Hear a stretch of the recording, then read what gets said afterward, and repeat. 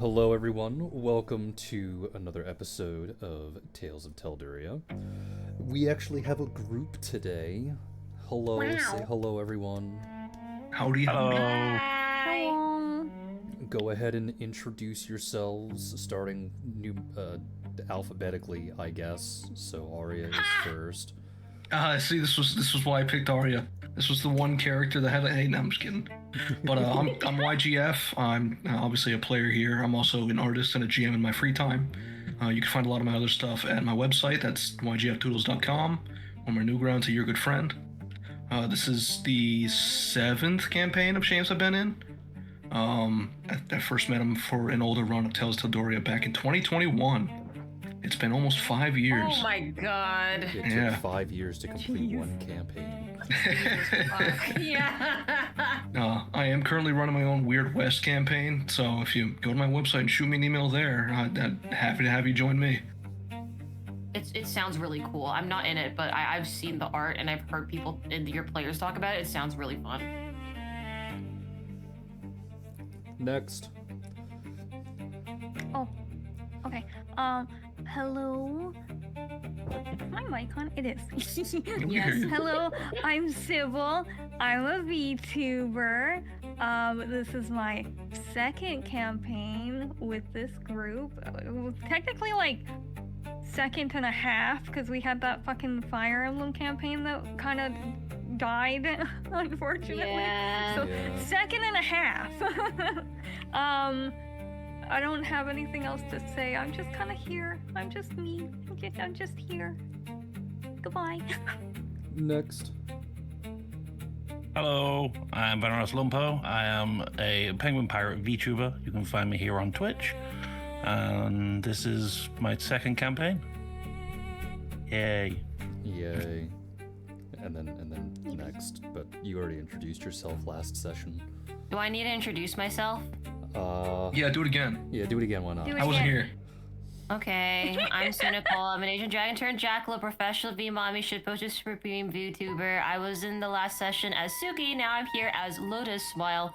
You will learn more about her later. I also stream. I'm currently drawing guns. Why are you No sounding one's gonna like a fucking understand robot, what that's though? for, Like, wait a and second. that's fine. Alright, Girl. well, considering that the Someone dishes told already us for a went second. down, Lotus doesn't actually have to go first, so who would like to go first? Smile. I can go first. You'll go first? Yeah. Alright, then give me just a moment, because, music. We do have music today. Oh yeah, we're playing it right during the introductions. Okay. Yes. Oh, okay.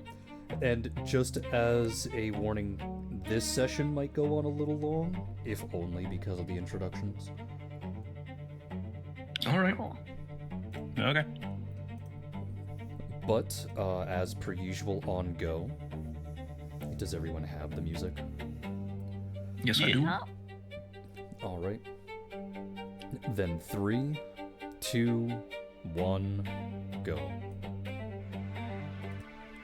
Alright, Ari, you can go. All right. So Arya Dimtail is a Syrinx. Was it Syrinx? I've never heard it said out loud. I think it's pronounced Syrinx. Syrinx, the daughter of Sammy and Leighton Dimtail, sister to Kyra, Kai, Noct, and Kari Dimtail, and a potential retainer to the royal family of Kelnor. She always kept this duty in mind, though she was never officially assigned to be retainer to anyone. Instead, she would focus her efforts on goals she could achieve herself, and focused specifically on toxicology, the study of how poisons and chemical hazards can affect living things. It's something she had a passion for from very early on in life, to the point where not even she knows if it was her morbid and often cold personality that drew her to them, or her studying of them is what influenced her disposition. While this field often troubled those around her, as did her more sterile demeanor, those who truly were close to her knew that she did value life itself stronger than most, and for every poison she studied, she would aim to find multiple cures. She slowly grew her collection of tomes and observation equipment until she found herself becoming a full-blown alchemist. The further she studied outside of school, the more she realized how lacking Kelnor's education system was when it came to toxicology, if not Kelnor's knowledge as a whole. So, for her first year, Arya always prided herself on her academic prowess, but had no intention of spending any more time than she had to doing research that would not further her own goals in toxicology. With that in mind, she took the opportunity to join Kelnor's Captain's Program. This was a military program that acted both as the last few years of mandatory education as well as the required military service. While she was very proud of Kelnor, she was never a military woman and only took the program up in order to give herself more time for personal research further down the line. In her first year, she got to spend more time working closely with Azura Lumendar, Lucius Lumendar, and Layla Avalon. Together, all of them did relatively well, though Arya was disappointed in her placement in the final exam for the year. While deployed upon the island, she got to study a variety of new exotic plants in their natural habitat, as well as basic survival skills. So she did come out of a more positive mindset than negative. She even learned how to properly throw a javelin. Like all those who make it to the second year of the program, Arya was assigned to survive alongside several others on an island without any outside assistance beyond an initial supply run. There were some hiccups here and there and some mild insubordination, but at the end of it all, while technically she did well and passed, keeping everyone alive, she was quite disappointed on two fronts. First, everyone passed, but with mild malnutrition, and while she considered this a success, it was still, to herself, a deep personal failure. Second, with all her effort focused on survival, she was not able to put much time aside to study the local flora at all. All was not lost, however, as limitation is the mother of invention. During this time, she learned how to make more efficient use of smaller quantities of poison by concentrating and purifying them. Once she returned home, the first thing Arya did was ensure she could spend some more time with her family. She celebrated both Ekthar's and Reliqua's holidays. The prior is known as Family Day, and Arya took her first real day off in years to enjoy the company of all her family in a Spartan run. The second, Reliqua's holiday, also known as In Memoriam, a holiday observed complete silence as Kelnor's people burned memorial barges for those who have died. While some members of the Dimtail family aren't particularly eager for such things, Arya did have assistance from her father, Layden, her sister Kyra, Roses Curvin, and his father, Duras. They all built their own barge, said a few prayers, and Arya enjoyed the sight of all the living who still remember the dead. Once back in work mode, Arya quickly began to address flaws in her toxins, and drafted a grand plan to manufacture one stronger than any the world has ever seen, for no reason other than to establish a new target for treatments, arcane and mundane, to shoot beyond. Once this plan was outlined, she began listing out possible reagents, solutions, catalysts, and delivery mechanisms that she could use to further her studies. Now all that was left was to hunt them down. The first of which was holy water, a substance blessed by Ione specifically, the deity of life herself. A powerful liquid capable of not only conferring blessings to worshippers, but dispelling undeath, something poisons are generally unable to do. Her old friend, Lucius, was happy to help. The next problem was maintaining a supply of the ingredients.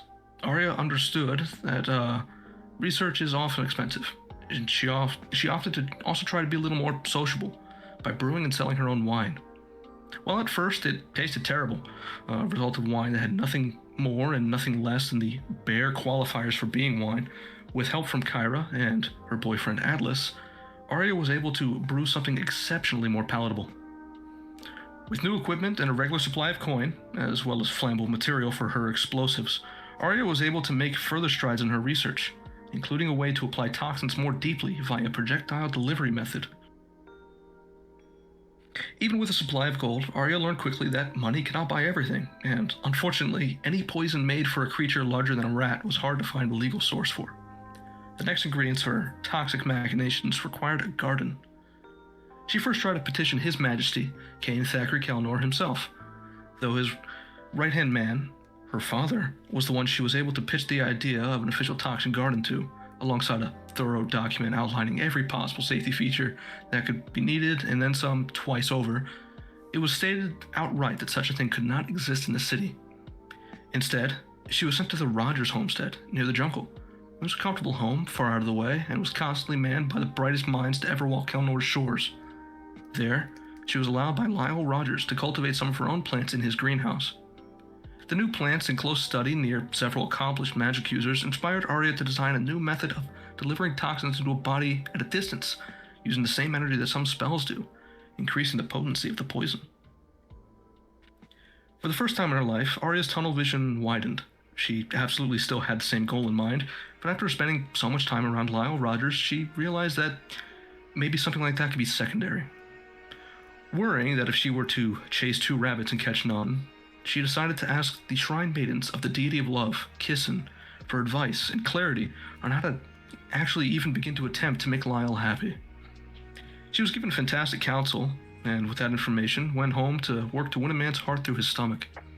With the help of her brother, Kai, and a strawberry cupcake, she was thankfully very successful in this endeavor, and further, Lyle's own affinity for botany meant that she could spend as much time as she liked with him without also slowing her own research down. That very month, she invited him out to an expedition, and alongside Rosas, who had been hired by the Rogers family as a bodyguard, the trio went to study some ancient ruins to the north of Kelnor. While there, Arya looked for new regions, and Lyle was the one to find her some particularly unique mushrooms. She didn't study them too closely until she was back at her own lab, as she was too busy feeding strawberries to her new boyfriend, but when she was home, she found a way to ensure poisons would adhere to the surface of her javelin. It took several years, but Arya was finally feeling truly comfortable in Kelnor. She had a lab with cutting-edge equipment, a stable source of income, and a greater companion than she could have ever hoped for. There were only a few more specialty items she needed, and then she could truly settle in and simply establish a day-to-day schedule as her research progressed peacefully. Normally, she would take the opportunity to explore the various stands of Avita's Holiday for unique glassware alone, but now with Lyle, she had a reason to go out and enjoy herself. She also decided to invite Dusk and Dawn over. While they were often away working on whatever projects they had going, Arya did see them very often and wanted to try and be a friend. The day went well, and that was mostly all Arya did up until a pretty nasty argument at the Rogers family dinner. She noticed that Dusk was acting a little strange, and after speaking with Dawn a little, she went up to talk with the other twin personally. They had a heart-to-heart, and while Arya could not give advice regarding their relationship with her brother Kai, she did ask a lot of earnest questions that Dusk had ignored. The two hugged, and Arya left, hoping she helped even a little. Working as much as she has with plants, Arya became keenly aware of the limitations of plant-only toxins and wished to study ones from animals. She put money aside and enlisted the aid of Suki Fikiani, a family friend, to help her study animal toxins without harming the specimens. The expedition went well at first, but quickly went south as the two butted heads over the reputation of the druid, Zerna. Suki attacked and nearly killed the unarmed Arya, and Arya had to flee to survive. After a second attempt at clearing things up under the watchful eye of Suki's uncle, Catan, Arya was sent away unsuccessful, and decided to just avoid Suki whenever possible. Aside from that, Arya's year was mostly gardening with Lyle, brewing wine, and keeping an eye on the political situation around Kelnor, hoping that it would remain as peaceful as possible for the coming days. That's it, if that wasn't clear. Hooray. Good job. Clap, clap, clap. Clap, clap, clap. Who would like to go next? I'll go next. All right. Mine is not. Are we just gonna go nearly down as in like detailed. alphabetical order again? Sure, why I not? guess guess so. Alphabetical order again. Because that's how it's going right now. I just want to get mine over with because I'm not measuring up to that. That's not fucking happening. Like, you guys get what you get with me, you know? So, Jesus Christ, I don't want to read it. Azura is the daughter of Lysandra Lumendar and Amethyst. I didn't know if he had a last name, so He doesn't. thumbs up for me. Good, It's just great, Amethyst. Yeah. good. Okay, because I was like, I don't know my character's own father's last name. Good on me, yippee. Twin to Lucius Lumendar and sister to Alicia, Inessa, and Elior. She grew up in a loving family and was fairly close with her siblings, though more so Lucius given that they're twins. Like Lucius, she always felt a little bit of an outsider due to the secrecy around her father, but instead of becoming a loner like her brother, she went the opposite way. She'd excel at helping others to prove that she could be a good person.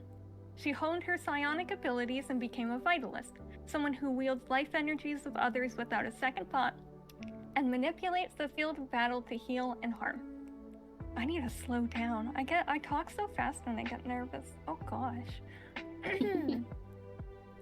This behavior has invariably affected her, as while she is kind and compassionate, she can be very controlling of others.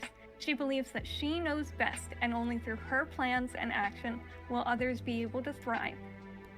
She tries very hard not to force her beliefs onto other people, and often seeks to come across as charming, if not a bit quiet, to avoid saying the wrong things out of judgment. That being said, she absolutely hates stupidity, and that's the one thing that'll set her off. Despite all of her flaws, she genuinely does want to help people and is proud to be Amethyst's daughter, though the only information she has about him is biased information from Lysandra. In her teenage years, she manifested a psy crystal that mimics an amethyst chunk, and it has been with her ever since, a constant and soothing presence. Only recently has it begun to learn how to speak, with a voice that sounds a little too familiar to a lot of the adults, and with a friendly, helpful personality. It acts as a guide to Azura, and is one of the only things that she can trust in the world besides herself. Azura spent her first 2 years in the captain's program alongside Arya, Layla, Lucius, and others. Despite struggling in some areas, she passed the first year and went on to the second. The second year went slightly better. She was tossed onto an island with 3 other people, and told that she had to keep them alive, and only then would she pass. There were some difficulties again, stemming from Azura's own personality, but she inevitably passed and made it off the island. The next 3 years were relatively relaxing compared to that. A majority of her time was spent in Kelnor, first because she needed to wait for paperwork to process to get her entry into the Mercenary Guild. It took nearly an entire year all on its own, which she chose to spend with her family. She joined her mother on the yearly pilgrimage for Ione, and though she asked about her father, she did not receive many answers. She briefly spent time in the Kelnorian military, but ultimately discovered it was not for her, and instead took off to travel once her Mercenary Guild status was confirmed. She has been coming and going since then, leaving to take odd jobs and coming back home to rest. Currently, she is on a small break from her jobs and is spending time in Kelnor. Thumbs up, I'm done. Yippee! Yui! Okay, well, I am playing Dusk and Dawn Rogers. Dusk and Dawn are the twin daughters of Locke and Sylvie, and younger sisters to Lyle. They've never really been fans of authority figures. In fact, there are probably only 2 people in the world that have their absolute respect, and that is their mother out of fear, and their Aunt Kate, who they consider to be the greatest person to have ever lived. Their fondness for Kate has meant that Dusk and Dawn have been regular troublemakers and pranksters, and their favorites being to pretend to be each other. For many of the children born to their parents or party members, Kelnor's captain program was the goal, either for the military positions it offered, or to finish their military service sooner. The twins had other goals in mind. They dreamed of joining Kelnor's new intelligence agency ran by Kate. To that end, they spent years trained to hide in the shadows, how to lie, and how to kill when necessary. In the first year of their training, the twins faced obstacles such as having to steal from the king himself, and even from Kate. That year was topped off by them attending the Festival of Lights, also known as the Lovers' Festival, with Kai Dimtail on their first date, even though he is as dense as a black hole. Year 2 was further training under Kate in the School of Spycraft. Dusk and Dawn received their first solo mission to handle a bunch of thugs causing trouble for one of Kelnor's port towns. Things went fairly smoothly, but they did have to kill the thugs. They obviously looted the bodies and left an anonymous note for the local guards as to where the camp and thugs were located. They returned to give their report to Kate and the king, And that was when Dusk and Dawn learned of the growing attempts by Telduria to force Kelnor's hand into starting a war. Year 3 was the start of their mandatory military service. They had to spend a year on a deserted island under the command of Lindis, who both girls agree is a little too cheerful for their tastes. Having grown up in the jungles of Kelnor, the island wasn't a great issue for them. However, after Dusk got bored, one day she talked her sister into going on an unauthorized hunting trip. This ended with Dusk in critical condition and Dawn claiming to have seen the ghost of her grandmother save them. This was the start of a rift between the sisters. Year 4, the twins returned to Kelnor for the last year of the military service, reunited with Kai for the first time in a few years as his assistants. She came with challenges. Do they fully commit to the job they wanted all their life, or give it up and just become Kai's wives? The choice widened the rift between the two, with Dawn choosing the job and Dusk wanting to choose Kai. This forced the twins to acknowledge that they were no longer on the same page. To fix that, the only logical path was Mortal Kombat, assisted with healing potions from their dad.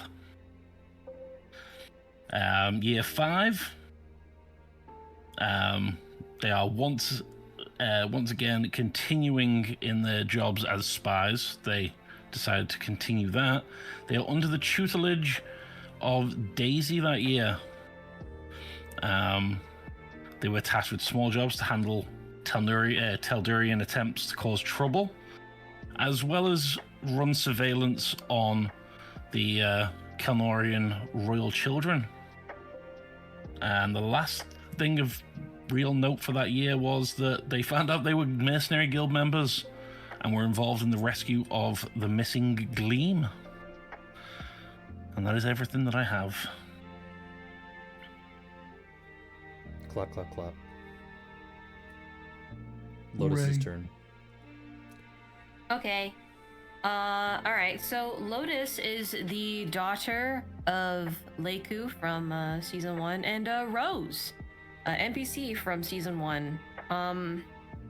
They both had a child in the period of Kelnor where what is the name of the law? Because I put ask shame here and I forgot to ask shame. What was the romance laws for Kelnor that were like temporarily put in place? Multiple marriages were allowed, as well as public sex, and both were removed. Yeah, both are removed at very shortly after Lotus was born. So Leiku, Kane, and Rose had to make the decision of whether to raise Lotus as within the retainer family or the royal family. And ultimately, Rose and Leiku both decided that she should grow up as a royal. This meant that Rose could not interact with Lotus in any capacity other than somebody else that also lives at the palace. And Lotus is to treat Leiku and Kane as her, mother and father, even though biologically she isn't Kane's daughter. But he still treated her that way and loves her very much still. When she was growing up in school, she had a relatively hard time finding her place in the social hierarchy. A lot of people tend to use her either as a target to make fun of her because of her unique family situation, or to suck up to her because she seemed to be the quote-unquote easiest in to the royal family in terms of friendship. And Lotus had a really hard time with that. On top of the fact that she is Leiku's daughter, Leiku being Kissin now as a demigod, so she has a unnatural charm about her where she can essentially ask other people to do stuff for her and they would just kind of do it. not many people knew that this was a thing until Lotus started to fail at school, even though she did very well in her homework. And it was because she would ask for help, but the person that she would ask for help from is just said, oh, I'll just do it for you. You don't have to do anything. To which Lotus took it as, oh, thank you for being so kind. And not as a, oh, I'm subconsciously manipulating people even though I don't mean to. So she kind of walled herself off emotionally from other people, and anybody that showed her any modicum of interest, she just wrote it off as, oh, that's just my charm. They don't actually like me. So she grew up pretty closed and a plethora of psychological and emotional issues there. When she graduated out of high school, which she did so early to do the captain's program because she fucking hated high school, she went through the captain's program and passed with flying colors. She was relatively perfect in those 2 years, and when she left, she didn't really know what to do with herself, so she was kind of lost there. She was then assigned a retainer, Kissy, who is the daughter of Basil, and they butted heads immediately because Kissy has a relatively curt personality, and Lotus took that as an attack, so she attacked back, feeling it was self-defense, and they did not have a very good relationship at the beginning, and she kind of felt that her parents spited her by giving Kissy to her, because she would look at all of her other half-siblings. Yeah, that's right, she grew up with no true siblings, she grew up with just half-siblings, so even more closed off there. By seeing all of their retainer royal relationships and seeing how great they were, and then she thought that she was simply getting punished, because she couldn't perceive it in any other way. So she went to go confront her mom, to which Leiku tried to reason with her, albeit with the right meaning, but with the wrong words. So Lotus again took that as an attack, and she essentially cut herself off from her mom for, I think, like 2 years. And she went into a depressive episode, not really wanting to be close to anybody. And she had a plan to, if this doesn't improve in 3 years, I'm just killing myself. And I think after the first year, when Kissy realized that there was genuinely an issue because Lotus was not fighting back with her, Kissy was like, oh, you need to leave the house. And then Lotus said, no, I think I'm good. I think I'm really comfortable in my bed. And then Kissy said, no, you should leave the house. And then so Lotus would do small jobs, leaving the castle every once in a while. And then, yeah, this would be year 3. Yeah, year 3 in the interim server, to which she met Ryaki, who is a bird folk. She looks more like a crow or a raven. And Ryaki interacted with Lotus through Kissy, since Ryaki was trying to find more information about the Yissens. And she only knew of one location where a Yissen was, because Leiku is literally the queen of a nation. So she wanted to talk to one of the daughters. And Kissy thought that Lotus would be the best option, not just because of her innate charm, which is a direct connection to Hissen, but also because she just wanted Lotus to do something that wasn't just lay around in her room. So they interacted quite a bit. They liked each other a lot.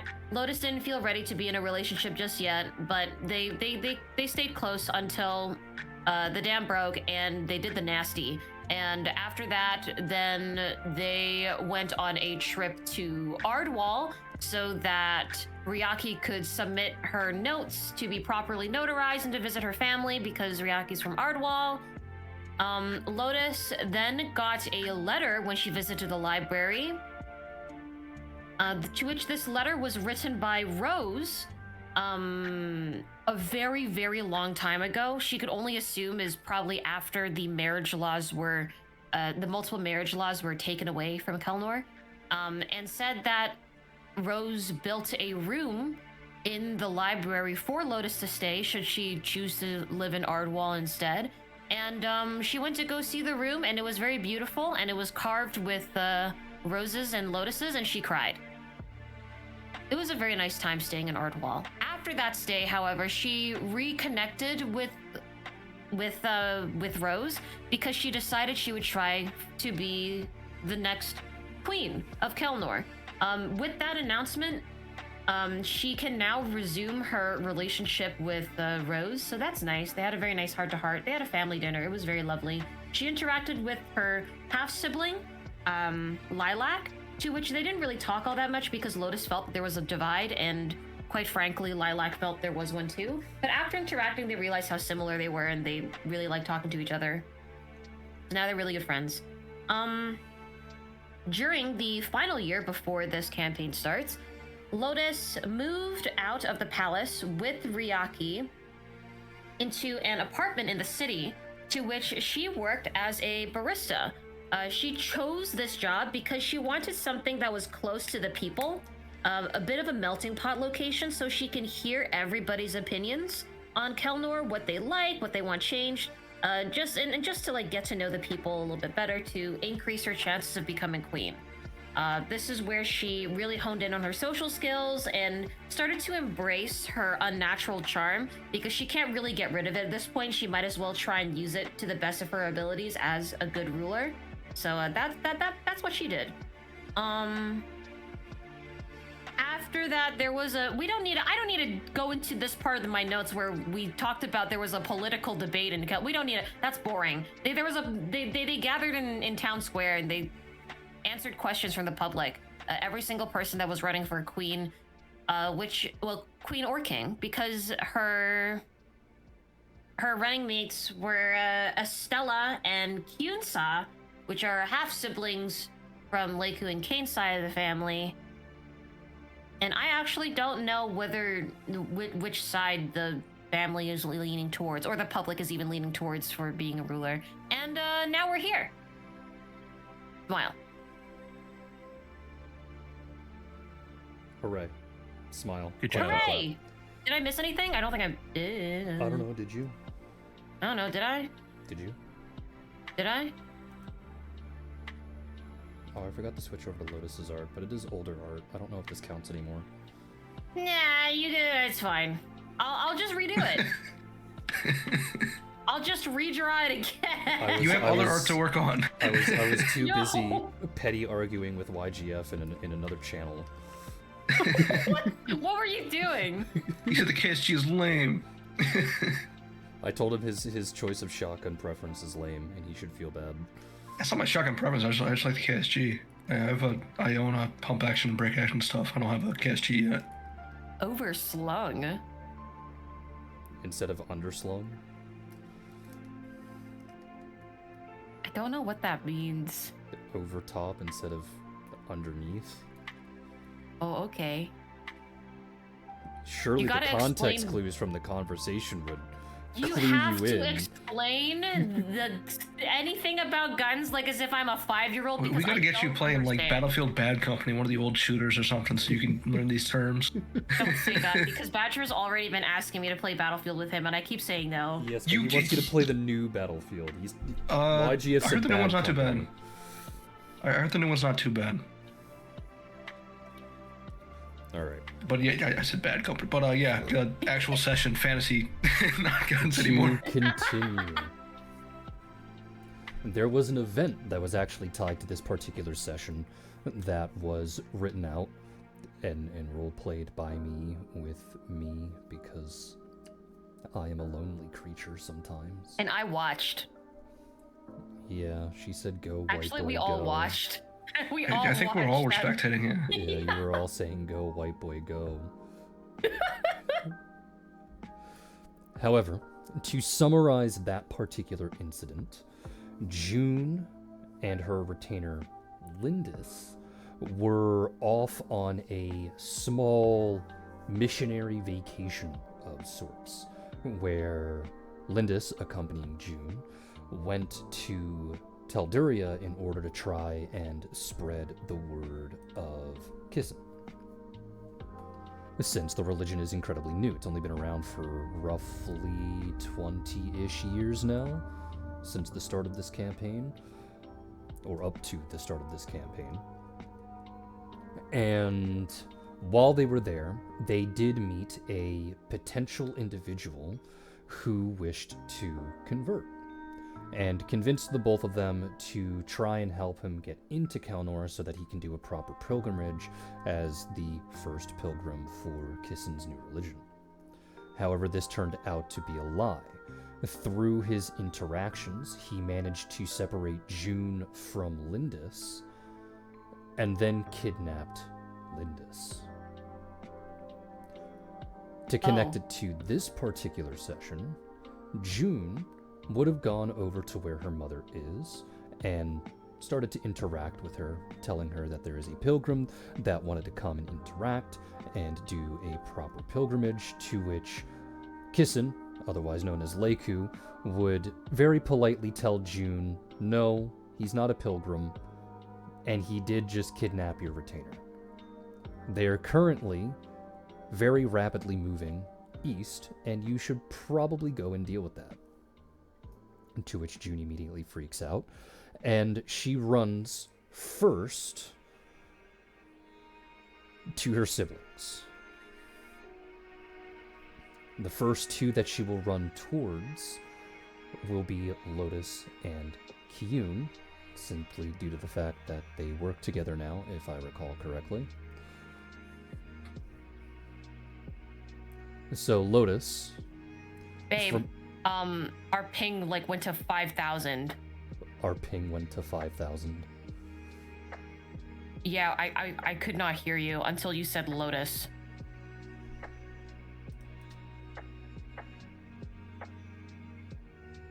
The last thing I personally heard, I don't know about everybody else, but the last thing I heard was your retainer got kidnapped. Both of you have been perfectly clear this whole time on my end. Yeah. Okay, same I on could mine. not hear it. I couldn't Same hear it. here. Never mind. Okay. Then I guess that my bad, I guess. All right, just making sure, because I was just making sure that the stream was still going, because then I looked at OBS and it wasn't actually telling me how long we've been streaming. So. Oh, that's concerning. All right. The stream also seemed to be pretty fine. Both of you were clear on that end too, at least on All Twitch. right. Okay, so it was probably more of an internal thing. That's fine. But Lotus, from your perspective, you watch as June effectively busts open the door, and she is very clearly stressed out as to what is going on. And when you move over and eventually calm her down, at least enough for her to be able to speak, she tells you that Lindis has been kidnapped. Oh. Okay. To which Lotus is Kyun also working with me right now? I would assume so, since you two work together. Okay, to which I'm going to tell Kyun to get over here and just drop what he's doing and tell just the next random worker that I can see, please handle the cafe. This particular random worker is a little perplexed, as they are still a new hire and have only been working there for about a week. I know. I'm very sorry. I'll pay you overtime for this. My relative got kidnapped. And they just stare at you and go, huh? Just take care of this. I'll be back soon. I need to go. Oh, right. I forgot that Lotus is going blind. I forgot to mention that. Thanks. Fuck! Lotus, Okay. how do I catch people up? Her mother, Rose, has a condition where she went blind when she started to mature as an adult. So now Lotus is going through the same thing. Her vision is very dark, and she's not very happy about this, but she's making do. It's not that dark. Anyway. You just lost dark vision. You're at low light vision now. Yeah. No glasses. That's not... Glasses don't help with blindness, but thank you very much, sweetie. That doesn't really help, but thanks. So as the both of you are leaving the store, both you and Kyun, he makes mention that they should probably grab their retainers in order to help, to which he Yeah. then pauses halfway through his sentence and goes, I think I think our sister would kill us if we didn't get her to.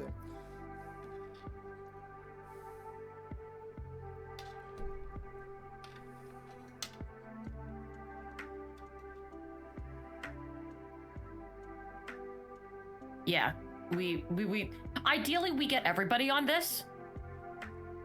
Well, define everybody. As many people as we know. That doesn't really help me. Where are you going? Who are you going to tell? I'm gonna tell my retainer and my girlfriend, and then probably go find Dusk and Dawn.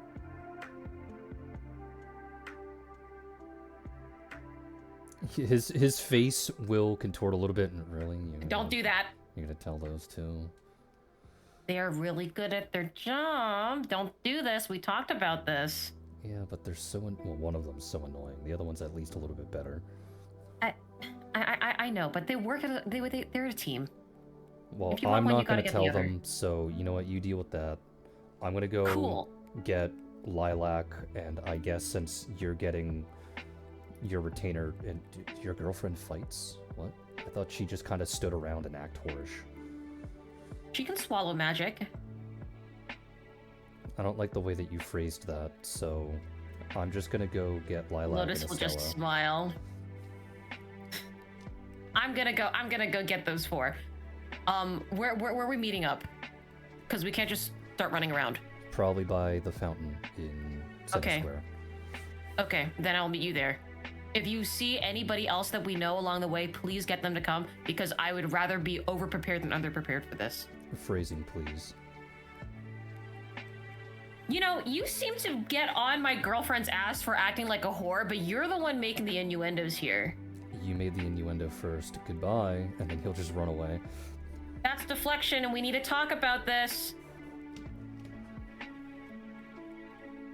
Okay, all right. Lotus just turns around. She doesn't get paid enough for this. Okay. Before I continue this, where would Azura and Arya even be? What day of the week is it? I don't know. Is it a weekday or is it a weekend? I would assume it's a weekday. Is it morning? Afternoon. Oh Okay, my then God. she'd probably be with Lyle then.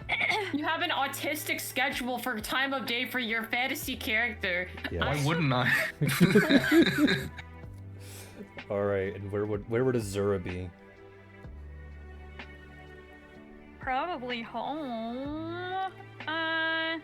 Well, no. I don't think she's allowed to just stay at fucking home. She'd probably be at the clinic. At the clinic. Yeah, because I imagine that Lysandra, at the very least, if not Felicity, would not allow their children to just sit at home doing nothing even though she's home from work. Like, Okay. that bitch is helping out somewhere. And Okay. I have to imagine it's at the clinic. Then I would like you to roll for perception. Me to roll yes, for perception. Me. Where the fuck is the channel? Oh, there it is. Me. What is my perception? Wait. Where's bot commands? Where's bot commands? There it is. Me roll for perception. Can I remember how to roll? Does my Psy Crystal also roll or no? No. No? Okay.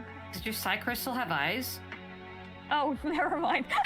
Well, at least we Yeah, got a nat actually- 20 right off the bat. All right. He does have eyes. He has perception, like on his own. Okay. He can even Which speak. do you feel your character would know and or be closer to, Kiyun or Lotus?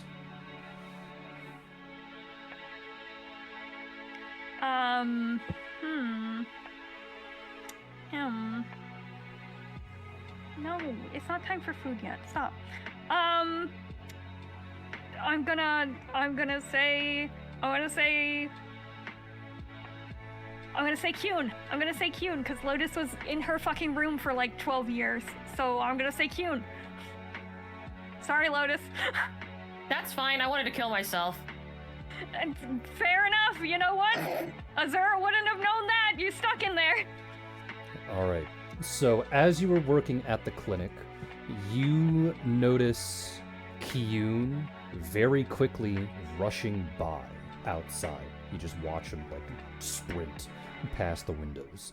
And you immediately know that this means that something is wrong because Kiyun never moves that quickly unless Doesn't do there that is an shit. actual problem. Cool.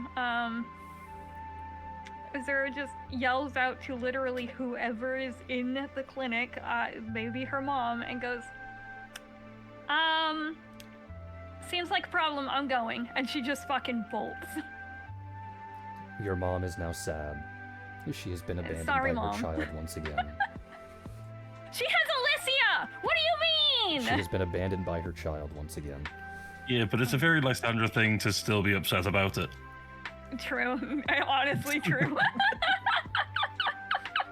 You run after Kiyun, I assume shouting for him to wait because you want to see what the issue is. And when you finally do catch up to him, since he slows down so that you can, his answer is very short. Linda's was kidnapped. Okay, I'm coming then. He stares at you And she for a just- moment and goes, okay. And then continues Yep. running. Yep, she's going after him. The both of you will continue to sprint down the city streets until you get back to his house, to which he'll immediately open the door. He will not go inside, and he will start shouting so that Lilac can hear him, to which he tells her the same thing that he told you, and it isn't long until Lilac comes out, to which, unlike her usual self, she is dressed appropriately for battle. She seems oddly excited about this. And then you overhear the both of them, talking a bit more specifics as to what's going on, and Kiyun obviously doesn't know much, other than the fact that someone has been kidnapped, and he apparently is in charge of acquiring a sizable army, to which he will then continue to run off to try and find Estelle. We will then move over to Lotus, to which at this point you probably would have made it home to where both Kissy and Ryaki are. Okay. To which Lotus will speak, rather frantically, but still very clear. Lotus got kidnapped. We need to go rescue now. Get as many people. I need to find Dusk and Dawn. Where are they? To which Kissy will raise an eyebrow at this and go, huh? Lindis, of all people, got kidnapped? How the hell did that happen? I don't know, but it's happening. Do I need to bring the dogs? Yes. Are you gonna go say hello to them first? Lotus will just run over to the dogs. Okay, very good. Pet, pet, pet. Come with me now. I'll give you treats. As you are petting them, you have a choice to make a reflex save here or not, as soon as you start petting them, their snouts will extend towards your feet. That's great. Thank you, Missile. Okay, I'm gonna do a reflex save. Missile, why are you everywhere? Reflex. I was looking at my other stuff. There you go. Reflex. 9, that's a 26. You Wow. dodge their flickering tongues as they try and aim for your feet and your toes. Not now. Later. Yeah. She grabs both of their snouts shut. Don't you understand? This is a dire situation. Their tongues extend from their mouths as you hold their mouths shut. Ow! Ryaki will call out and say, "Are you sure you need me? I'm not particularly great at combat." I want you there. Do you want me there as a cheerleader?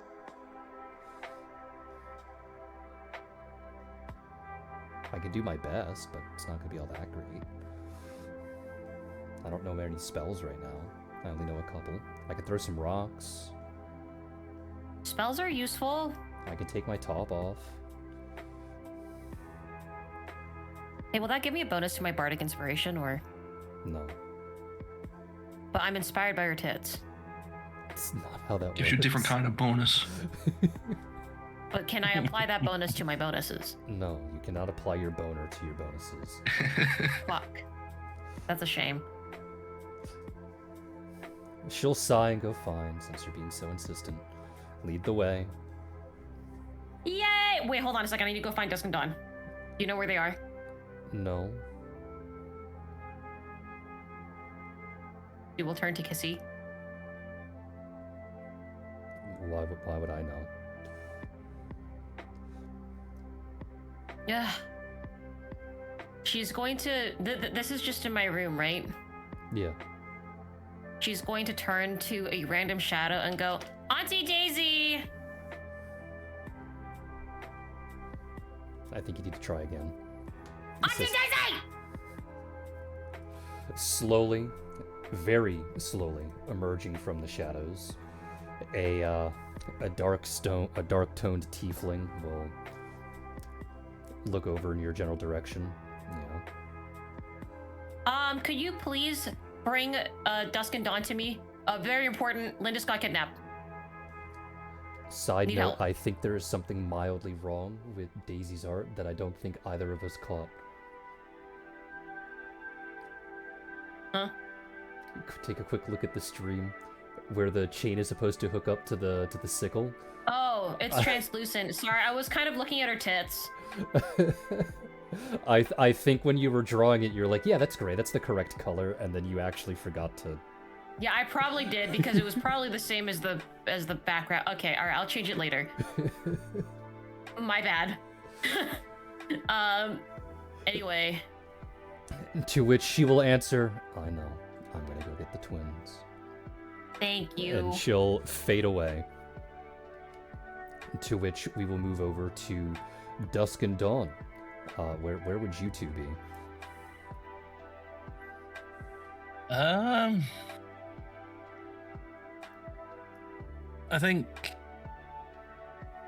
I mean, honestly, Dusk was possibly quite likely in the cafe doing one of like her weekly checkups on Lotus, and upon hearing that Linda's had been taken, she went straight to get Dawn. So at this point, possibly just leaving the palace, because if she was at the cafe, Dawn would have been She wasn't at the in the cafe, library. 'cause I would have remembered that. That's why I didn't mention Dusk.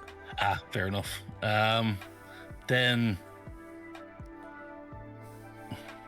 I don't know, probably a home if they don't currently have a job. So at home, Yeah. spying on Arya and Lyle, I presume. I mean, you could do something with your day off. You might as well annoy your sibling. Exactly. Alright, so while you were at home, I assume hiding in some corner waiting for Lyle to come around so that you can try and pull some kind of prank on him. And the both of you will feel a chill run up your spine. Very indicative of who is most likely nearby. To which then her voice will call out and she'll say, "We need your help. It seems Lindis has been kidnapped." Okay, where? And that's what I'm gonna go find out. Your job is to meet up with everyone else, and then follow my leads to where these individuals are. Okay. You should probably grab those. Who are we two as meeting them well.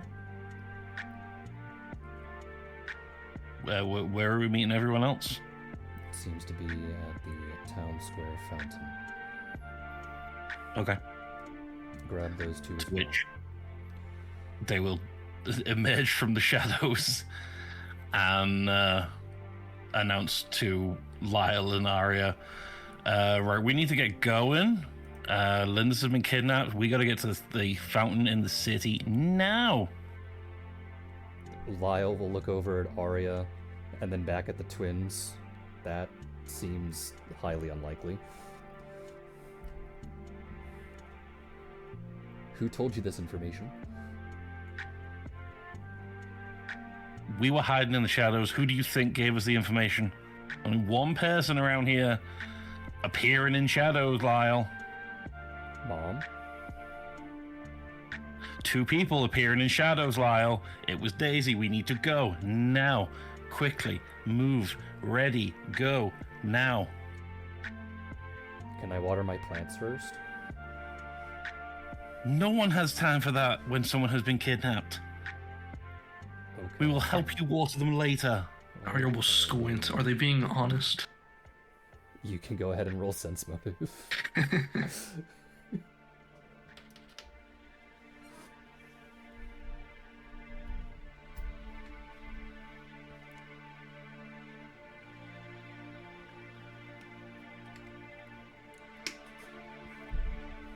Oh yeah, I forgot I don't have that. It's wisdom, yeah? Yeah, it's based off of wisdom.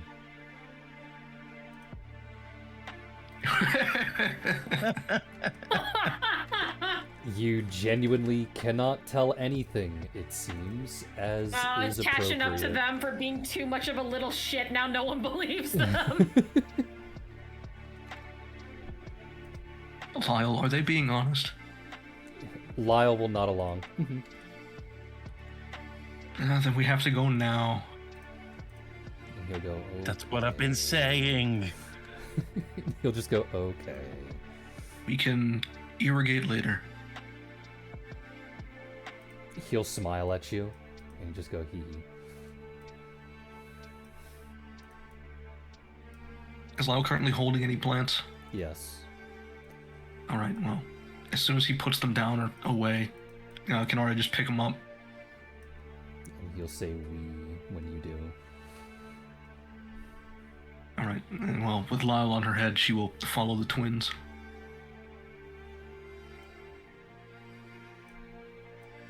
They are. Give me just a moment Rushing. to organize a couple of things.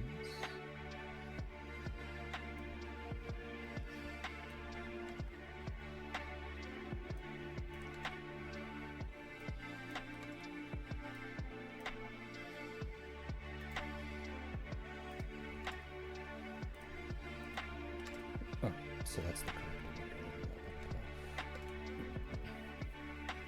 one. Alright, you all now gather at the fountain in Center Square, and at that point, the twins are given a few nondescript items which indicate the direction and area that they need to go.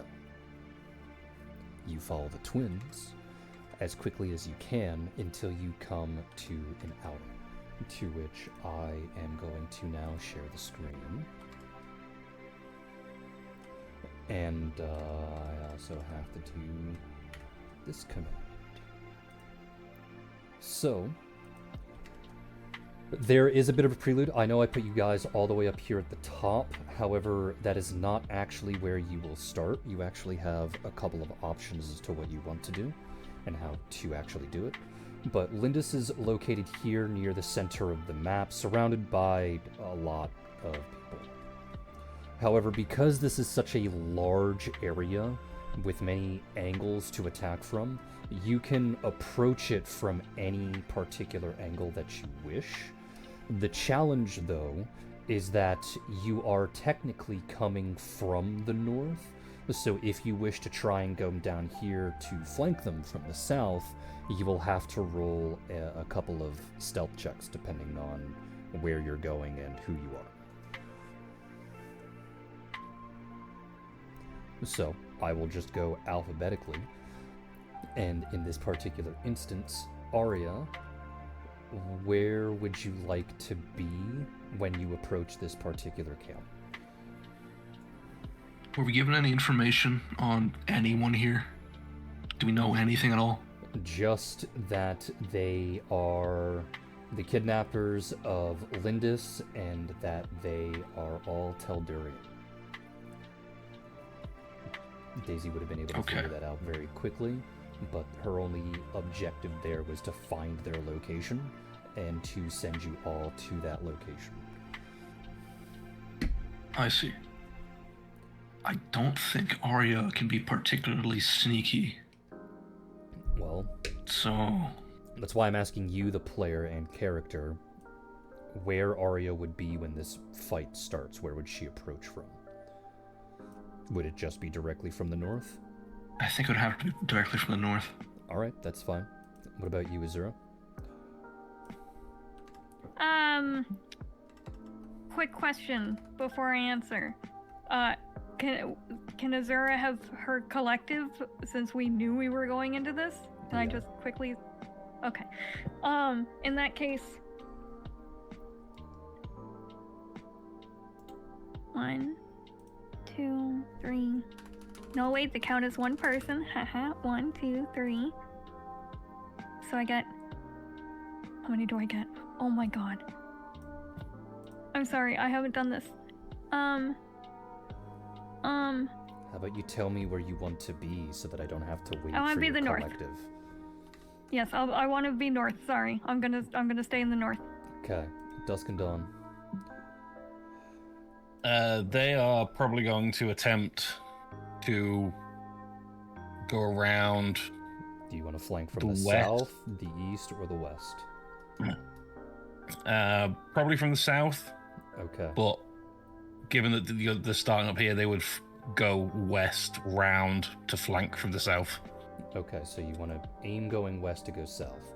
So I will need Yeah. 2 stealth checks from both of them. Okay.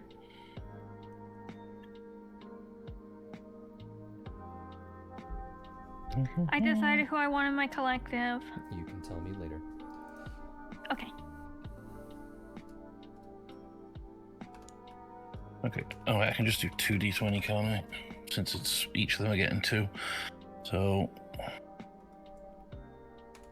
Dusk and Dawn. Okay.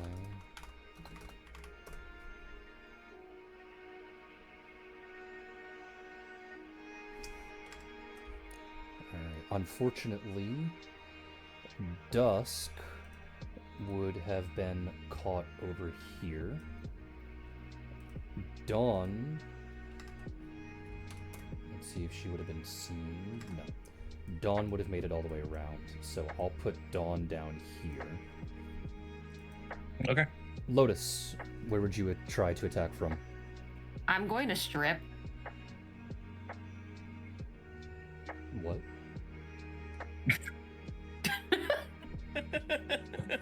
Okay. That doesn't Yeah. answer my question. What a way to start battle. She look, all right. She's a bard. Her performance is burlesque. She was gonna start her bardic performance. We're not in combat. Were you not paying attention to the last 10 minutes? Maybe I was trying to focus on what I wanted to do. Lotus would probably also try and sneak as close as possible, so probably follow Dusk and Dawn. So you want to try and aim up down south? Mm-hmm. Alright, then I need you to roll 2 stealth checks. And then if all else fails, she'll strip. Well, that's in combat. You want me? You said 2, right? Yes. Okay, 2 stealth. Got it.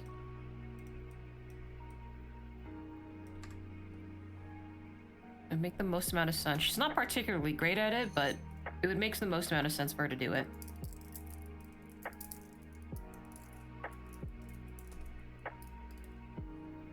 You would have been seen immediately. Yeah, okay. Alright. Well, So I'll time to put you strip. there. Estella, I know, would attack from the north.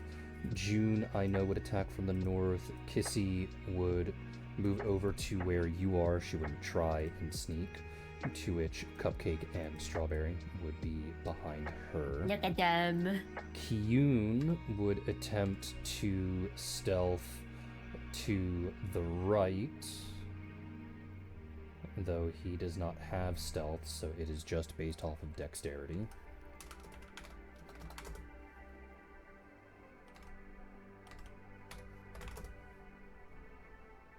And he would have been seen, if only barely, so I'll put him over here. Lilac would have gone with him.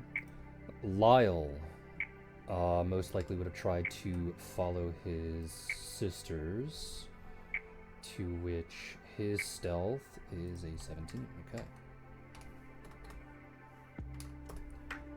1 and 2.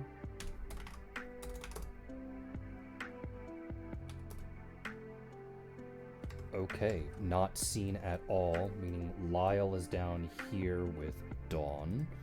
Nomura would not care at all. And Ryaki is going to stay in the back. So I will move Azura 1 over, and I will move Arya 1 over. And this is where the battle will begin, so I would like initiatives, please. Okay. I've had time to concentrate poisons. How long does that take? I think with Swift Alchemy, I think it's, let me see, what is it? 1 minute concentration, but that's cut in half. So, that would have been 1 minute total. Yeah. I would say, considering the fact that you were constantly moving, because I know this requires you to actually be still to do, because Pathfinder's fucking stupid. Considering that you were moving and it didn't take long to find these people, you would be able to concentrate a max of 2 poisons of your choice. Yeah, that was the 1 minute, because I only have enough for 2. Okay. Because otherwise it'd just be 30 seconds. Okay. So currently, Lotus is at the front, and followed by Dusk and Dawn, and then Azura, and then Arya. 1d20 plus 4.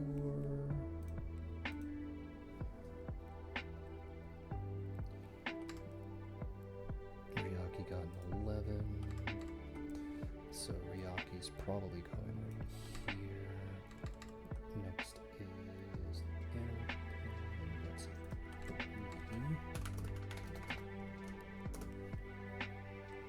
13, so just before Asura.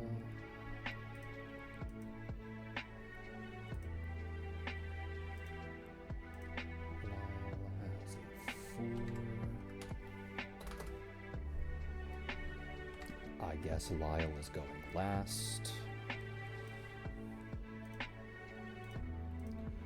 Kiyun has a 3.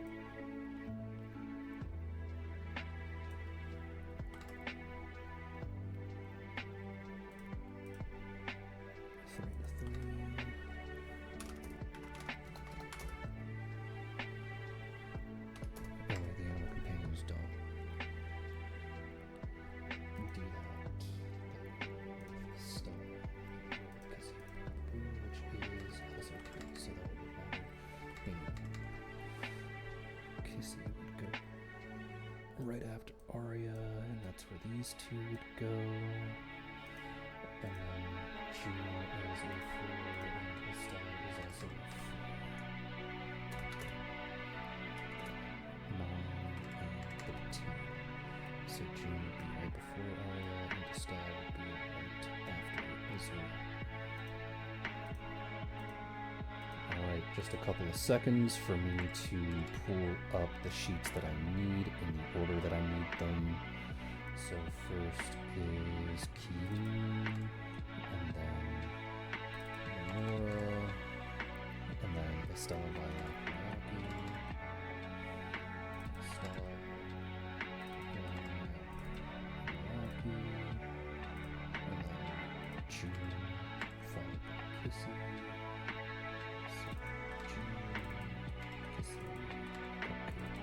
Strawberry,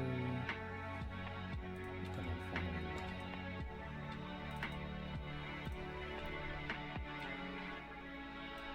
okay. So, in relation to this,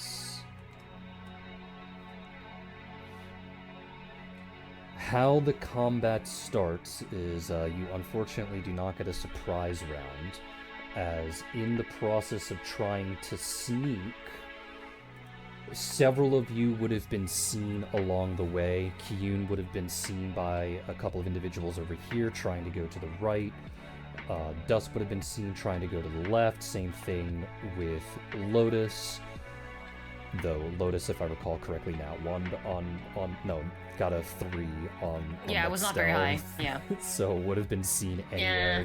Combined with the fact that there is a small veritable force charging from the north, you all wouldn't have gotten very far, but at least 2 of you are down south and currently not seen, which is just Dawn and Lyle.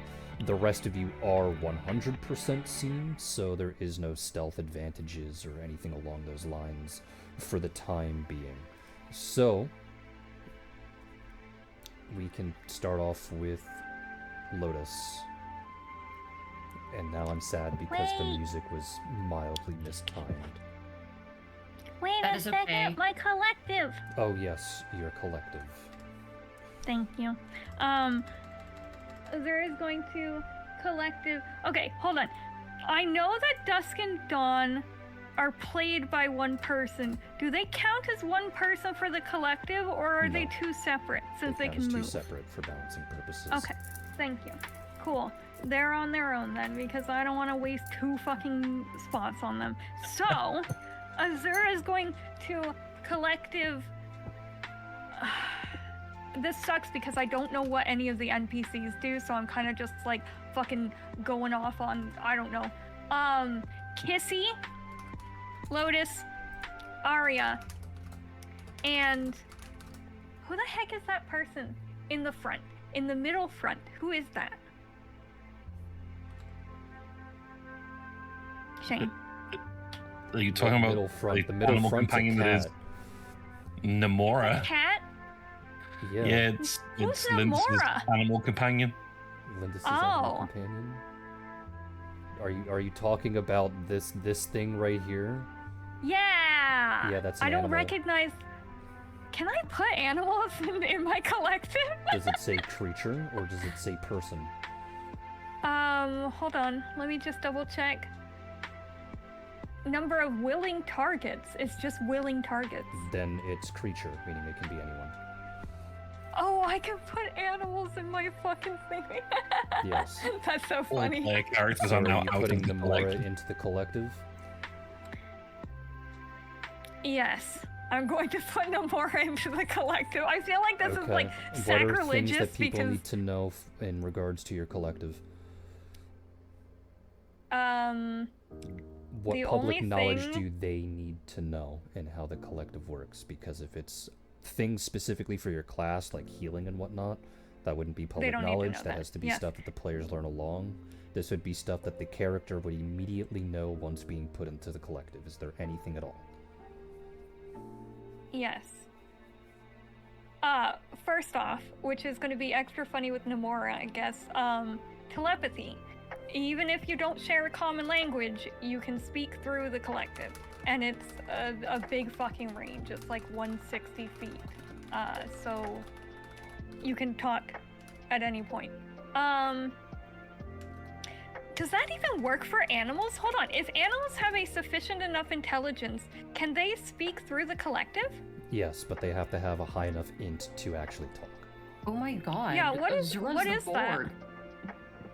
What? I'm We are trying to Borg. picture how this functions, and I'm like, you're the Borg. I'm the Borg? Wait, what's a Borg? It's a Star Oh Trek. no, I'll you've Google it. activated her. Okay. Is I'll that not Google it. I'll recommended? Google it. It's fine. The only other thing that they need to know, because it's something they can do, is as a standard action, you can request healing from me, and I can do it immediately as a free action. So if you are like Okay. in dire fucking straits, and I can't get to you quick enough, request healing, and I will literally, I'm there. You get your healing, okay? Good. I think that is the only thing they need to know right now. is the telepathy. Yeah, the telepathy and Is it as a free action or an immediate action? As a free action. Okay, free action. Even if it's not your turn. Then that's Nope, an immediate even if it's not your action. turn. Okay, then that It is says free action. that needs to be labeled as immediate action. Free action specifically Okay. means only your turn. Immediate action means any turn. Okay. Well, I wrote down exactly what it had said for that one. That was one of the ones that I wrote it down exactly. So that is what it says. But I have. So I have just change boosted it to from immediate. as a free action to as an immediate action. Full stop. The rest of the description isn't needed. Yeah, I got that. Okay. Good. Oh, I can initiate the healing on myself too. I don't know why the fuck I would do that, but all right. Thanks, me. Yeah, but that's again, it's just stuff that they would know upon being. put Yes. into the collective. All right. Yeah, I think that's the only thing that they need to know. Because everything else is for me. Okay. There would be Yeah. also other prep, meaning people can cast spells if they so wish. I have a spell that I can cast. Yippee. Yeah, it's a matter of 3 beneficial things can be applied to the party before combat if you actually have prep time, not named haste. I don't think we have a haste yet, because otherwise I'd definitely have it. Some characters do, but that's because they're dedicated casters. Lyle would Rip. be casting 1. And it is... Baby, no. Get out of here.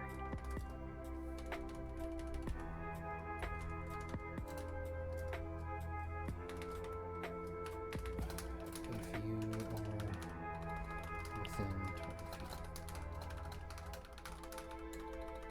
All my stuff is unfortunately single target, so I can't help anyone here. I actually have like 3 fucking things I can cast, which doesn't matter because Hell Line's yeah. casting 1, but I have 2 other ones, but you know, if nobody else has anything they need to cast. I would like to cast at least 1 of those though. The twins cast death upon the enemies. Oh god, that made me cough. Fuck. Alright, so Lyle would be casting 1. It's called Influence Wild Magic. If you were within 20 feet of him and you were afflicted by anything revolving around primal magic or his wild magic capabilities, you can roll twice on the table instead of once. Oh, that's cool. Am I allowed to cast 2 things if nobody else has anything to cast, or am I only allowed to cast 1? It would only be 1. Again, for would balancing only be one? purposes. Fair enough. Okay. Man. Do I want to do...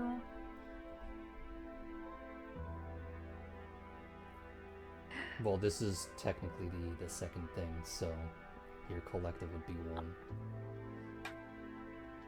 What? No! That Yes. should not count like that. How the hell does that count? I said 3 beneficial things to the party. Your Yeah, but collective is 1. my collective is literally a class mechanic that I cast before I even get into fights. How is that a thing? How should that be counted as 1? Because it's still a standard action if you were in combat, and also because I said so. Oh my god. Okay, sure. Does anybody else have anything to cast? Actually, I don't even think it matters because I can't cast a second thing! I don't think anyone else is actually a caster. I mean, So Arya can I cast a still second technically one? is. She is an alchemist, Lotus but technically she is doesn't a have anything that would help caster. here. No. Alright. But a then lot of we'll- Lotus's stuff is like diplomacy related. Yeah, so it'll just be those 2 things. I can strip. I don't think that's a spell. Okay. The Okay, sad then. okay. Alright, guess I'll wait. Puts my jacket back on. Okay, with this setup complete, Lotus, you may begin. Okay. You know what? Let's try this because this is the most recent bardic performance that I got for my level. I am going to move. Okay, let me count one. I'm gonna move 15 feet south. 15. Yes. Okay. There. And then I am going to target 9. And I'm gonna start my bardic performance, which is a curse of compliance. And what does that do? They must make a will save, and if they fail, then you drop prone. Yeah. Not considered flat-footed or helpless, but you go prone. You just go prone. And watch in awe as I take off my ankle sock. All right. What is the DC that they have to pass? They have to pass a 10 plus my charisma, which is 15. Well, it becomes 15, and then my character, half my character level, which is 3. So you got to pass an 18, I think. They rolled a That's how that 20, so they are unaffected. Damn it! Looks at 8. You're next. Points at 8. You are next, buddy. Alright, so next is Dusk and Dawn, while the music is, again, hilariously inappropriate. It's okay. I think our intros weren't long enough. Sorry. I expected YGFs to be twice as long. That's probably why. I kind of read it fast. My bad. Alright, Dusk and Dawn. As per usual, pick who goes first. I might as well do Dusk first. She's gonna move 30 feet towards them, but into the bush, and then use her standard action to try and hide in the bush. These are trees. Oh, trees. Okay. Hide behind the tree then? You... She is small. Do you have hide in plain sight? No. Then stealthing wouldn't do anything for you. Since you've already been spotted, you effectively take a -20 to stealthing at all. Hide in plain sight effectively removes that penalty and allows you to try again if you've already been spotted. But if you don't have that, then trying to stealth isn't going to matter unless you nat 20. So we can move you 30 closer diagonally towards, 7, 8, 9. Yeah, and then she'll just forgo her standard action because otherwise I'm gonna be too close and they'll just get attacked. Okay.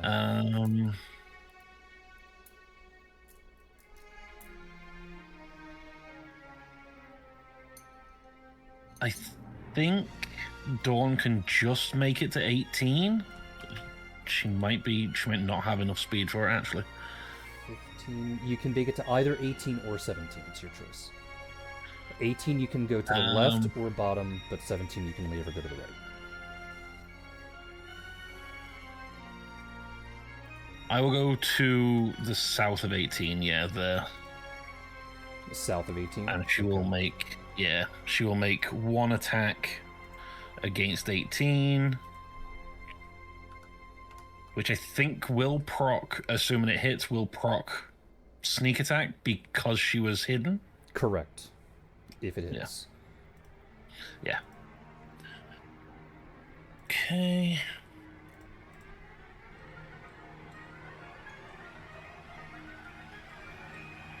$17 to hit. 17 will hit their flat foot. Cool.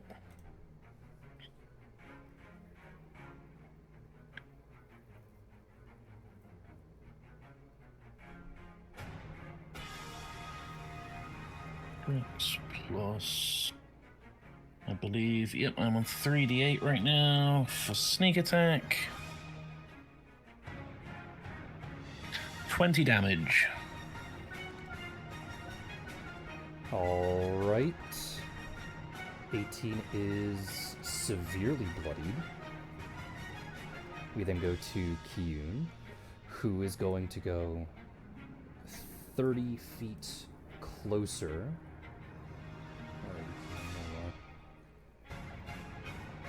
To which along the way. 18 has 3 bleed. Because bleeding attack procs whenever I could do sneak attack. Not, okay. I thought it was like the other things I have where it's only on a full round attack. It's not. It's whenever sneak attack goes off. Okay. Along the way, that means 18's gonna die at the start of their next turn. Because of how bleeding works. Because the 3 extra damage doesn't kill it, but he would be at 2 HP. So I'll just remove 18 prematurely. Kiyun's going to move along the way. He's going to, as a free action, activate one of his sorcerer things, which allows him to grow vines all along his arms, which allow him to punch people extra good as a sorcerer. And then he's going to do the most classic sorcerer thing imaginable. Cast Fireball. To which Fireball... What is the radius for Fireball?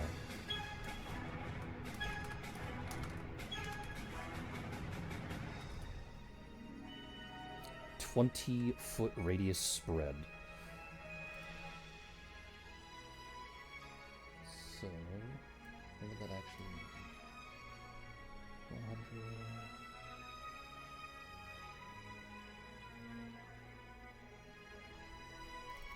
400? No.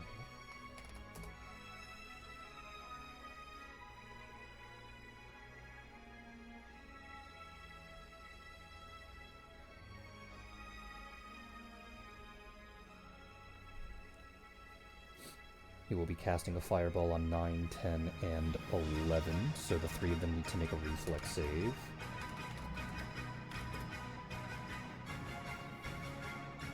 To which 2 pass, I think.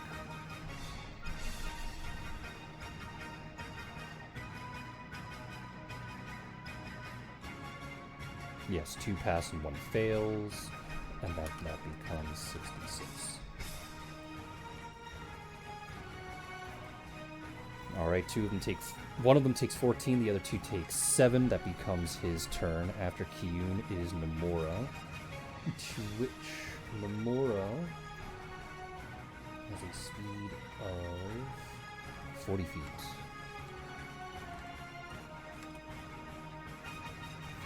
15, 20, 30, 40. That'll be her turn. Now we go to Azura. Okay, can I do... Oh, I misheard. My bad. Wait, Azura or Arya? Which Azura. one? It's you. Oh, okay. Yippee! Cool.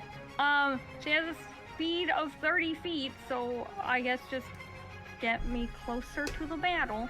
Do you want a double move or single move? Is that single move? Yeah, that's single. Double move me. Any particular place you'd like to be? Yeah, put me to the right of Nomura. Okay. And then we go to Stella, to which Stella has a speed of 50, to which, as she runs, she is going to rage. So 30, 45, 50, and then she's going to double move until she's right next to number 9. Lilac has a speed of 40, so it's 30, 40. I know she is also a spellcaster, but they are quite literally all just shocking grasp. Alright. Doesn't particularly help. Ryaki is going to move 30 feet and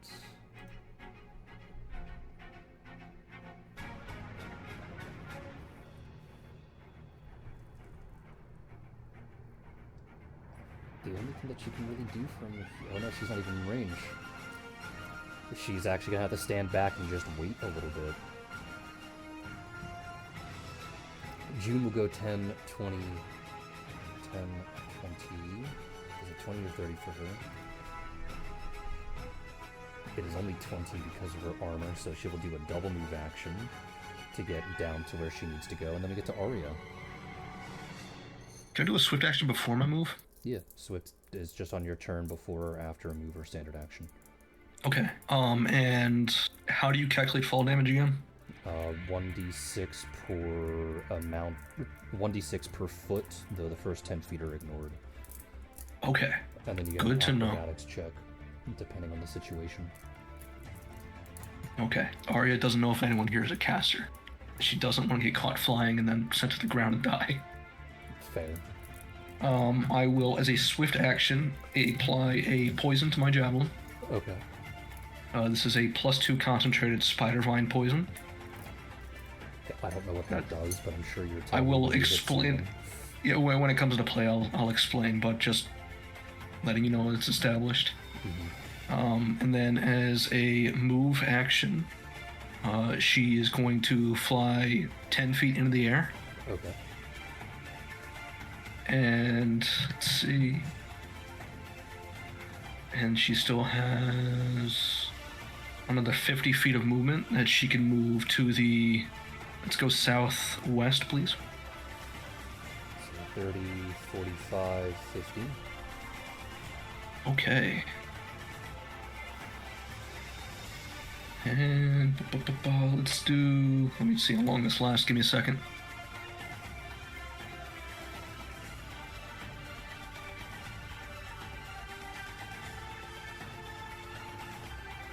Bomber's Eye. She'll drink a Bomber's Eye extract. This increases the range of her throwing weapons. Okay. And that would be your turn, I presume, yes? Yes, that's it. Okay. Next we move on to Kissy, who's going to go 10, 20, 30, 10, 25, 30, and her dogs have a speed, I think if it's a 40, right? There's also 30, 10, 20, 35, 40, 50, Drive-by lick. 60, drive-by licks your foot, yeah. 10, 20, God damn it. 30, 40, 50, 55, 60. And then we get to Lyle, who's going to go 10, 15, we'll go the full 30. And Lyle, 20 foot radius. So I think I did that one wrong.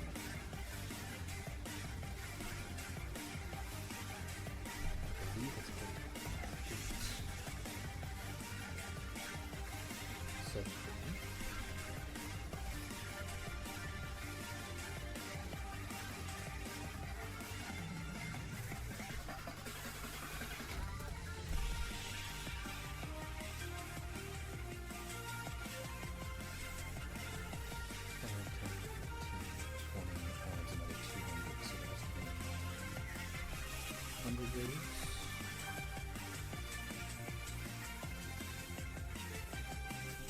Yes, much better. Lyle is then going to cast a spell called, I think it's called Web.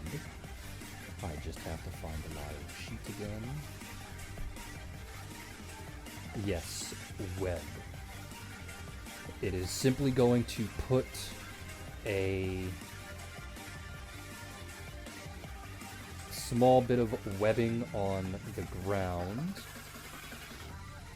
that afflicts anyone that touches it. However, upon casting this, lots of fun bullshit happens. And I think this would be the very first time that Arya would have seen this. I now have to roll a 1, 2, 3, 4, 5, 6, 7, 8 D100.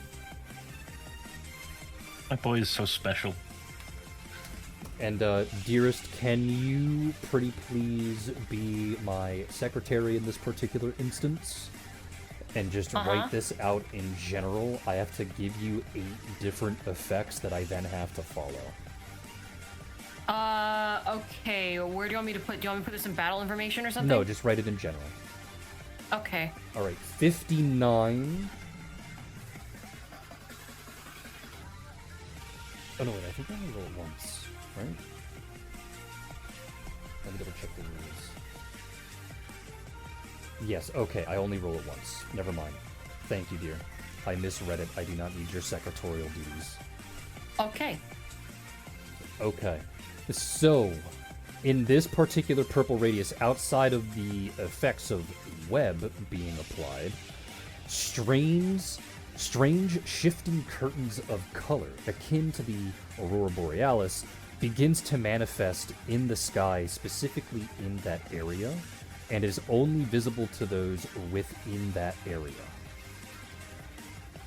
Every creature in that area, and including if you enter it, must make a will save or be dazed for 1 round.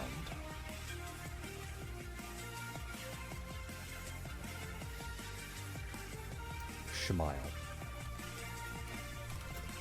So, 8d20 plus 6 for the will save, to which the DC here is a 16, to which 3 of them fail. And then it is reflex saves for, it's just called web.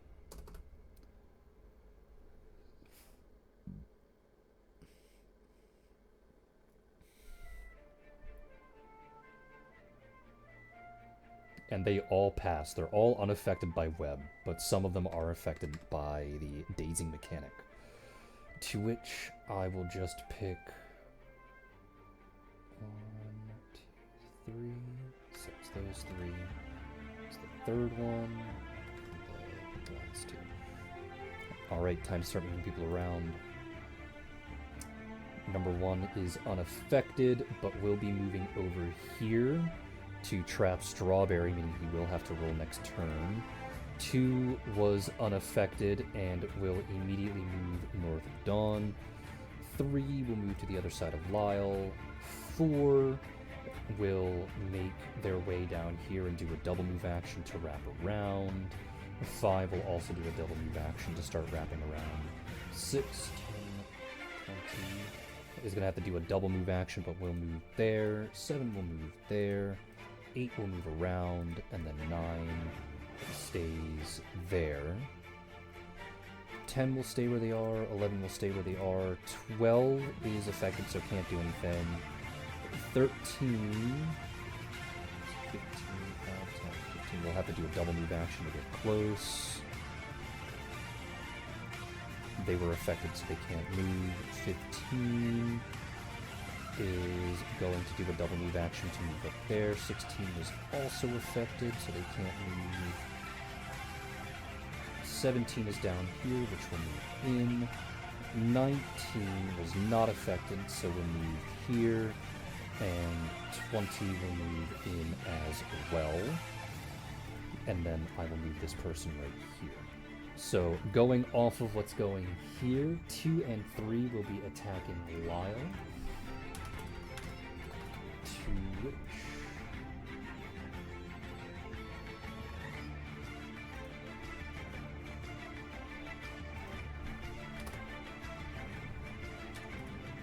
15 and 27. I know the 27 hits, but does the 15 hit? The 15 does not, so only 1 deals damage. So Lyle is going to be taking 6 damage. The next attack will be down here against, I believe that is Dawn. Yep. 18, I know hits. You will be taking 6 damage as well. And then 2 attacks are going against Dusk. To which one of them does get a +2 bonus, but while the 18 I know definitely hits, does a 14 pass flat foot, assuming you can be flat footed.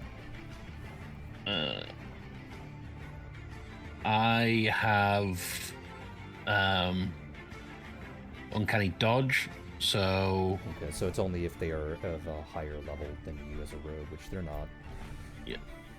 So no, my flat foot right now is 21.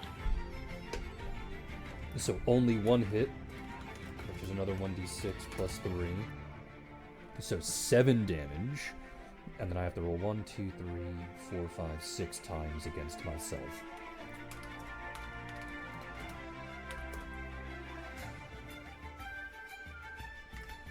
Alright, the first 2 definitely hit Estelle.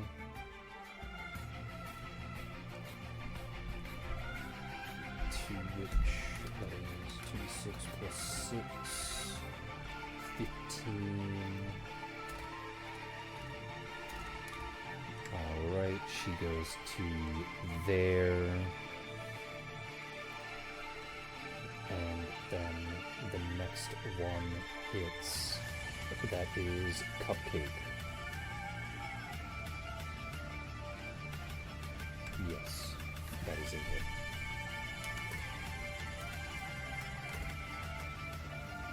Cupcake takes 6 damage. And then it was 2, 14, 16, to which...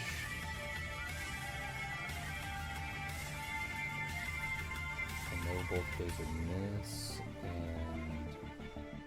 Okay, all of those attacks miss.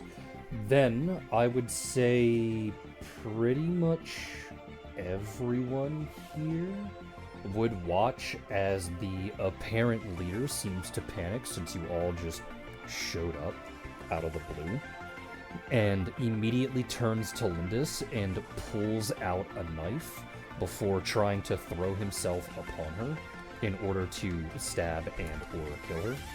So I have to roll a grapple check. This is contested against Lindis's grapple check. Well, actually, against her C in defense, it does not make it. That was actually pretty close. So it is quite clear that this particular individual is trying to kill Dusk and Dawn's super close best friend. We return to Lotus. Hello. I'm going to move, with my speed I can actually move north of, Estella. So I'm going to move north of Estella, and I'm going to change my bardic performance to a Curse of Courage. Okay. And that is? So everybody that is within 30 feet of me, including myself, gets a +1 bonus to attack, damage, and saving throws against Charm and Fear. Okay. Well, actually 2. Because, +2. Okay. Yeah. Because the bonuses increase at certain levels, and I'm at certain levels where it does increase. To attack and to attack and damage rolls. Attack, damage, and saving throws against Charm and Fear.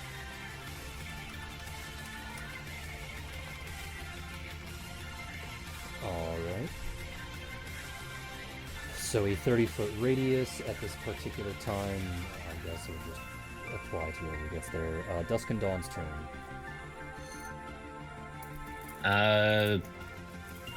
Dusk is going to full round action against 7. Okay. Because that allows her to use 2-weapon fighting. Back to bot commands.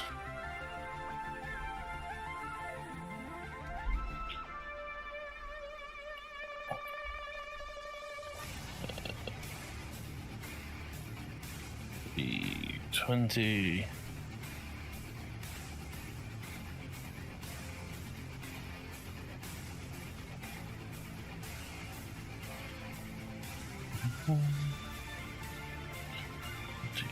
Plus no, plus 8 because yeah. have your I'm gonna fighting guess. string written down on your sheet at the top? I do, but my sheet is written out for the twins being together, so I forgot to Oh, write I out see. when they're on their own. Ah, okay. So that is a 14 followed by a 15. Both of those would miss. Damn. So we go to Dawn. Dawn is gonna do basically the same thing against number 2. You don't want to try Because and move to shouldn't- flank first? I know it provokes 2 attacks of opportunity, but flanking bonus gives you sneak attack. That is That's true. true. She will do that, and then Alright. attack number 2, because see, nobody these attacks their two brother. Attacks of opportunity. 19? Does a 19 hit? No. I could, okay. Because I know the 11 misses. But alright, so you dodge 2 attacks of opportunity. Flanking bonus, you get a +2 bonus to hit. Unfortunately, it is only a singular hit because that's 7.5 feet Yeah. since it's diagonal movement.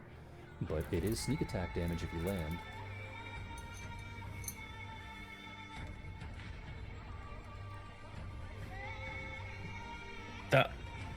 Damn it.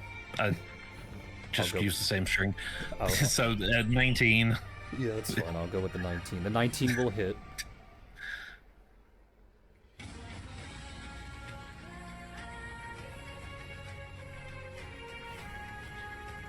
And then while you're rolling for damage, I'll go to Kiyun, to which Kiyun will pivot and immediately I'll just punch the guy next to him. 20 damage, and then you get to roll for Yeah. bleed, right? It's a flat bleed. It's equal to the amount of sneak attack dice I have, but it doesn't stack. So Okay. it's a flat 3.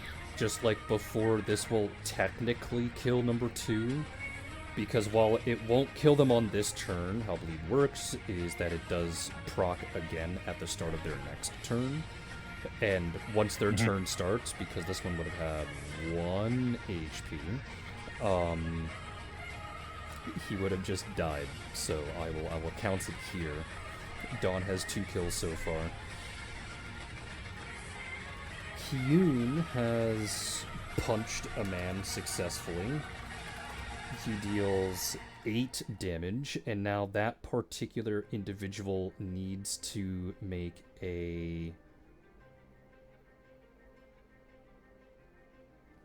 fort save, which is a 7.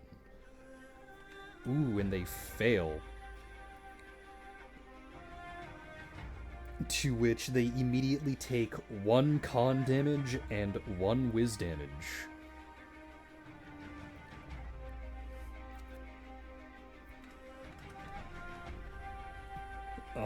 Nomura's turn.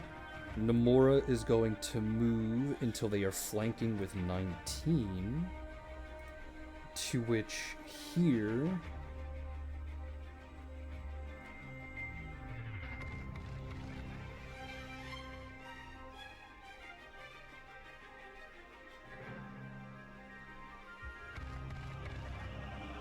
Okay, they will attempt to do a bite, which is a +9. That lands, and due to grab, they get to roll CM bonus, which also lands, which means they get to do yet another grapple due to greater grapple.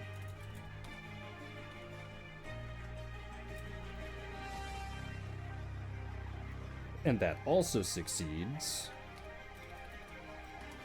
To which they just tear into this person for 12. Dealing 27 damage, and number 19 simply gets eaten. It is now Azura's turn. Okay. quick question. I can see Lindis, right? Like, she's Yes. within my line of sight. Yes. Cool. Cool. In that case... You know what? Can you... First, I'm going to move to the left of... I mean, not left. Right. I can totally... You Wait, gotta talk hold on. into the microphone. You can't turn away when you speak. Sorry. I'm sorry. It's just my thing is on, like, the secondary monitor. I see. Okay. A quick question. Second quick question, obviously. If I step into the big purple circle, do I get affected by the big purple circle? Yes. Okay, then I'm not going to do that. I'm going to... Man, there's nowhere for me to go. You know what? No. Maybe. Hold on. Yeah, I have 30 movement speed. I can get next to the left of Lotus, right? With 30? To the left of Lotus? Yeah. Yeah, okay. Put me there. And then, for my standard action...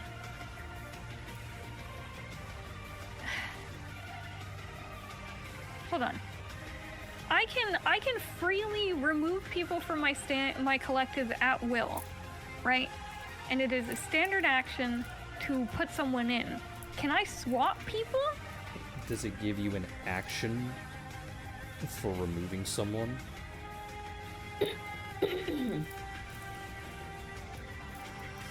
Because I know it gives you an don't know. action to add people, which I know is a standard at the time being. Does it tell It you never what kind- specifies. It never specifies, it just simply says at will. Let me go and double check it again, because it was a lot of stuff. Yeah, I know. Oh, can choose to remove as a free action on his turn. Yep, there we go. Okay. Okay, then in that case, I'm using my free action to yeet Arya out because I don't... Arya's fine, and I'm going to put Lindis into my collective. You are the least liked Arya. You have been removed from the collective. Yeah, I Arya noticed that can myself. fly! Don't put it like that! Yeah. No! The friendship ended. Arya can fly! I see how it is. It's fine! No! No! It's okay. Dusk and Dawn didn't I get like you involved best! because they take too many slots. To be honest, yeah, actually, Dusk and Dawn kind of are on the shit list for that one. Sorry, bucko. Alright, so that would be your turn then. Thankfully, that Yep. standard action doesn't provoke attacks of opportunity. It's just a thing where you focus really, really hard and then someone goes, oh. Exactly. Yep. I mean, I also wouldn't mind if it provoked an attack of opportunity, but, well, here we are. Alright. Estella is then going to do a full round action against number 20, to which she withdraws both of her weapons. She gets a +2 bonus from raging, and then a -2 penalty. So that is a 19 and a 22, so both of them hit. 2d8 plus 10 plus 2 plus 2 plus 2 plus 2.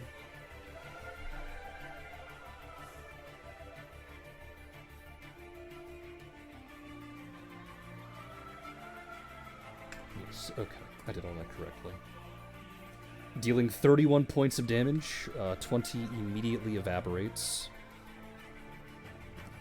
After Estella is Lilac, to which Lilac's going to move so that she can flank number 13.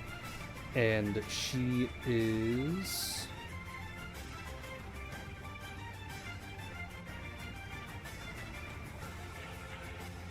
going to, as a swift action, spend an arcane point to give her weapon a enhancement bonus of a +1.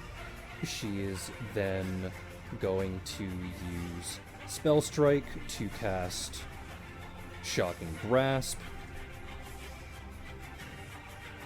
So that is a +11 to hit. That lands. This deals 1d6 +7 5d6.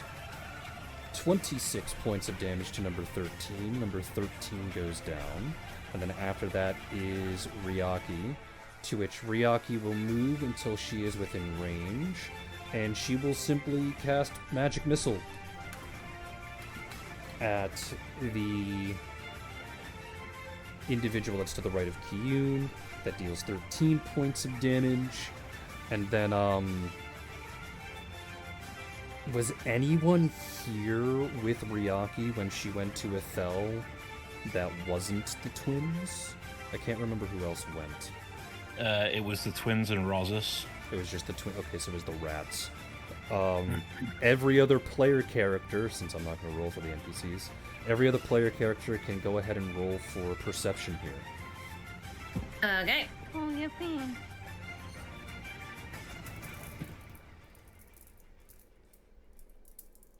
Perception.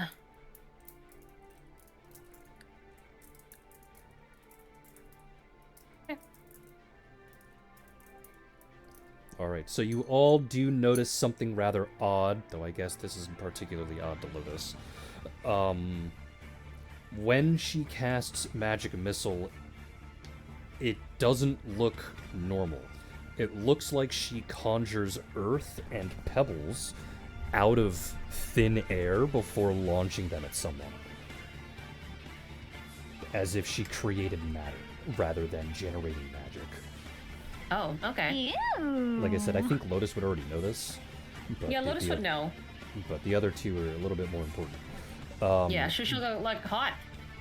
June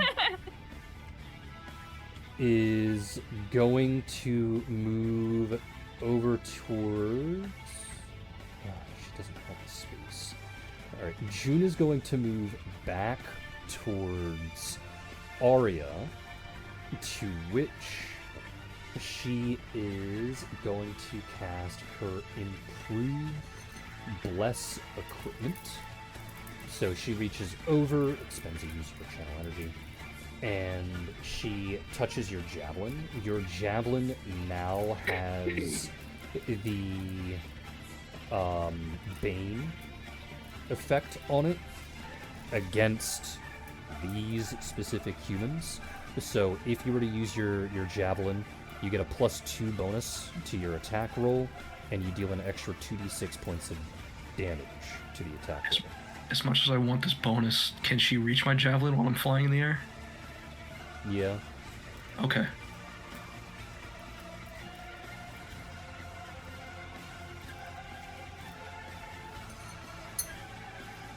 Because of And bless it's only equipment. against humans? Specifically the humans, so it doesn't affect Damn. the Tengu that is nearby. My target. Oh well. Does Arya know that this is the effect of it? Yeah, she would. The magic effect of it would be imparted to you. It Okay. is now Arya's turn. All right.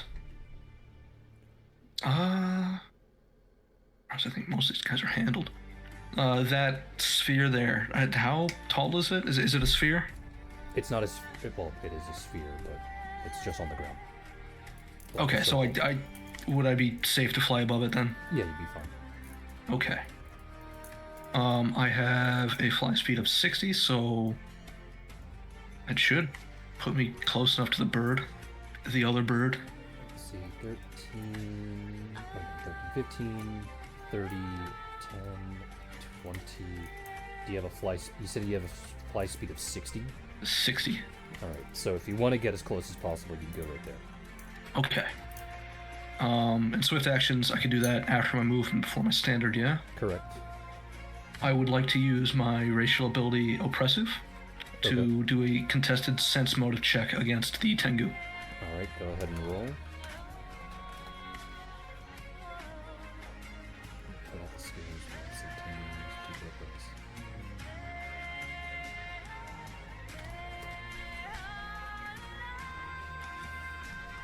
This likely won't do much, but he also- if I have the swift action to spare, I'm gonna use it. I guess that's fair. He rolled high, so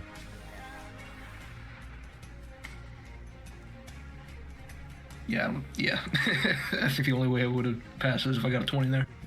But that is fine. Like, can Arya safely throw her javelin without harming the The princess here? They are currently not in a grapple, so you would be fine. Okay. Then I will attempt to throw a javelin. Alright, throw a singular javelin at this man.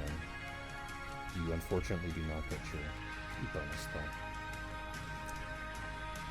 That is fine. While you were doing that... Kissy is going to batter the shit out of the person to her left.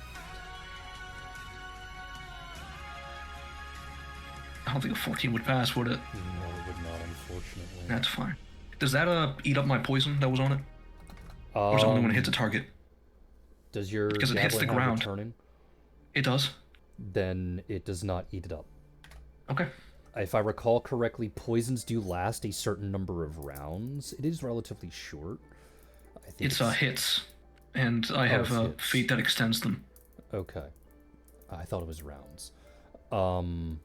I think the way that Pathfinder does it, if it is based on hits, because I might have been remembering 3.5 with rounds. If it's based off of hits, misses still count. Okay. Yeah. I will scratch one off then. It makes sense, because it hit the ground. Yeah. Ooh, only one hit.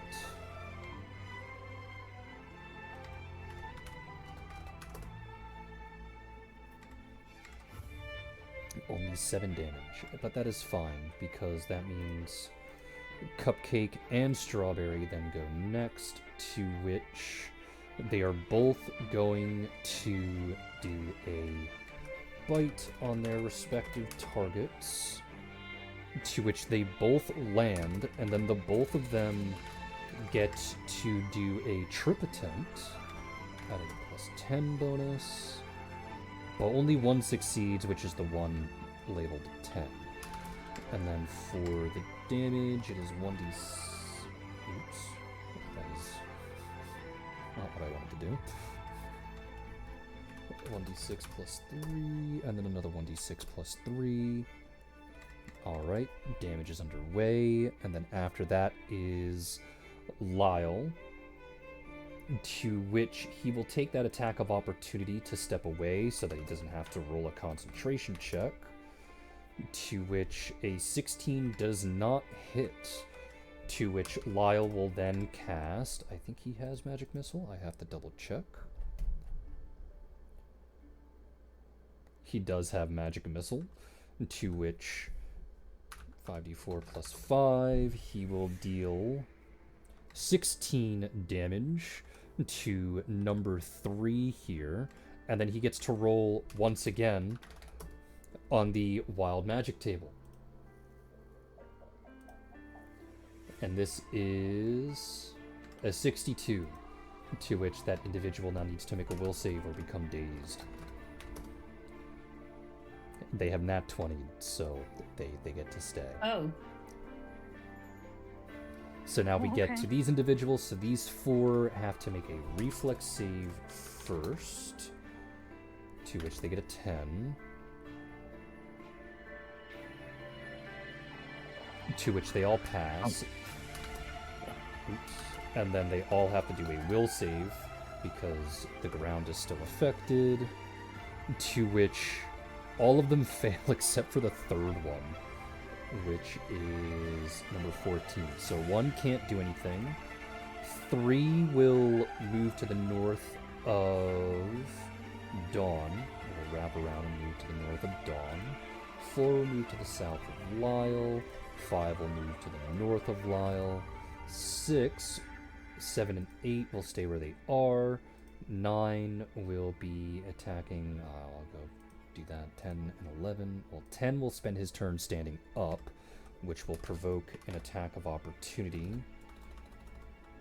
1d20 plus 7, and then a 12, to which only the 12 hits, to which that is 6 damage, so they're still alive.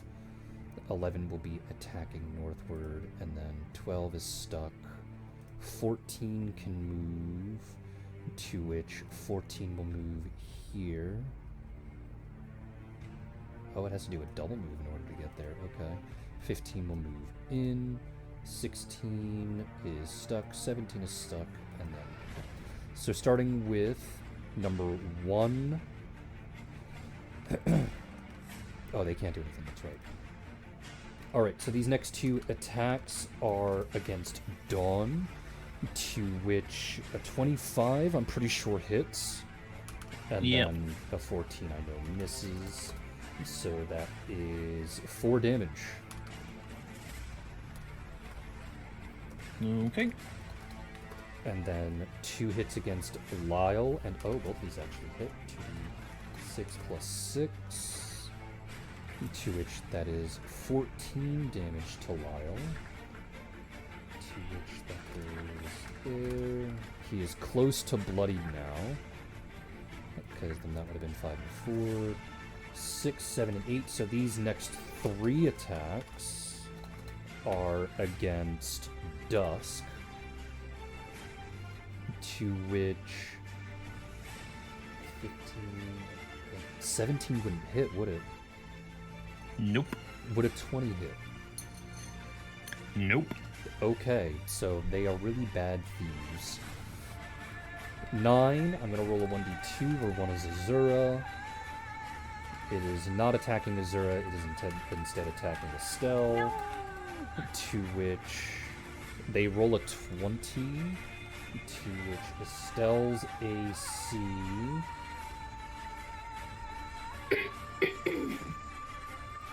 miss, so that doesn't actually do anything. 10 is going to be rolling a 1d2, same thing, actually I'm gonna roll 2d2, because of the, okay, so that would be against the 2 dogs, so 2d8 plus 8.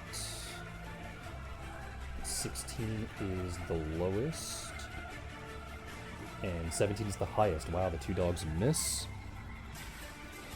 14 will be attacking Lilac. Ooh, they nat 20.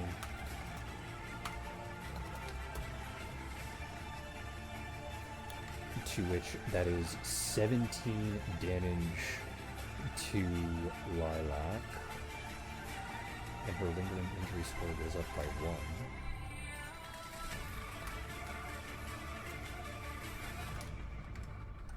Now we're 15 will be attacking Kiyun. 18? Does that actually hit? Yes, he is a sorcerer after all. I guess that's to be expected. 7 damage.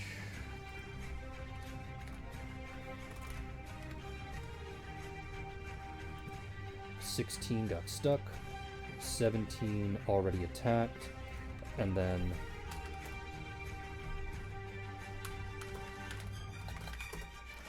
the...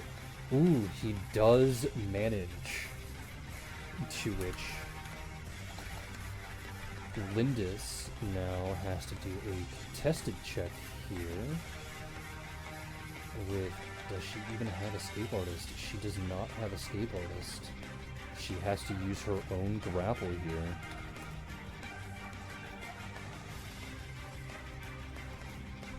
Okay, Lindis is going to be taking 10 damage as this particular individual managed to throw himself upon her. The 2 of them are now in a grapple. And he is attempting to sink the knife directly against her heart. The knife has begun to pierce her skin. She is doing her best to fight back, but it is not good enough. It is now Lotus's turn.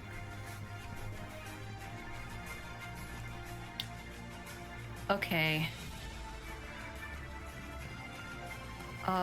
You know what? Lotus is going to flank against 9 with Estella. What's your speed? My speed's 30. Oh, with Estella. Yeah, with Estella. Yeah, I'm flanking 9 with Estella. I heard Estella and I was like, with Azura, so how would that work? Yeah, I have the speed for it.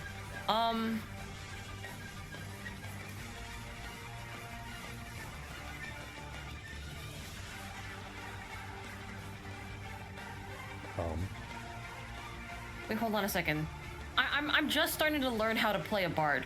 If I were to choose anything other than continuing my performance, it stops the performance, right? I'm pretty sure continuing your performance is a free action no matter what. Is it a free? I don't see that written here. Yeah, it will always be a free action to continue it. You have to say Okay. that you are continuing it, and then obviously you have to keep track of the rounds. Okay, all right. I have been keeping track of the rounds. I just didn't know if I needed to. Okay, all right. I am gonna continue my performance, which is, you know, the one that increases attack, damage, and saving throws against charm and shit. Uh-huh.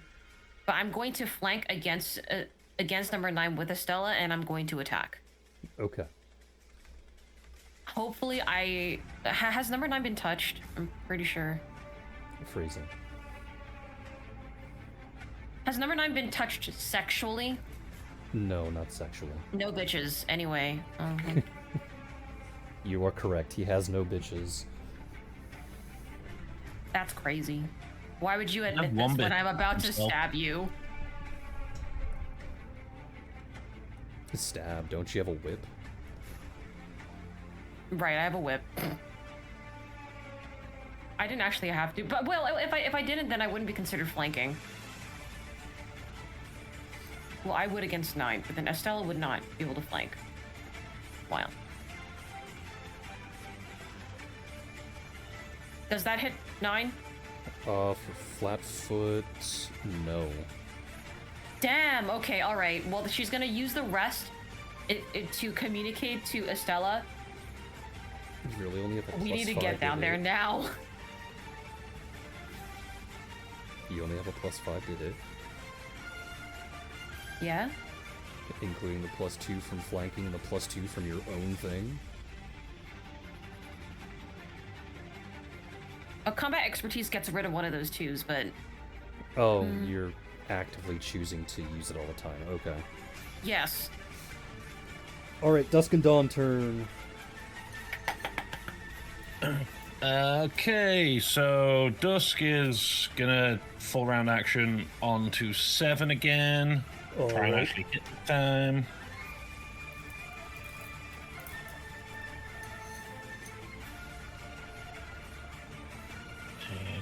Plus, oh, 2S20 is not going to get me anywhere. It's a plus 2 from Lotus's performance, yeah? Mm-hmm. All bonuses would be listed in battle information.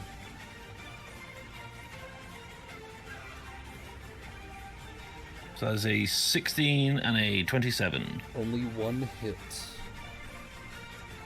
Oof. Okay. And unfortunately, she does not get her sneak attack. Correct.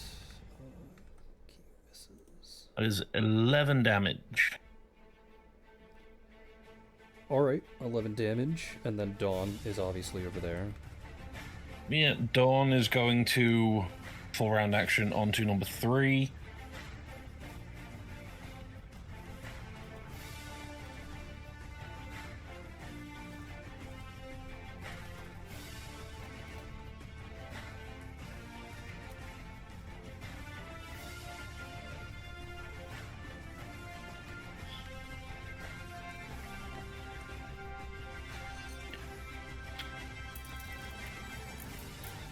Uh, 22 and an 18. 22 will hit, the 18 will not. Okay.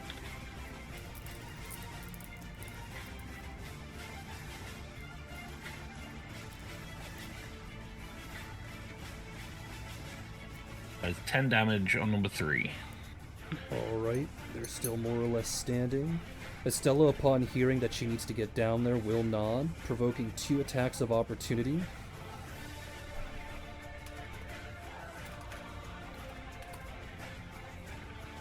To which only one hits. Dealing max damage.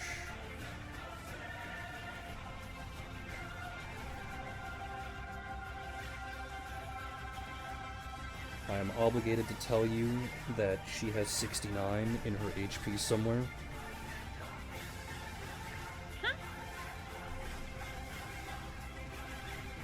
To which she will attempt a grapple check to shove this particular individual off. And she succeeds. So from Arya's point of view, you watch as this tall, furry dog creature runs in your general direction and drop kicks a crow away from his intended target. Oh, perfect. I was really worried I was going to hit the princess. So he flies away, she falls prone, he falls prone. I also accidentally skipped Azura's turn, so I'll actually go to Azura now, because I did Kiyun and Nomura's turn while I was waiting for Dusk and Dawn, because Kiyun missed and then Nomura missed. So, Azura's turn. Oh, okay. Is this a free action? A swift action? It's a swift action. What? Do I even need to do this? I feel like I don't need to do this. She's fine. It's fine. In that case, Lindis is fine. I think Lindis is fine. Well, she's a princess. Okay, never mind. I'm going to cast Mend Body, and I'm going to heal Lindis with it, even though I don't think she really needs it. You're gonna heal Lindis, how much? It is... Is this a power? Yes, it's a power spell. Okay. So, just like with spells, if you cast a power or a spell within melee range, unless it's a melee spell or power, you have to roll... You provoke an attack of opportunity, and if you get hit, you then have to roll a concentration check. Do I roll that off of my auto-hypnosis? How does that work? I just explained it. If you get hit, you then have to roll concentration. I don't know what I don't know what a concentration check is. You don't remember from season 1. I never had to use it. You didn't have us use concentration at all, because I had asked about it a few times. Yeah, like that's why I'm asking. Is this my auto-hypnosis? Because you've literally never mentioned this. This concentration check is the exact same roll as a spellcaster check. Okay. Concentration / spellcaster check. And that is a d20? Plus your caster level. Plus caster level. Anything else? That's it. Okay, cool. I'm just writing it down at the bottom so that I can remember it, you know? Mm-hmm. I'm still gonna try then. I'm still gonna do it. So. Well, 27 I know hits you. Oh yeah, absolutely. How much HP Okay, do I so lose? 9 damage. So 9. when you take damage, this is how the concentration check works. It is a base of, depending on your level, for you, it's a base of 5, plus the spell or power's level, plus the amount of damage that you took from the attack of opportunity. Okay, this is a lot. Okay. So base One of sec, 5, because and then what's the power level? I need to look that up because I never wrote it down. Fair. One sec.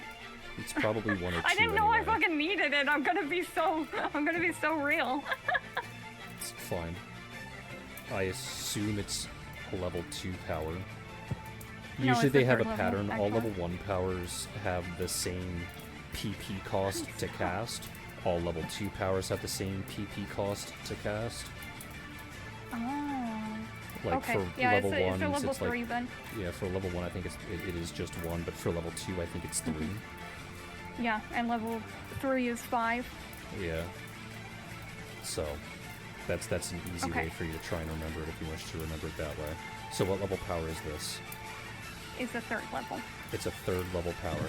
So that's currently 8, plus the amount of damage that you took, which is 9. So you have to roll higher than a 17. Or you have to roll 17. Higher. Okay. 17 Otherwise or it just higher. fails. And I'm level 6, so it is a 1d20 plus 6. Yes. Right? Yes. Okay. Of course I rolled a fucking 3. I hate you. I hate you.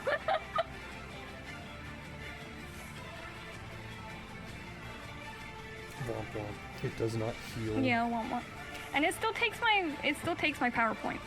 Correct. It takes only the initial cost, though. So Yeah, if yeah, you yeah. were It's trying not, to like, augment it, augments? it doesn't take the augment. It only takes the initial casting cost. Okay.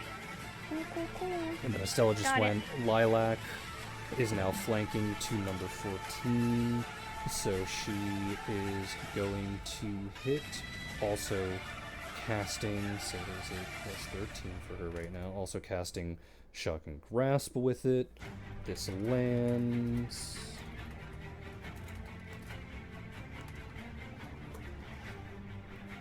.26 damage, 14 goes down, and then after that is Ryaki, to which she will magic missile again to 15, which kills 15, and then we go to June, who 20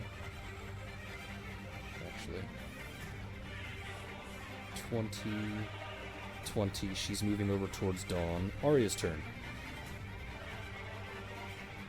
Okay.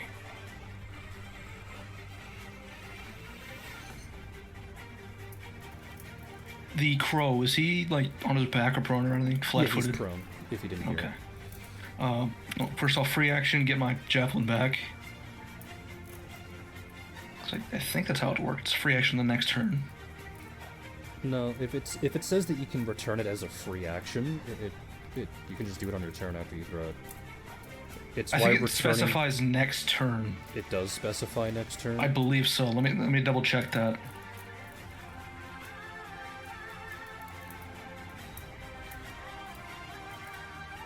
Can be thrown. Returning weapon flies in the air back. The creature that threw it returns to the owner just before the creature's next turn.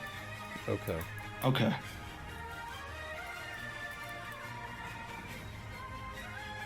And it doesn't work if I moved since I threw it, but it did. I stayed still. Okay.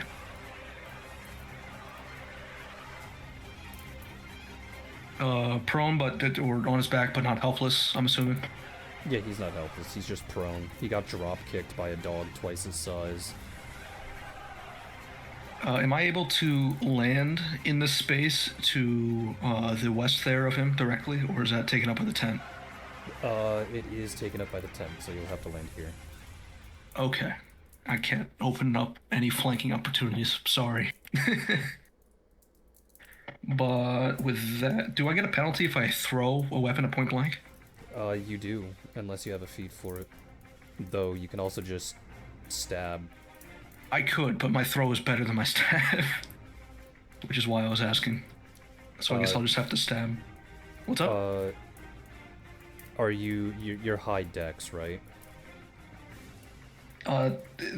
So my range, my melee multipliers are both identical currently, but Arya gets a +1 bonus to thrown weapons. Oh. From what? The Bomber's Eye spell, she cast it. Okay. I mean, if it's just a +1, it's not that big of a deal. It's not, but I guess I will just attempt a melee strike. Alright, go ahead and do that. While you do that, Kissy is just gonna start pummeling the shit out of people. Let's see. Both of those hit. Since he is prone, a 16 will hit. Oh boy, now it gets fun. Time for the poison. Should I do that? Alright. Should I do that or my damage first? Damage first, and then you tell me what I need to roll for the poison.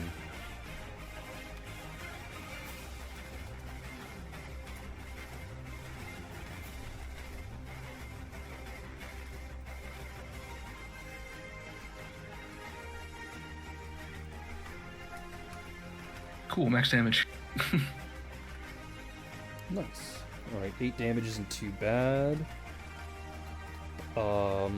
Give me just a second, because the dogs are currently wombo comboing number 11.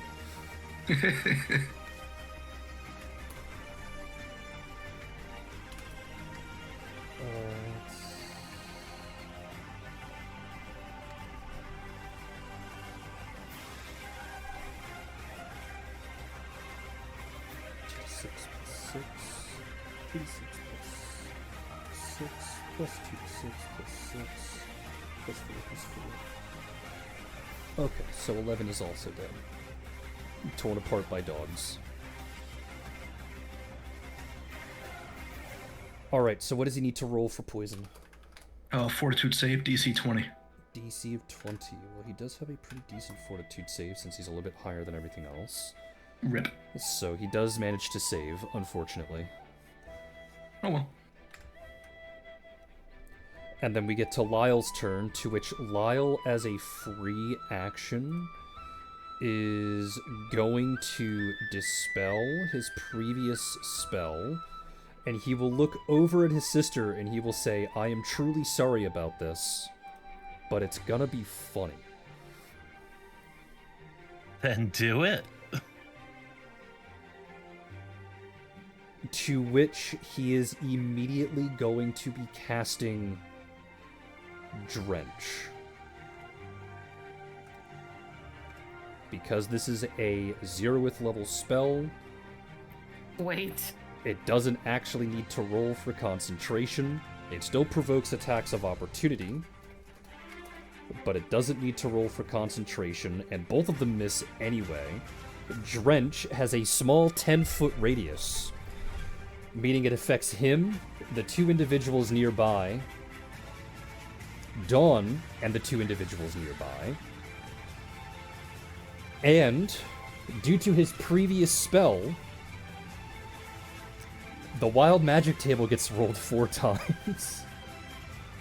2 from Lyle, 2 from Dawn. So now I'll need your secretarial stuff, dear, for a short bit, because it is 4 Okay. effects. Alright, so There the are first number flies in my room is and I wanna die. 48.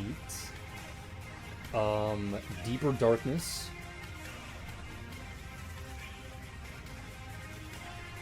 The next number is 24. Deeper darkness. Okay. This one is a circular pit. 69. Nice. A storm of energy. And then 56, which is Aurora Borealis. Alright, go ahead and send those, dear.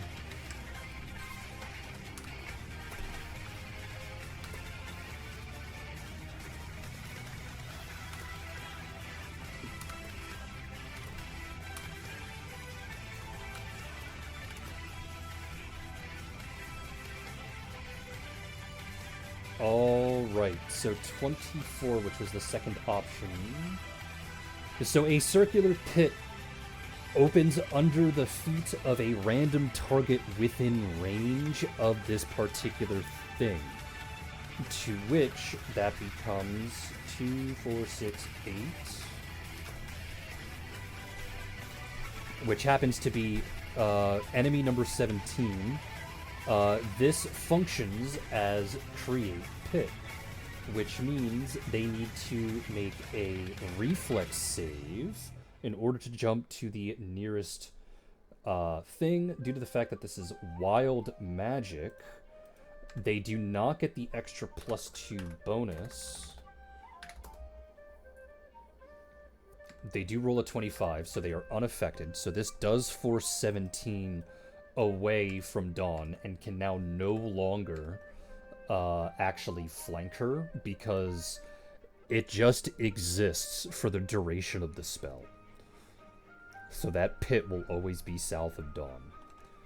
The next one that was rolled was 48, to which everything is now affected by Deeper Darkness, which affects everyone here very negatively in this little 8-person pile, except for Lyle, because he is part Drider, who have superior dark vision, meaning this just doesn't affect him. The next one was 69, which allows everyone inside to make a reflex save. However, everyone does take a -2 penalty, actually a -4 penalty, depending on what is rolled here. So I have to roll a 1d4 because it randomly selects an energy type. 4 is electric, and because everyone's drenched, that is a -2 penalty on the save. However, because of Deeper Darkness being cast first, everyone takes a -2 penalty on top of that, except for Lyle. So Lyle only takes a -2 penalty on this reflex save.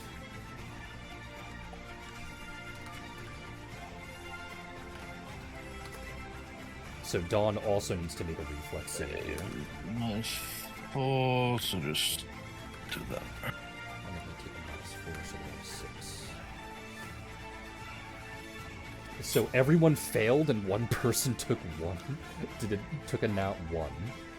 To which it is 2 points of electric damage per creature rank, so in this case it is a 6. So that is 12 points of damage.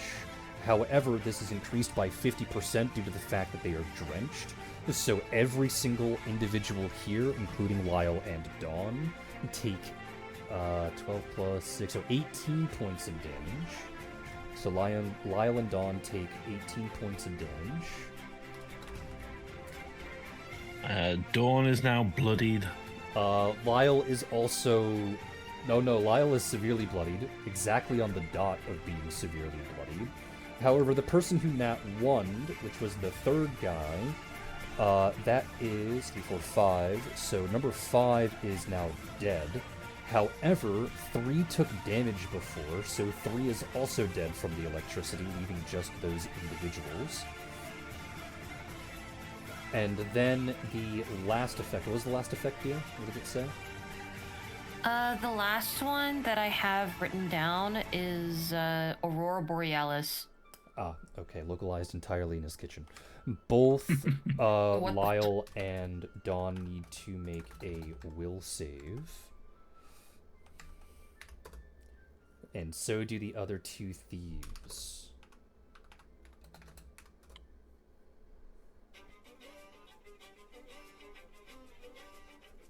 Okay, so you pass, you do not lose a turn. One of the thieves does lose a turn, but one of them does not. So when that turn ends, Dawn, you were almost dazzled by lights. You saw a pit open up underneath an enemy. You got electrocuted, and now you can't see for shit. And even still, she is pissing herself laughing. And this functions as Deeper Darkness, so what's the radius for that? Deeper Darkness is a 60-foot radius. Okay. Jesus, this is going to be enormous. Okay, so a 60-foot radius. So that's 5, 10, 15.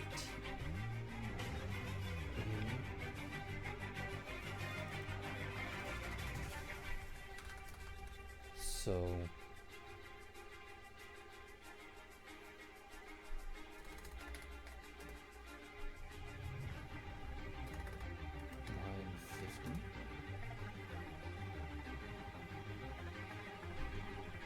20, so 950 times 2 times 3. What is 950 times 3? Because this one actually might fuck over a lot of people. 1900, 2750. 2850. Cool. 2850. Centered on Lyle is roughly. Oh, wrong layer. Is roughly yay big. This entire thing is coated in Deeper Darkness.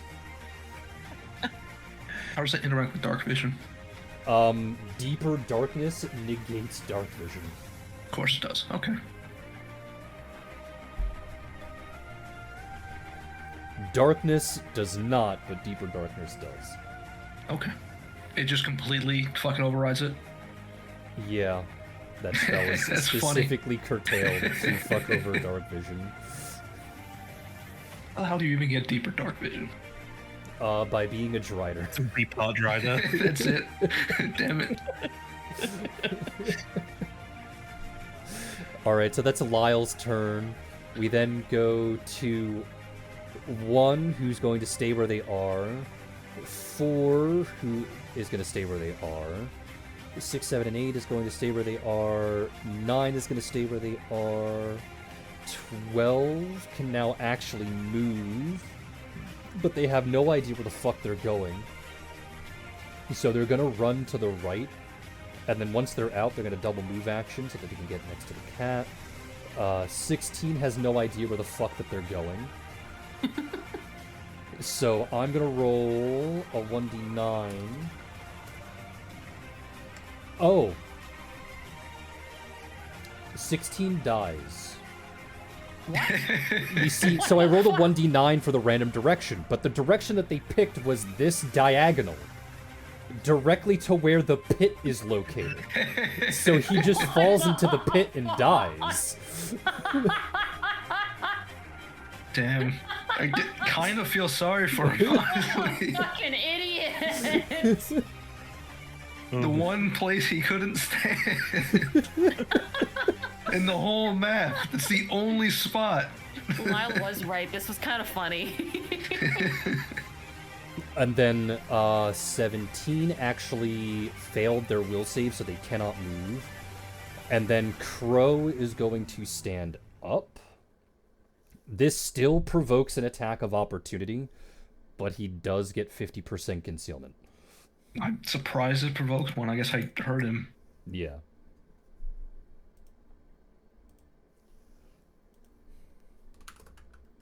I also imagine that pretty much everyone can hear Dawn's laughter just echoing in the darkness. Lotus is like, God damn it. I'm already going blind. I don't want to be here. Why? It's okay. Lotus can see without seeing if she just spends a turn focusing. Yeah, but she has to spend a turn focusing. Yeah, I guess that's true. To which then after when the next turn arrives, people could be in different places. So then she'd have to spend that turn focusing too. I guess that's fair. 19 will hit. Call high or low. If you're right, you land the hit. Low. You are correct. The attack lands. Yay! This almost never happens, chat. We always suffer.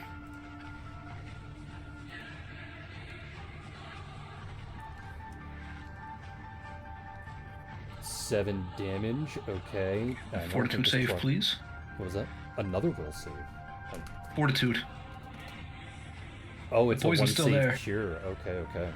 Oh, no, it's 2. It's 2. Then hitting again, I think, just increases the DC by 1, right? Based on Does it? poisons. That's funny. Poisons are fucking weird. I've read through that whole page like a dozen times. I still don't really fully understand how stacking works. Let me look. Multiple doses of poison. Increase.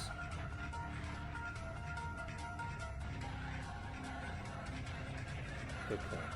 Making your initial saving throw against a poison means stacking does not occur. The poison did not affect you in any later doses or treated independently. I wonder how this would apply to a poison that has multiple cures, though, in order to get rid of. You know, I'll say, since this is one that it takes 2 cures to save, right? I mean, 2 saves to cure. What I'll say is that the duration of the poison is now increased by half of its frequency. So if it lasts for 4 rounds, for example, it will last for now 6. Another 50%. Okay. Yeah, so I understand what the wording's trying to say, but I think this is off of the assumption that, you know, most poisons here, 1 save cures it. So the duration will increase by 1/2. Okay. He will have to make another roll on his turn anyway, which I forgot to do. Would a 16 pass, or would that fail? No, it's a DC 20. Okay, so he would fail. What would be the effect of him failing on his turn? All right. Do that. He's paralyzed and can't do anything else until he actually cures it. He takes 1d2 con damage, and it lasts for 13 rounds. The paralysis? Everything. He has to try again to save every round for 13 rounds, otherwise he takes another. The paralysis lasted. Okay, so the poison lasts for 13 rounds in general. All right, so he did fail this, which means he does become paralyzed. I'm pretty sure the poison does last that long. It's just because it's extended. Yeah. Normally it only lasts for a little bit, like the paralysis. I mean. Well. Yeah. Let's see. So he was paralyzed in this particular turn because he failed. He does take the 2 points of con because he failed. Meaning he doesn't actually get up, so no attack of opportunity, which kind of sucks. I mean, that's okay. He's taking damage every round, and he can't move until he cures it. Yes. Well, he can move if he gets... I don't know, he does require two... Is it 2 consecutive? 2 consecutive. Paralyzed can't move, so speak, or take any physical action. He's rooted to the spot, frozen, and helpless. Right. Not even friends can move his limbs. He's just fucked. Alright, now we get to the other attacks. So 4 would be attacking Lyle, or at least trying to. 20, would that actually hit Lyle? Yes. However, he has to call high or low. He's going to call high to hit. Low, it does not hit. 17 couldn't move. 12 had to do a double move. 1 is swinging wildly into the night, to which an 18 I don't think actually hits the dog to begin with. Yes, it does not. Number 9 is going to roll a 1d2, where 2 is Azura. This one is going for Azura. Gibby. Would a 20 hit?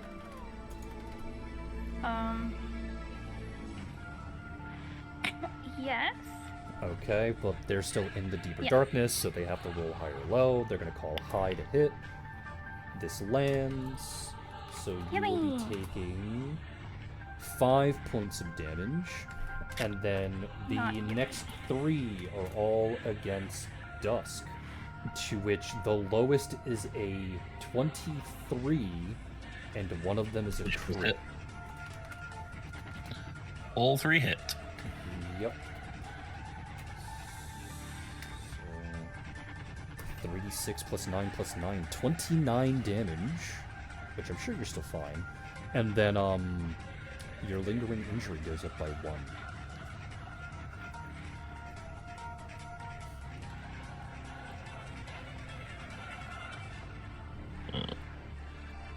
And now we'll go back to the top, to which it is Lotus's turn. She is bloodied. I am blind.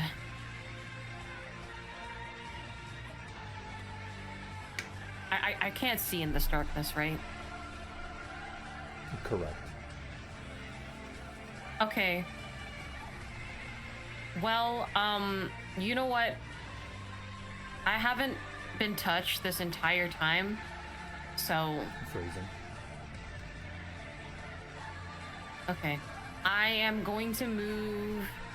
I'm gonna take that attack of opportunity from 9. I'm gonna move south so that Azura can flank. You're gonna try and wrap around 9 to flank. Yes. Okay. He can't see you, so there is no attack of opportunity. Oh. Oh, okay. Nice. I will then attempt to attack with my weep. Alright, roll to hit. You do get a Okay, +2 and bonus then... from flanking. +2 bonus for flanking and +2 bonus for myself, and then I got a -2 for the combat expertise, so this number is actually this. Smile? Maybe? 21? 21 will hit. You have to call high or low to actually hit. Okay, hi. Fuck. No. Almost as low as it can go. Alright, Dusk and Dawn. Okay. Dusk will full round against 7. Alright. And do you know what Dawn would be doing?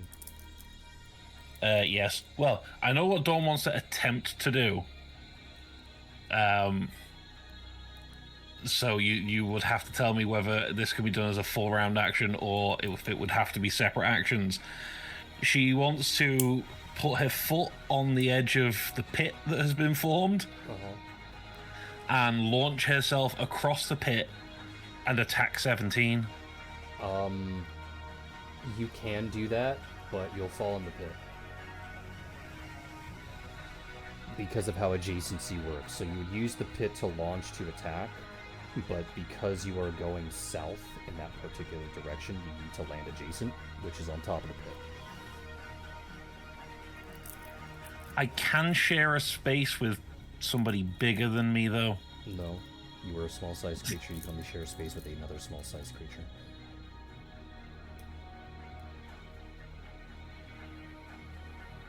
Unless you have like a feat or unique effect. No, it's the feat that I plan on adding to it. Damn it. So you can move into Lyle's square, I think. I think he's small. I think you said he was medium. Nope, he is small. Okay. He's just a very tall small. she'll move into Lyle's square. Unfortunately, she doesn't get swarming because he doesn't have swarming. But Correct. She will take that 5-foot step for a full round action against 4. Alright, so 2 full round actions. I'm gonna go pee real quick. If you roll 19 or higher, you hit for either of them. And then you have to roll a 1d100.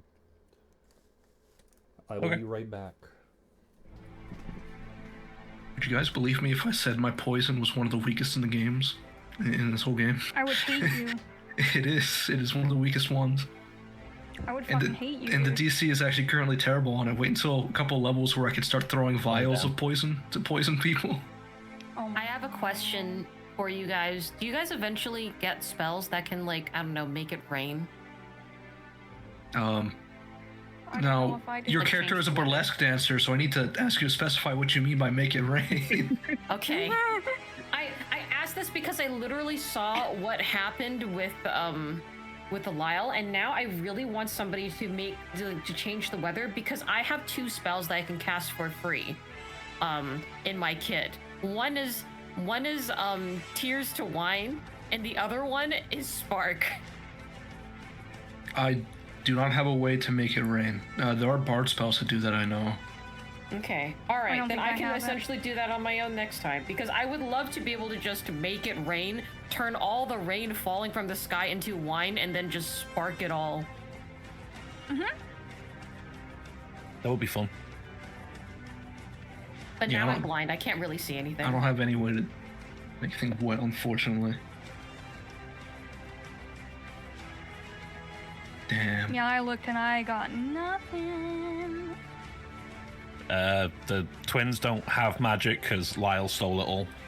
Hence why he has wild. Hence why he has I was wild the master magic. thief the whole time.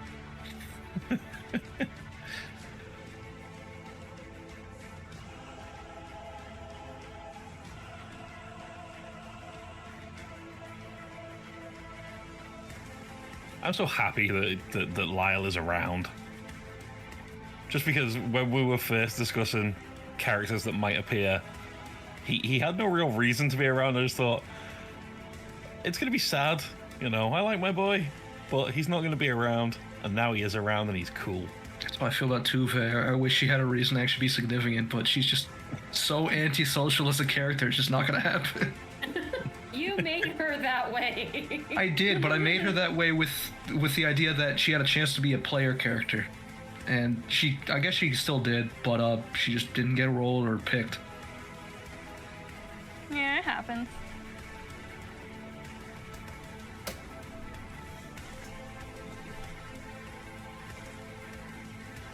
Also, I like how throughout this entire battle, Dusk has been up there with 3 people around her the whole time, and no one has tried to help her.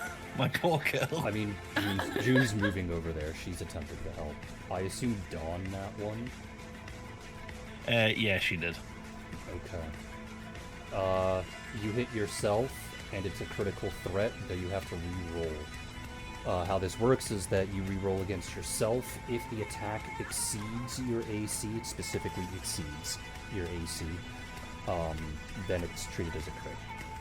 If not, then it's just normal damage.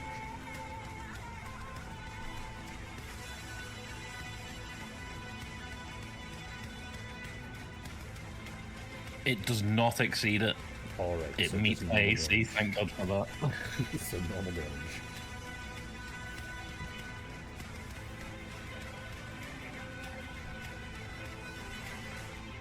Alright, Kyun's going to move over. And he is going to cast Magic Missile on number 12. 5d4 plus 5. 16 8 damage, damage. and you deal 8 damage to yourself. Nomura is going to do her chompies. Because she likes to eat. Twins are on the people. same health again. What was that?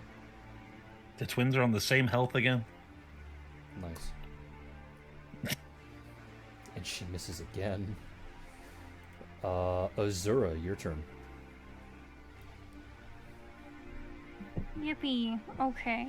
How does this darkness work for touch attacks? It's considered an attack, so there's still a 50% chance to miss. Okay. Cool.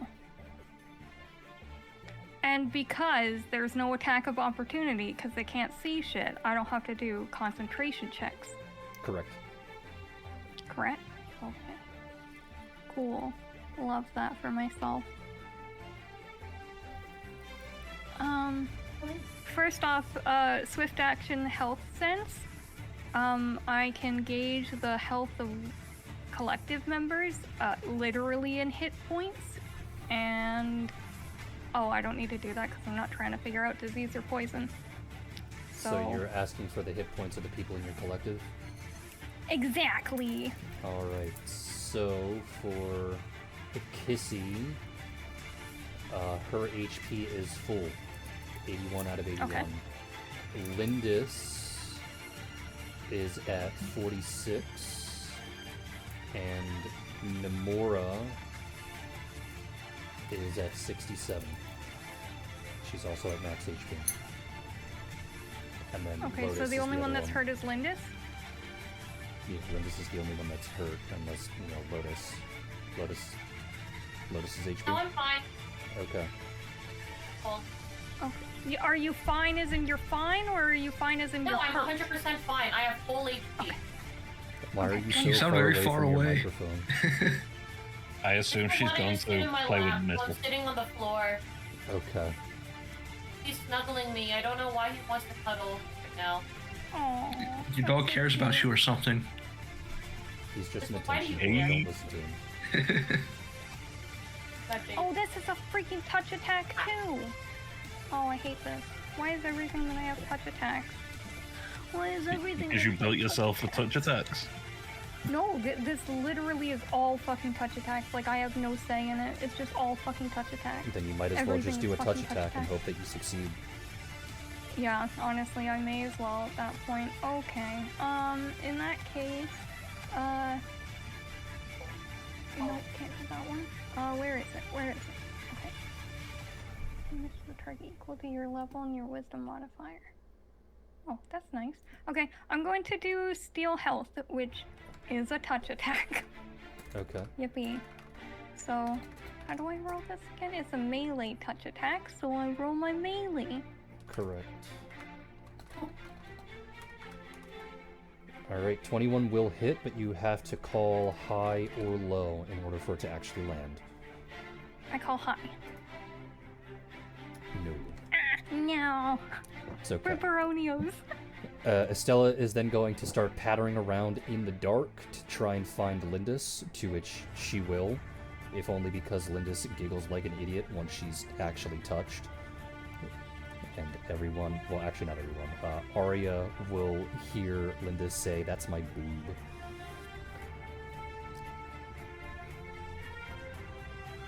Great.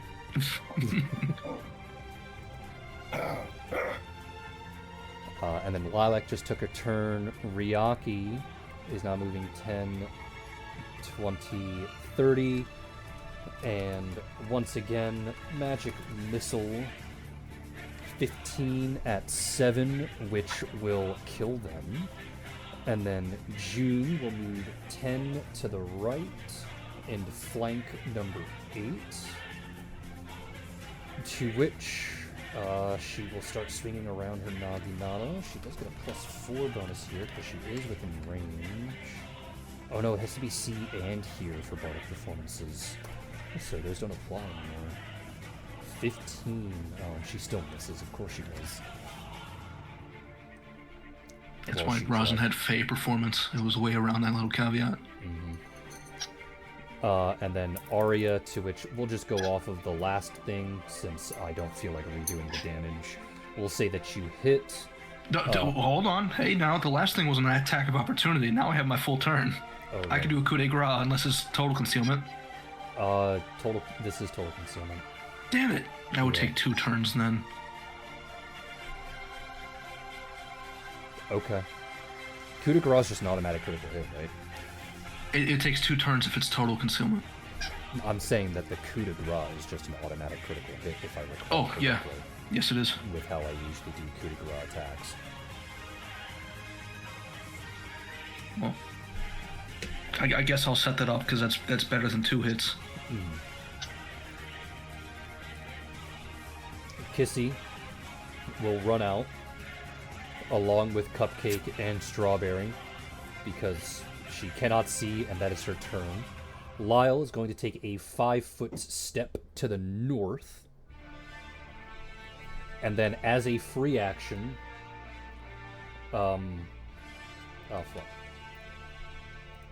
Dispel.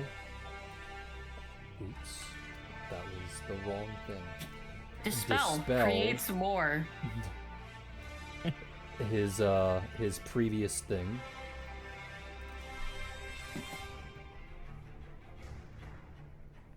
To which, at this point, he will...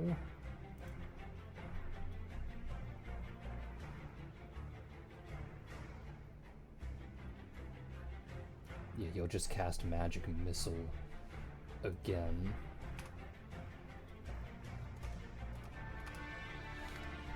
Targeting...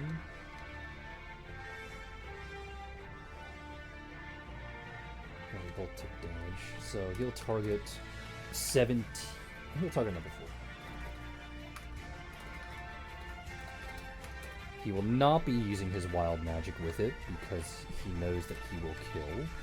So number 4 goes down, and that is the end of Lyle's turn. To which... Okay, before we move off Lyle's turn, I need a point of clarification here. The pit that was created, you said, would disappear at the point that he ended the spell effect. Yeah. What happened to the guy that was in the pit? He gets eaten. That's how Swallowed. Create Pit works. They just swallow You the can swallow person. whole. Oh, nice. Yeah. It's like fissure. I wasn't sure if he was just going to, like, pop back up. Just dead. 6 No, will be he's in moving the dirt. to flank, so that will provoke an attack of opportunity.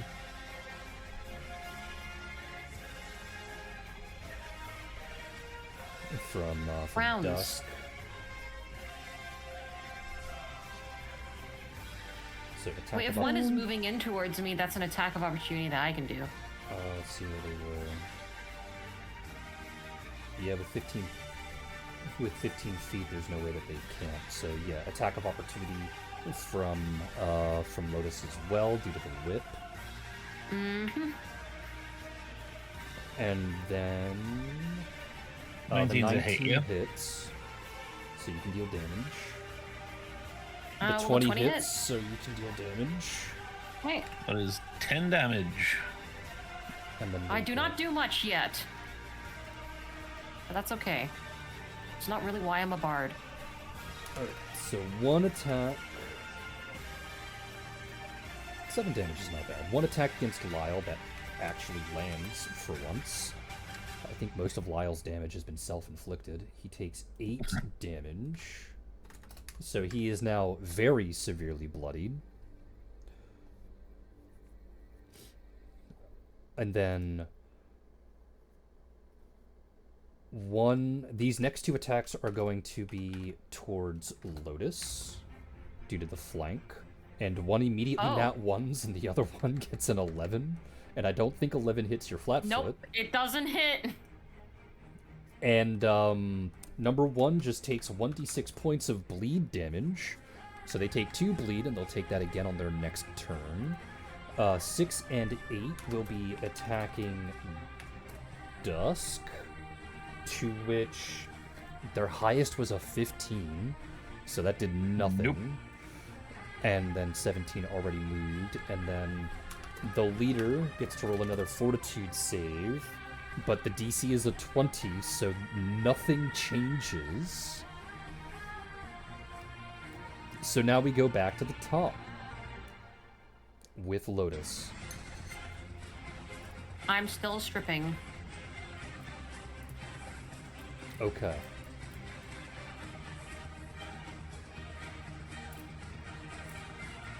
Though I think it will be funny if I change it to Curse of Fascinate. Your choice. You know what? Let's try that. I think it'll be funny. I'm gonna change my bardic performance to Curse of Fascinate now. You must Okay. make a will save. Who?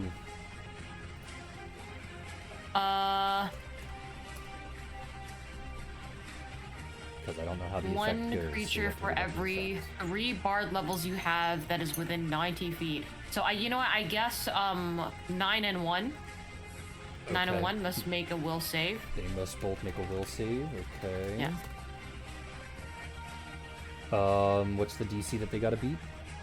18. So I think the first one fails. Yes, the first one fails, the second one succeeds. So number 1 is fascinated. What does fascination Yes. do?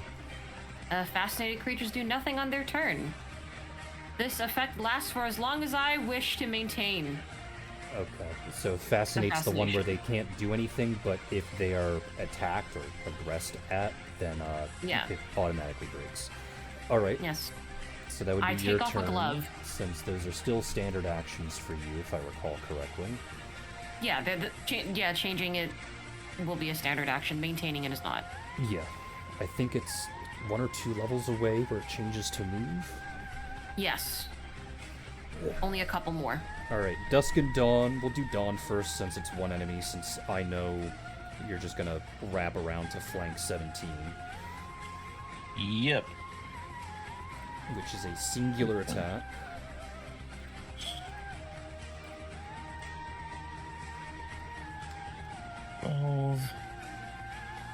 Was it 17, which I believe misses?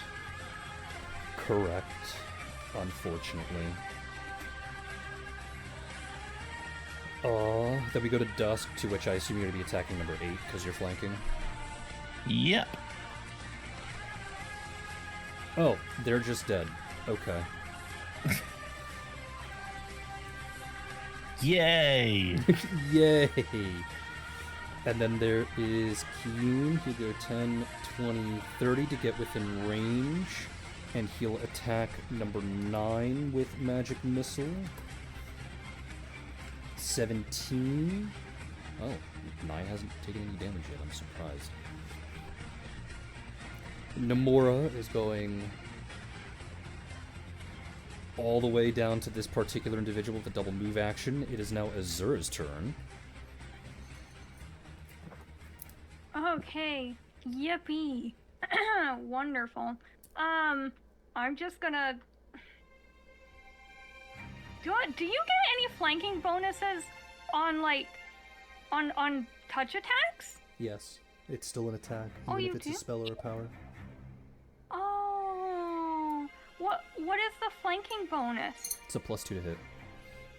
Oh, Oh, okay. Thank you. Sorry, I'm not used to having fucking flanking bonuses or attacking for that matter. Now that I think about it. You didn't really do all that much of that in season 1. Yeah, I never did, unfortunately. Yeah, you just bombarded the field with massive fucking AoEs and You wiped out either entire healed armies. people or just killed people with a beam. That wasn't even my fault. Why are you acting like this?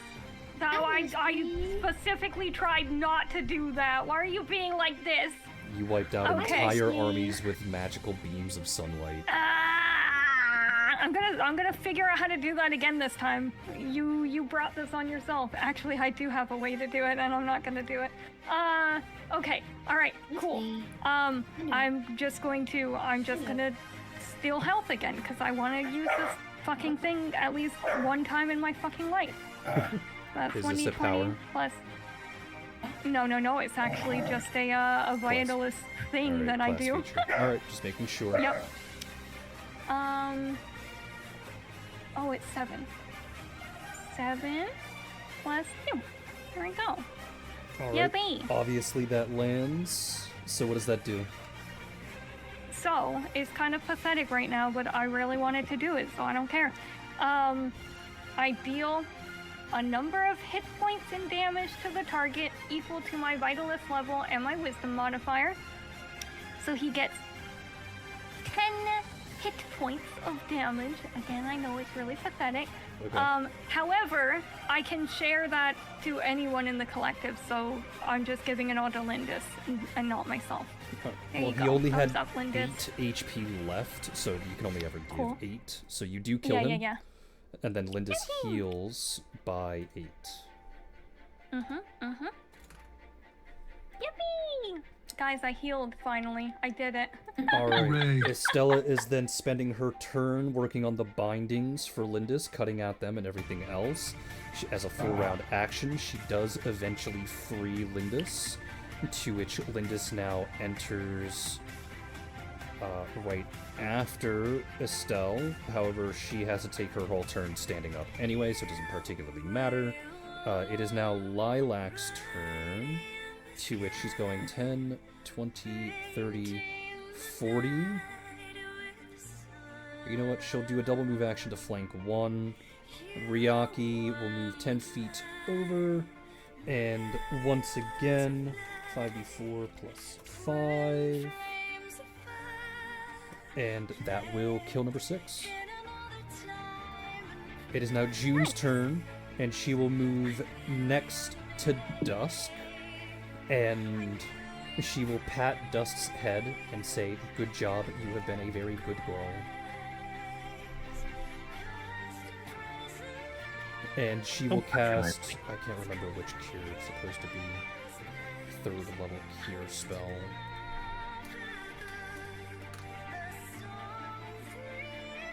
I think it's serious.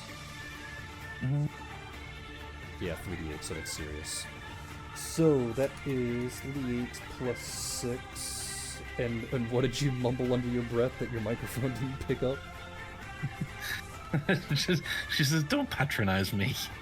She's not patronizing you, she's healing you for 33 HP.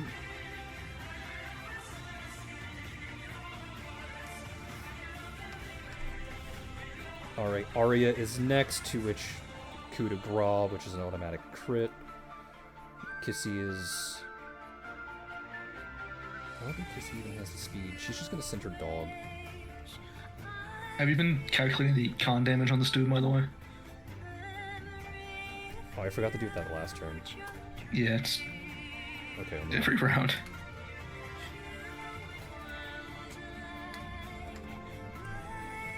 It's 1d2. I did roll a 1d2. Okay, I didn't see what you rolled. I was just saying what it is after I looked it up. Yeah, I remembered the roll, I just forgot to roll it for his last turn. 16. Oh, yeah, that's good. Damn it. Okay. That's 13 damage on him.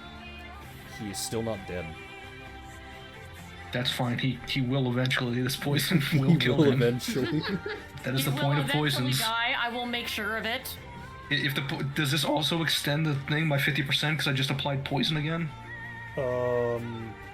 Yeah. Because he did Yeah, fail, okay. and it Yeah, increases have the fun with- DC by 2. Okay, well, have fun with another fucking Wait, 6 no. rounds of poison, bozo. Yeah, it's only the duration, because he succeeded the first check. So it's only the duration every single time you hit. Okay, well, it's still 13 rounds every time I apply the poison to him, so have fun. Alright, Lyle. What?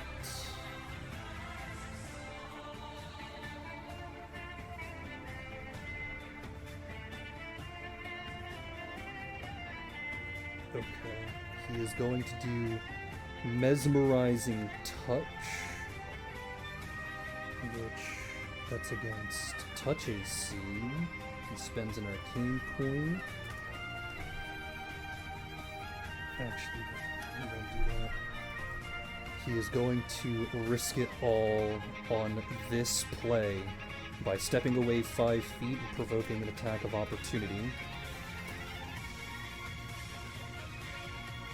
Thank you, Dash Delta, for not responding in time. And the attack misses. He just rolls Magic Missile again. And 17 goes down.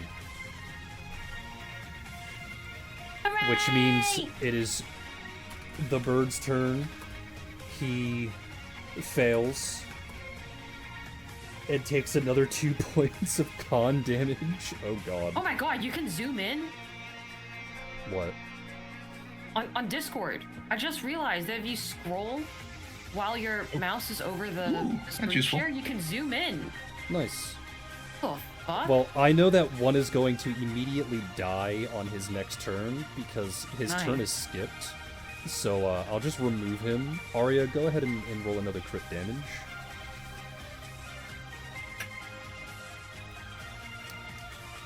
He... Oh, all my tea's done. Let's, How much HP does this guy have? He's taking con damage he was eventually. the thing is that he was level 10.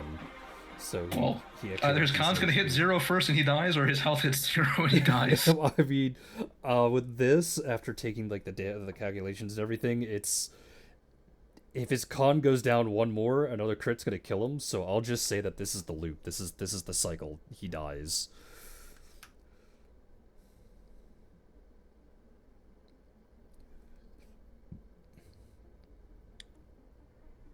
Congratulations. You have succeeded in the first combat encounter. When the Yippee! individual in Yeah. question dies, Lindis, now, a little bit more in control of herself since she's no longer bound, will immediately run over to June and the both of them will start talking, to which those nearby would overhear that she's apologizing and that she should have been more vigilant and things of that nature. And then Nomura, her cat, will walk up to her and go, meow. To which she will then start apologizing to the cat. Not for being, not for her lack of vigilance or inability to properly assess a situation, but because it was feeding time for Nomura, and Nomura is now very cranky. So she sits down in the middle of the forest and starts feeding her cat. Are you injured, Your Highness? She looks over to Arya and goes, I'm not a princess. Are you injured, Your Grace? I'm still not royalty, but I'm fine. You all did great, so I am A-okay. So, who did we just kill for you? His name was Crow Hogan, and... yeah. That can't be his real name. And she'll just smile and say nothing more. I refuse to believe that's his real name. Lyle, I'm a little gardener. Are you okay? Lyle will nod, and he'll give you a thumbs up, but you can tell that the smile on his face is so that you don't worry. He is very much covered in blood. Okay, well, Arya's gonna go and heal him anyway, regardless. Let's see, I've got... I should have one here. Lyle will look over at Dusk and Dawn and said, see, well, look over at Dawn and go, see, if you learned magic, you could do that. And he'll wiggle his hands around undulating. Yes, I have a fingers. cure moderate wounds for you. Here you are. Let me roll that.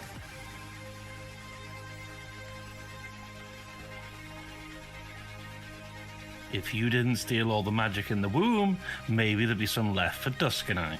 You could have tried. Wizardry is a thing.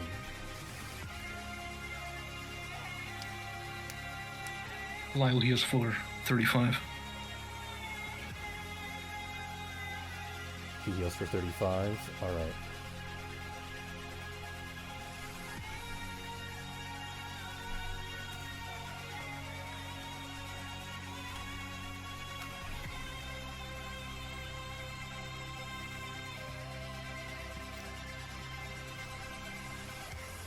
So, with Lindis rescued and the group gathered, June approaches the group and says that this information needs to be delivered to her dad. Depending on what happens, she'll come by and talk to you later, but you don't have to follow her if you do not wish.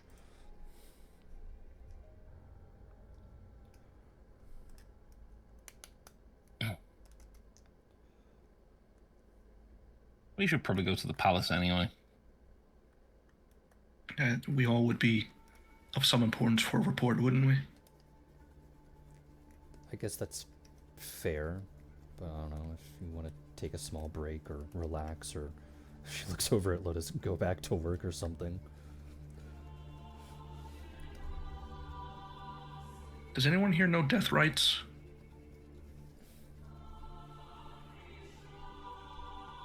Well, as a priest, of course I do, but I'm not going to do it for these people.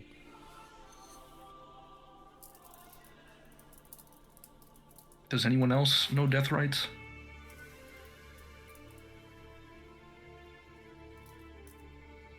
Nope. Okay. Then I shall pray. You're praying for people who attacked our homeland and our friends? Praying for fair judgment, nothing more. And you have a bit more compassion for those who have no compassion than I do. I respect the dead, that is all. Regardless of who they are, it is not my place to judge them. Alright. Alright. Are you going to be digging graves for them, or can you just leave them here? No, we might need their bodies for information later. Also, I would like to study my poison's effect on this one. That's rather morbid, but okay. Should we leave you here, or...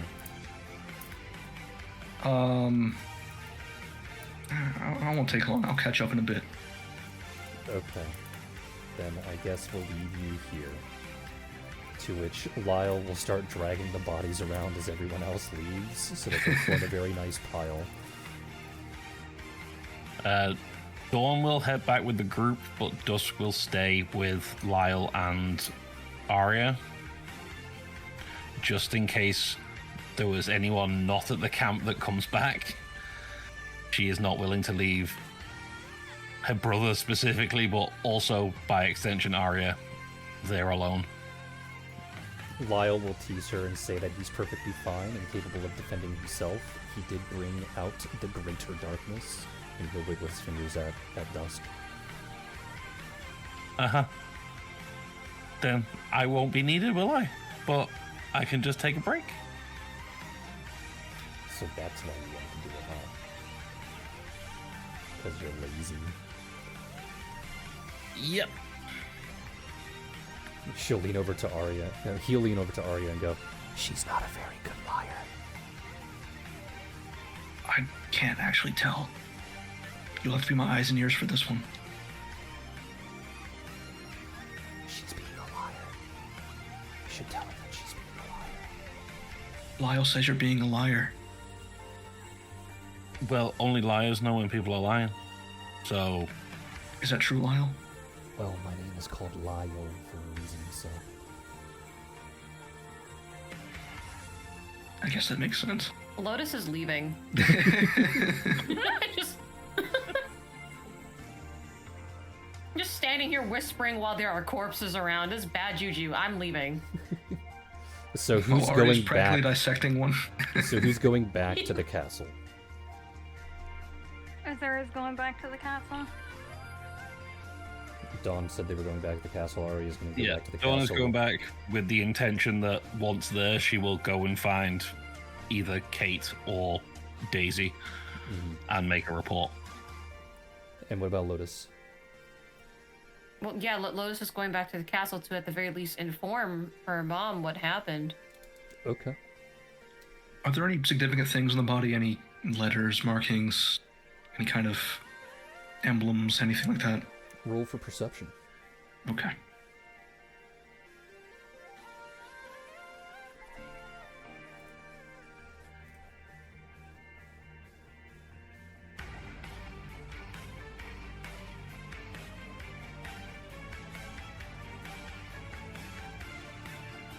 You do find stuff. As a matter of fact, you find a lot of emblems that are reminiscent of the Aquan Society. Go ahead and roll for appraise, if you have it. I do.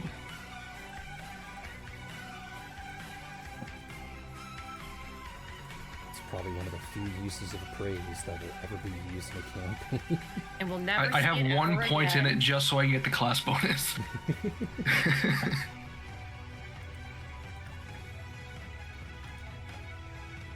I'm in the process of closing sheets. What'd you get? 26 total. 26. Alright, examining the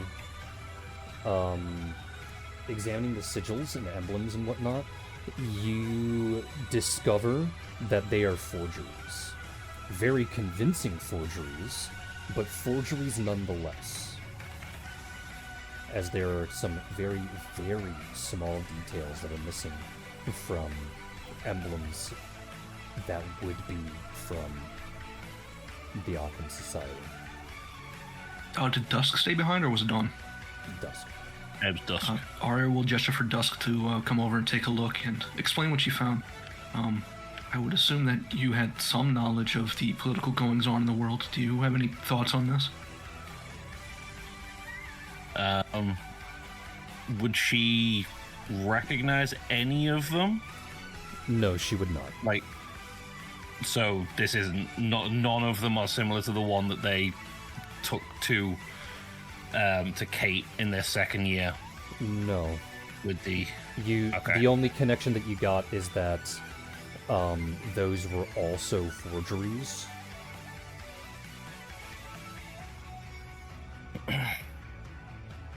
I don't really recognize any of them, but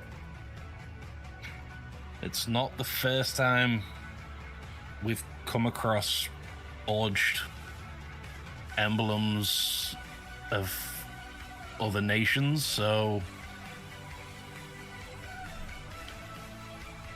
they're pretty good. So there's probably someone with some like high level backing behind them.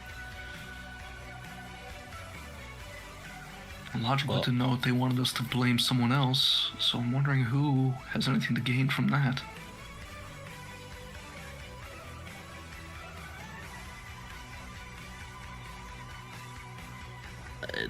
I don't really know.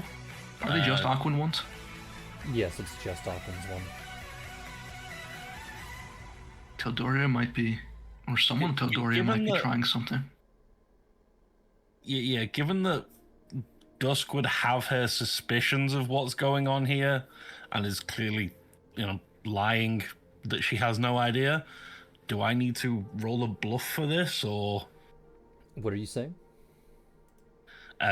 she's outright saying that she has no idea what's going on, and Oh. yeah, She would have to roll for what's- bluff, yeah. and this is checked against Arya's sense motive because your character would know, but has been instructed not to say anything.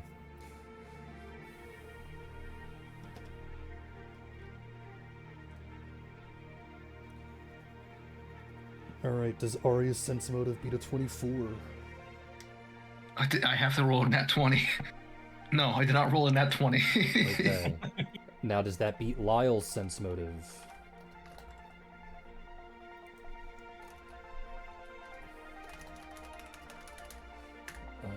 It's 12. Yes. You have somehow successfully lied to your brother. Hooray. Your friends and family cannot trust you. Congratulations. Yeah, but that's kind of a badge of honor within the Rogers household.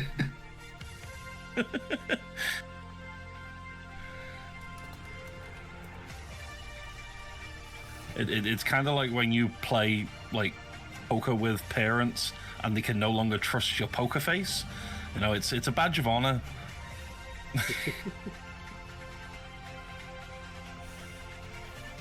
Alright, well, I guess the both of them shrug and collect the medals before marching off. To which, everyone will meet over in the castle while some wildly inappropriate music plays, I guess. Maybe I should play different music. You know, what does this one say? Rainy 7-Eleven night, cozy 90s lo-fi ambience for relaxation. Sure. Oh, $10 says it's an AI funny. generated thumbnail. I'm not even looking at it, and that's my guess. It is definitely labeled as AI, but whatever. If it's only here for 20 minutes, then it's only here for 20 minutes. I am a psychic. I'm gonna do my goddamn best to not use AI in anything that I've got, but I do know that it's been getting better and better, and yeah. At this point, I rely mostly on physical books for hard references, because Google fucking suppresses even the before 2022 shit that you can do. Good to know that they've changed even more for the worse. At the very least, YouTube does label shit as AI instead of not. The stuff it catches. The stuff it catches. I Yeah. guess that's fair.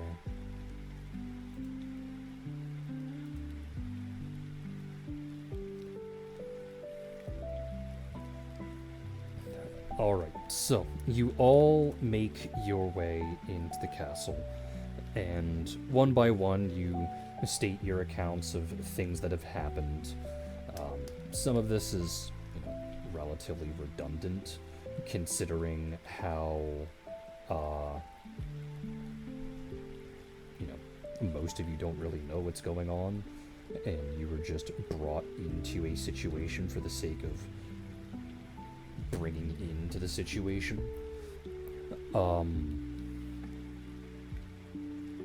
Then with the information brought forth by Arya, Lyle, and Dusk,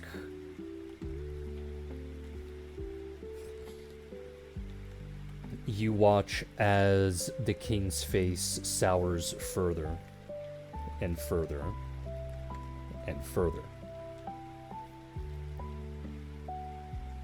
Most of you are unaware of what this means, but Lotus absolutely does know what this means. And this means that he is about to announce some extremely terrible news, or fly into a fit of rage. Or both. Oh.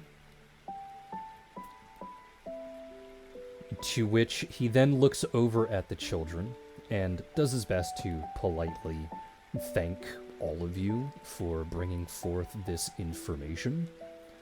But you can tell by the way that he speaks that he's holding back a lot of anger. To which he'll turn to his side and whisper back and forth with Leiku, to which the conversation starts off quiet at first, and then it gradually gets loud enough to be heard.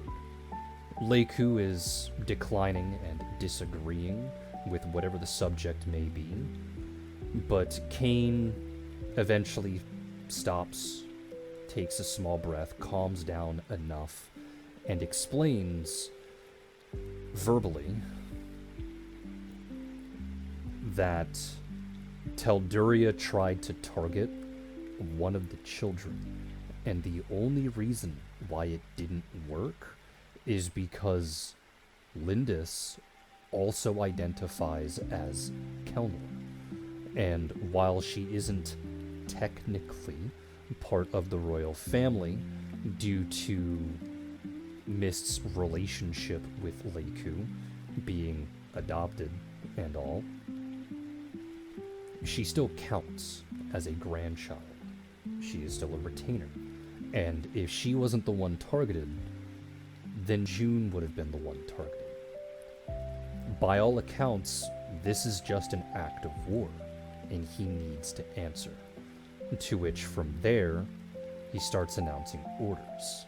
He starts yelling and barking at the soldiers nearby. He starts calling out to those who lurk in the shadows all the time, that being Daisy and Kate, to which both appear for a brief moment before vanishing, and then he turns to the children, specifically his children, and Lotus, I guess, and he says to the three of you that you will be transported to Ardwall, because the next heir apparent needs to be protected.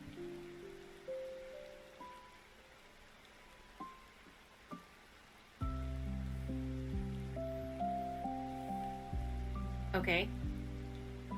Are there any objections from the three of you? Who is that? Because if I recall, I don't think the kids were ever told, right?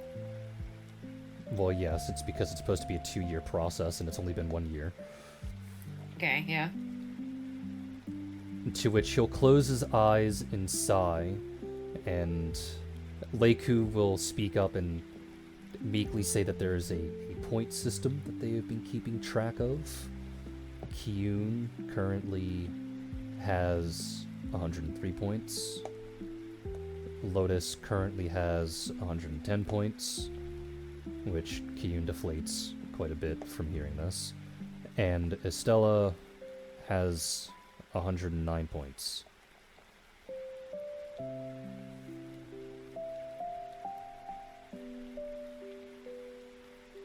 Oh.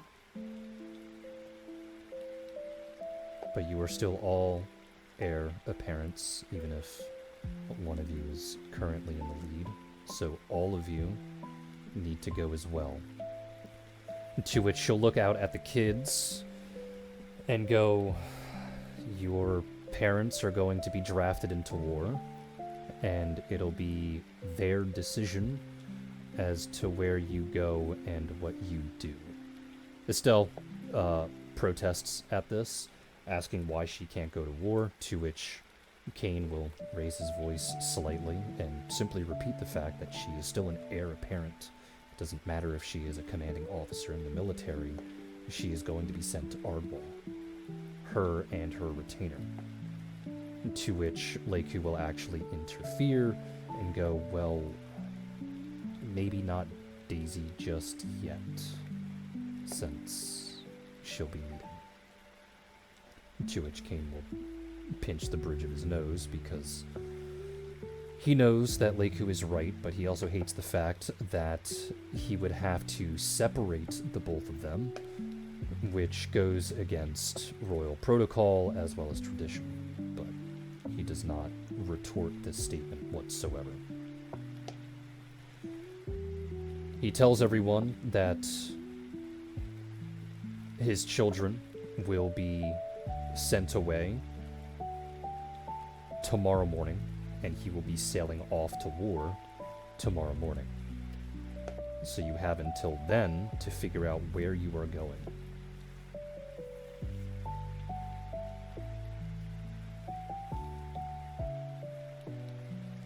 How old is Sammy at this point? How old Sorry, is go on. Sammy? Sammy.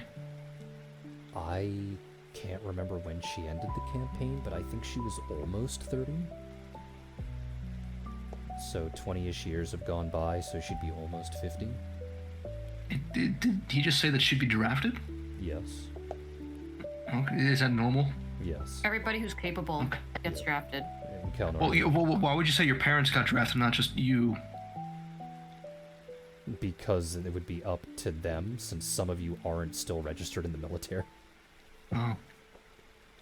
As for your parents, while I understand that some of them are also not registered in the military, they have proven their worth, and the majority of them have been given honorary titles. Oh, okay. So, Because I can understand Leighton as like a commanding role at a minimum, and he's Kane's right-hand man. I just didn't understand why Sammy would. yes. Well, I have an apartment in Ardwall. Nobody knows it's there except for the librarian and my mom and me. And now the rest of us, says Leiku. And I'm sure that Well, yeah. can only fit you and maybe one or two other people.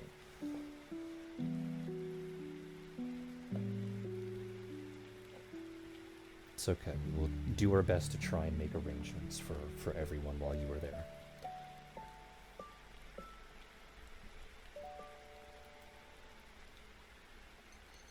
So, off everyone goes to try and talk to their parents, save for Dusk and Dawn, as they would get stopped first.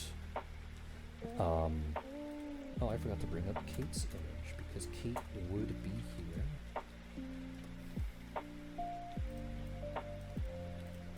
Hi, Kate.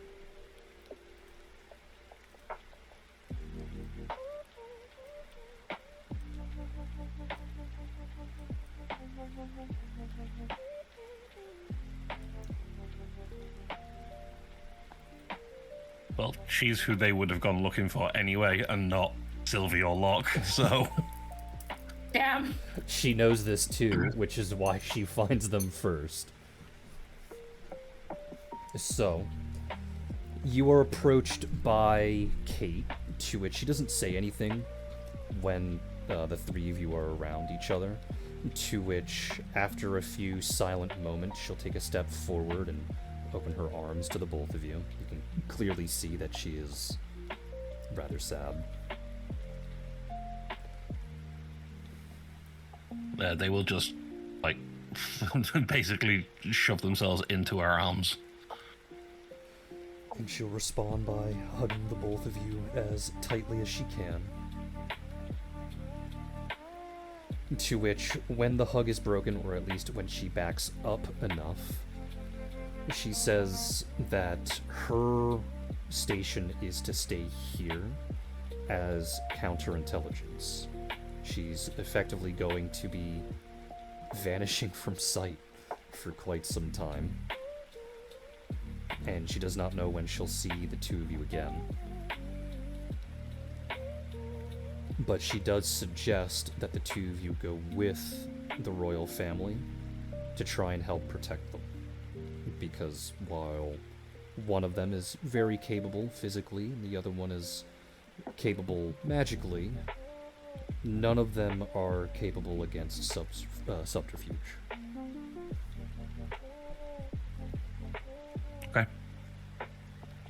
But you should probably talk to your parents first. Well, we need to go back with Lyle at first anyway, so... we can tell them that we're going then. Okay.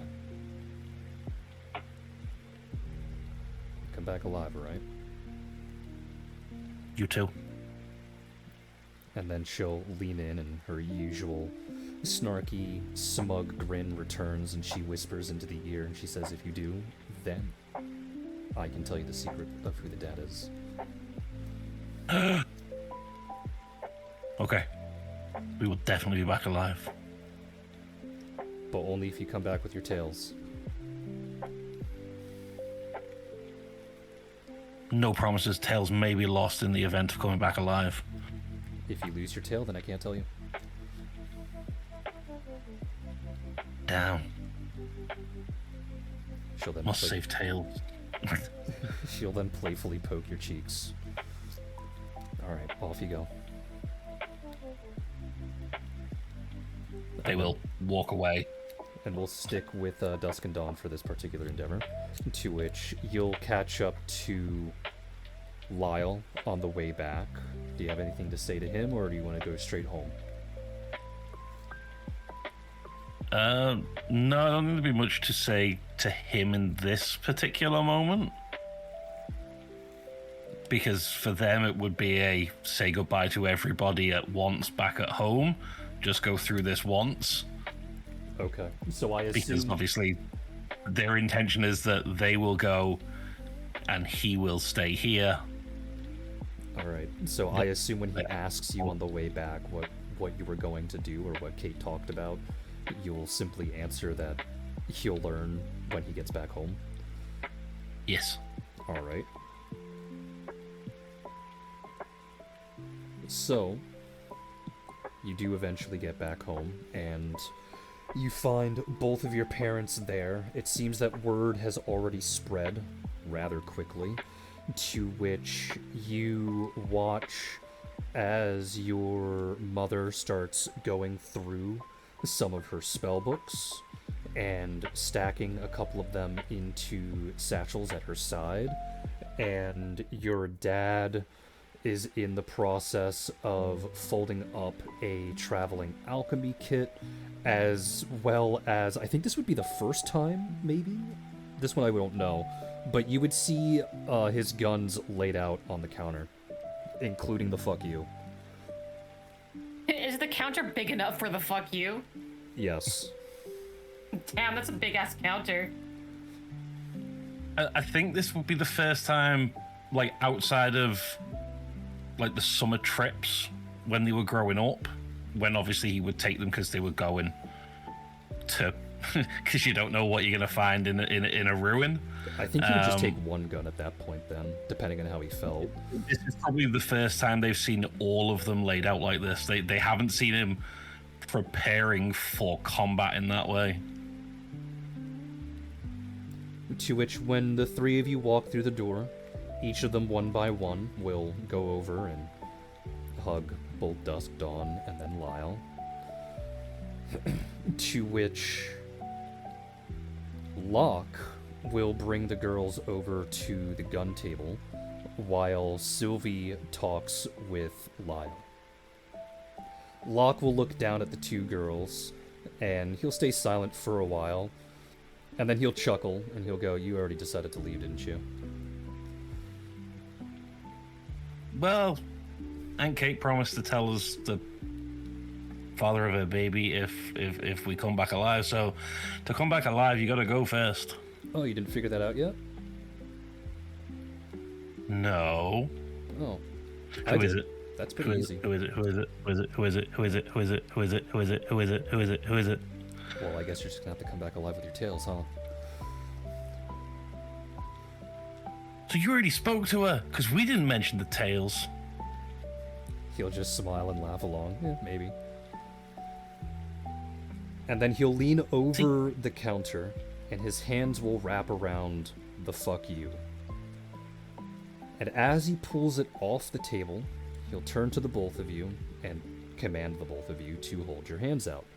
And he'll gently rest the gun in all four of your hands. To which his tone will get a bit more serious, and he'll say, "I'm going to give this to you. It saved my life. It saved the life of your cousins. It saved the life of your aunt and your uncle. As long as you have this, and you know how to utilize it, your grandmother will protect you."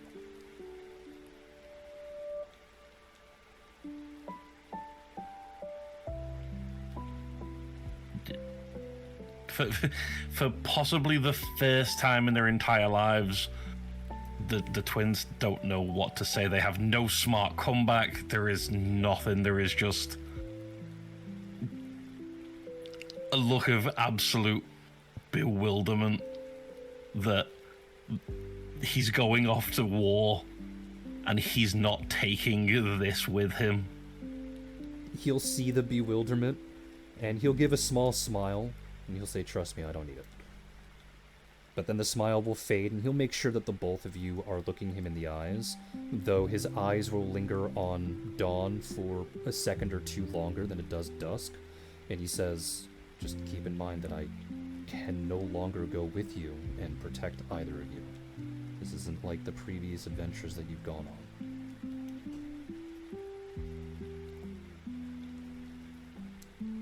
We understand. You make sure you two both come back safe as well. I know neither of you have training with this, so the both of you will need to work together to actually use it, okay? Uh-huh. And then he'll turn the gun over, and he'll show that he fastened a new piece to the bottom of the gun. He said if you're going to hold it so that someone else can fire, there are 2 little handles right here. Make sure you're holding the handles, and make sure that the barrel is not touching you. If it is, it will burn you. Okay. We understand.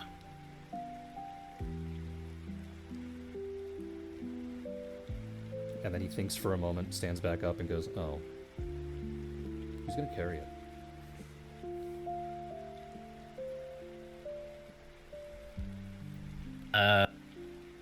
I mean, we got bags of holding.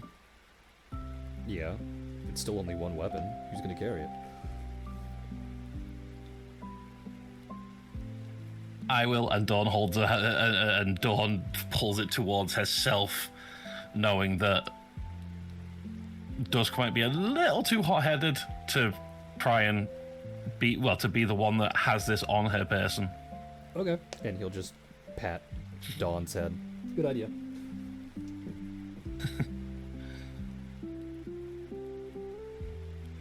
Alright. Just make sure you take care of your brother. Wait, he's coming with us.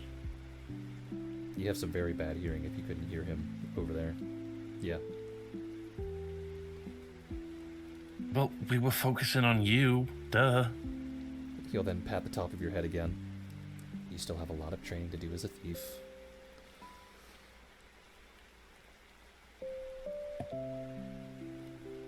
It's just unfortunate that you have to learn it this way. Hey, if you survived all those years, we can. And it's obviously Dusk that's saying that. True.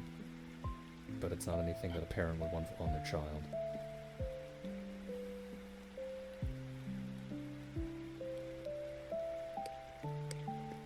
We'll make sure he's safe. And then he'll point sternly at the both of you. Actually, sternly.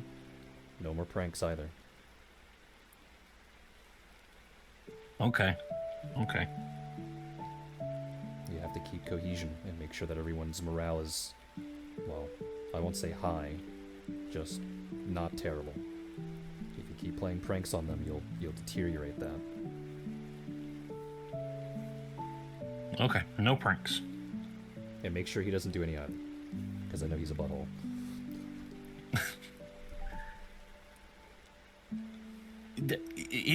Honestly, he will focus it on us anyway. He took Mum's rule really seriously on, not upsetting anyone that isn't family.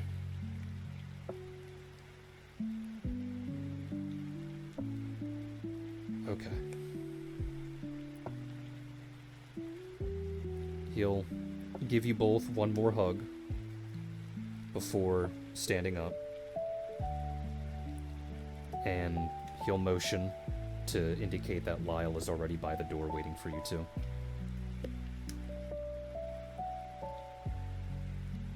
They will turn away from Locke, and they will both run and hug Sylvie before they head towards the door.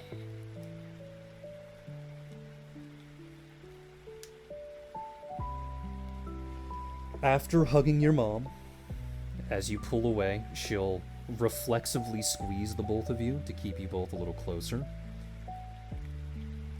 And before you can get too far, she'll say, I was in the process of enchanting this. I guess my timing was rather poor. I was going to gift this to you later once we heard better news about your particular set of talents from either of your teachers. but it seems that you're going to need it now. And she'll hold up 2 rings, to which when you put them on, you immediately recognize them as Ring of Protection. They are simple +1s, though. Uh-huh. I would assume that, being the eldest, Lyle received Locke's necklace that was made as the Layla memorial. No. Locke knows that he'll need it for himself. Fair.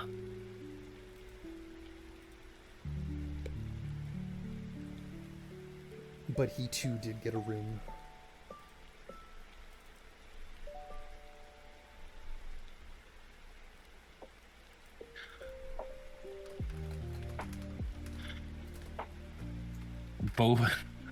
Both girls will say thank you, and they both say, you make sure that Dad stays safe. He likes to do things on the risky side, and it's been a while since he had more than a ruin to delve into, so... She'll smile at this and go, I really think I don't already know that.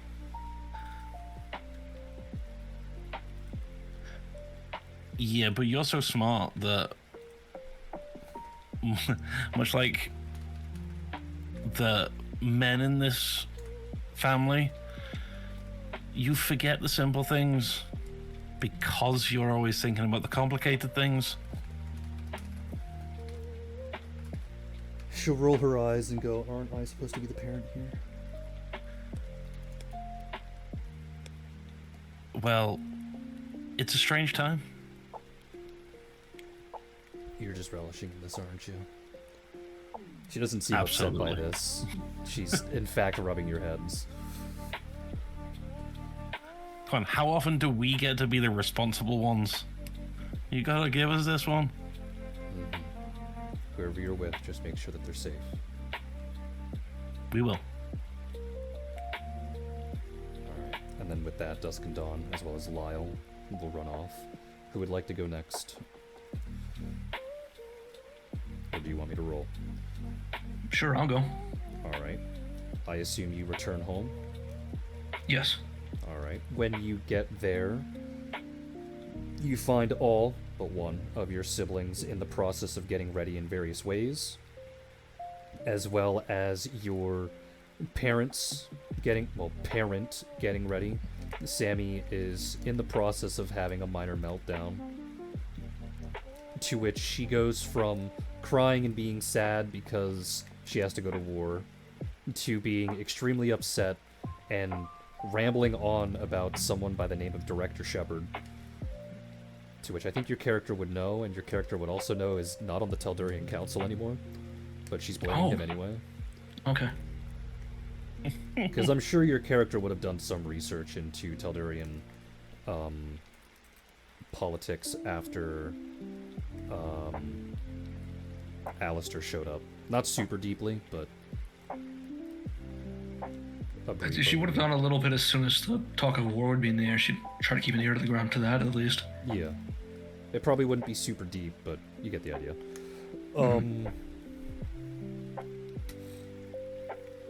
Just bouncing back and forth between that to being upset that she has to go and, you know, be away from the hotel, to the point that the person packing her belongings is Leighton. You notice the others. Noct is packing, but it doesn't seem to be packing for war. It seems to be packing to move. Kari seems to be in the process of packing for war. Same thing with Kai.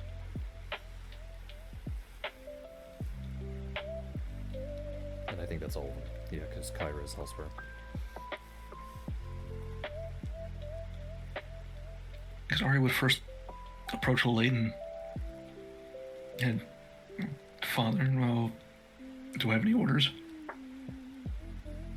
He looks over at you before smiling the way that he usually does, and he goes, "Would you like some?"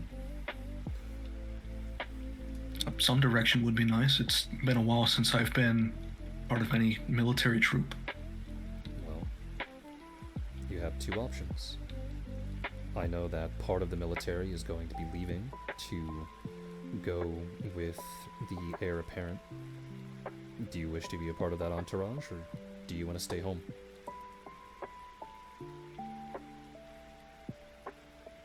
I'm not sure where I'd be the most useful. I would argue that you'd be equally useful, regardless of where you go. The only difference would be that your big alchemy set really can't go with you, but it's not that much of a trouble to get you a traveling one. I already own one, but then I think I'd prefer to travel, and maybe it may offer more opportunity for my own research. Okay. Well, before you go, make sure you tell the others. While Noct is not participating in this war as a soldier, he is going to be acting as a courier, so you may see him from time to time. But Kari and Kai are here. Sammy and I will also be here. Do you think Mother's going to be okay? She's the reason why I'm stuck here, so I think no. Then I wish you the best of luck. Yeah. Hopefully this is not going to drag on quite a bit. Because my orders is to effectively camp out the Mercenary Guild Hall to see if Telduria does anything brash or unexpected before the warships arrive on the capital. That seems reasonable. Yeah. But if you wish to travel, then just make sure you get back to the castle so that, or at least in time, before their ship departs, okay? Absolutely. And she will hug Layton. And he will hug back, a little bit tighter than usual. Is Sammy in a huggable state right now? Where is she? Well, Sammy is always in a huggable state because she is 3 foot nothing and orb-shaped, so she's basically just a ball, if that's what you're referring to. She is nearby. Is she sitting still, or is she bouncing off the walls, throwing a tantrum? she is throwing a tantrum, but it's not bouncing off the walls. She'll stand up, collect herself a little bit, do probably about 30 seconds worth of packing, and then start stamping her feet and complaining again. Okay, well, alright, we'll go to her next and try to give a hug before saying anything, to try and at least get her to sit still for a moment. She will accept the hug. She is doing her best to sit still. She has the largest frown that you have ever seen on her face. Mother, I'm afraid I'll be traveling during this coming conflict. And then she'll continue pouting, mumbling something about how she would be too, but Kane won't let her because she's not trustworthy and he's a stupid butthole, and she doesn't like him anymore. You are a homemaker. I believe defending the home may be your best role. And then she'll complain again about how Kane said something similar in the letter that was sent, but she doesn't like it, she still hates it, she doesn't want to do it. And Layton will just pat the top of her head, and she'll calm down a little bit. She'll give Sammy another hug, and I'll attempt to send Mel back here if I'm able to. Okay.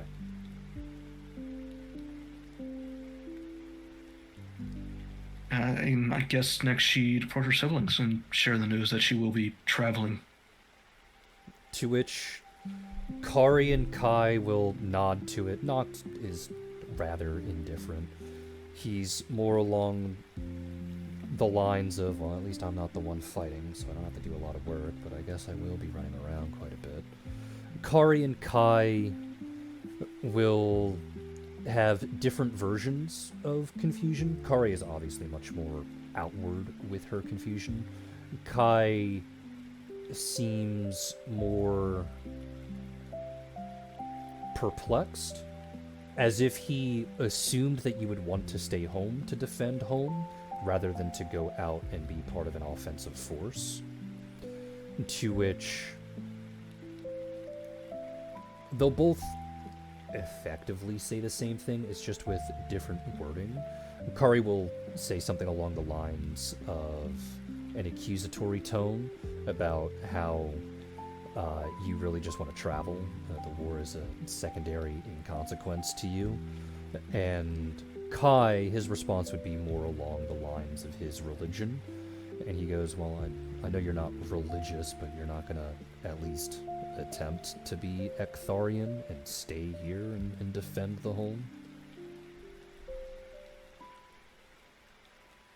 Well, Kari, you are not completely incorrect. If I'm to be equally useful here or there, I'd rather be there, in which case I can further my studies and become even further useful in my life later on. As for Ektharian, just to recap, the traveling group, they're also helping the heirs apparent, right? Yeah. Yeah. As for being Ektharian, I am still defending a particularly valuable asset to Kelnor as a kingdom, even if it's not home. That will be my purpose. Kai will stare at you for a moment and then nod along and go, I guess that's an acceptable answer. Don't entirely agree, but my priorities are elsewhere. And I am sure you will both excel at your priorities here.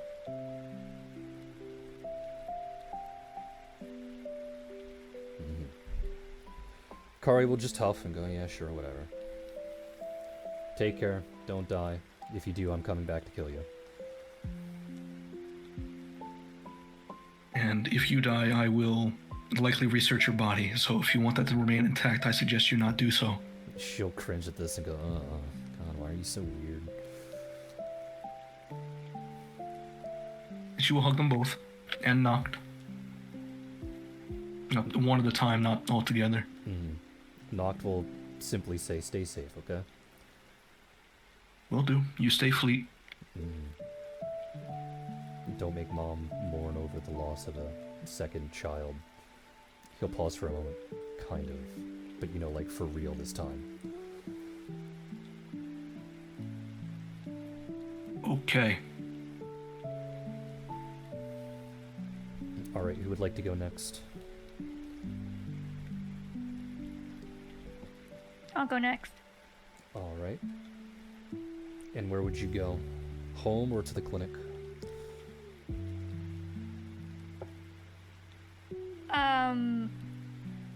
I mean, I imagine...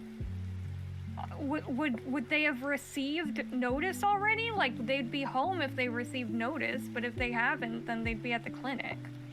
Well, Felicity would be Right? at home. Yeah. That's why I asked. she'd go home. Technically, they would be in two different locations at this part in time. Yeah, she would go home because she knows that everybody else would come home. You know what I mean?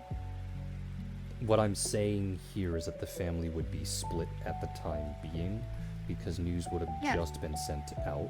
Sure, it would have gotten there before you arrived, because, they run, you walked type of situation. Felicity and...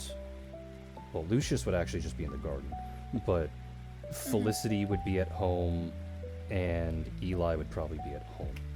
And then the other two would be at the clinic still. That's why I asked. Yeah, no, but what I'm saying is she'd go home because she knows that anybody not at home would end up going home eventually. You know what I mean?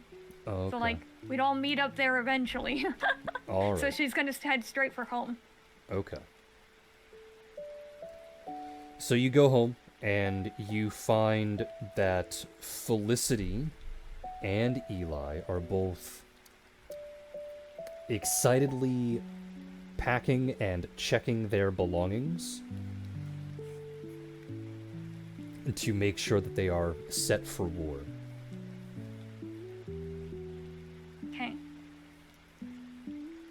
I realize I actually have to say things now. Shit. Azura goes up to both of them. Mom? Yeah. You're going? You're going? Well, I'm going out with the war fleets, because one of those boats is mine. And I don't mean like, oh, I'm the commanding captain of the ship. No, I own the boat, so they have to bring me along. And she'll smile You know what? at That's this. very fair. But you seem a little more excited than just owning a boat. Well, yeah, I get to beat the shit out of people again. It's really fun. I may be old and infirm, and she'll shake her wrists a little bit, but I can still lift my shield, which means I can still bash in some skull. Is Ellie going with you? No, she is not at a high enough rank. She is forced to... But he... Right, I forgot you changed it to Yeah, I was he. like, I think Ellie's a he. Yeah, Sorry. Ellie's a he now, right? Because that was changed. No, he Yeah. is, he's staying back because he is not a high enough rank to which, they'll pout. It's just not fair and stupid. I have to just play guard duty to a single building. She'll be like, it's fine. Once we land, then you can come through and you can help beat everyone up. And you'll be like, okay, fine. But still, Well, I mean, Mom should be here soon. I suppose we can discuss where I'm going at that point. Mm-hmm. To which, at around this time, the door will open and close, and when you turn around to look, it's just Lucius, because he's closer. Hello, Lucius. And Where are you going? He'll look around and see that two people are packing. He'll notice that you say hello, and he'll go, well, I'm a retainer, so I have to go get my stuff. Apparently I'm now being moved into the castle. Oh, that's nice of you. I guess.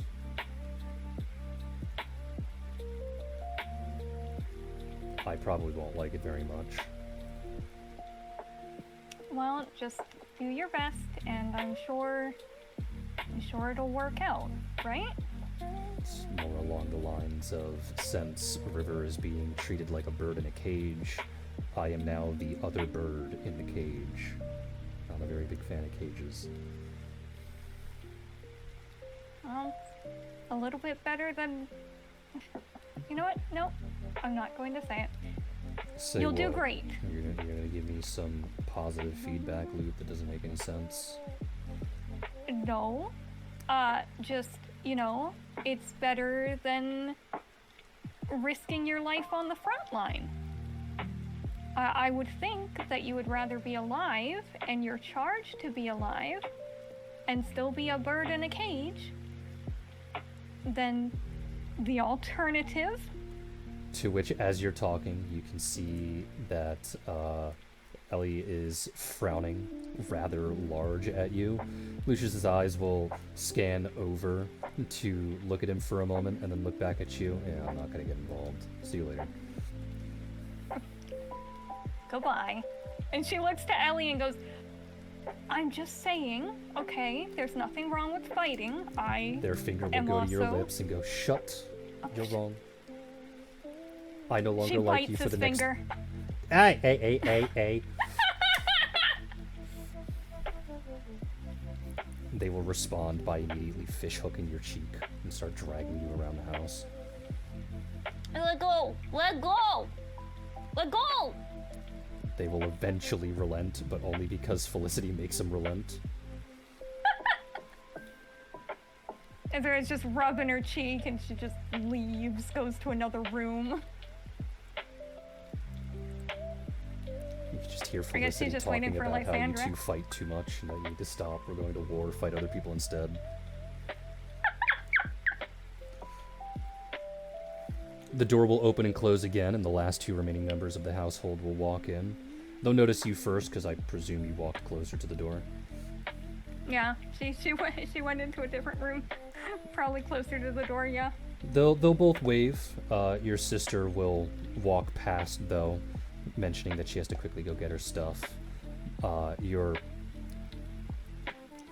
would be the label of this one? If that the other one's mom, is this one mother? No, it's just mom and mom. Moother. Okay. Moother. Yeah. You don't get to figure out which one it is, that she's talking about until they show up. Yeah, I It's just guess. mom and mom. Which mom? Yeah, I guess.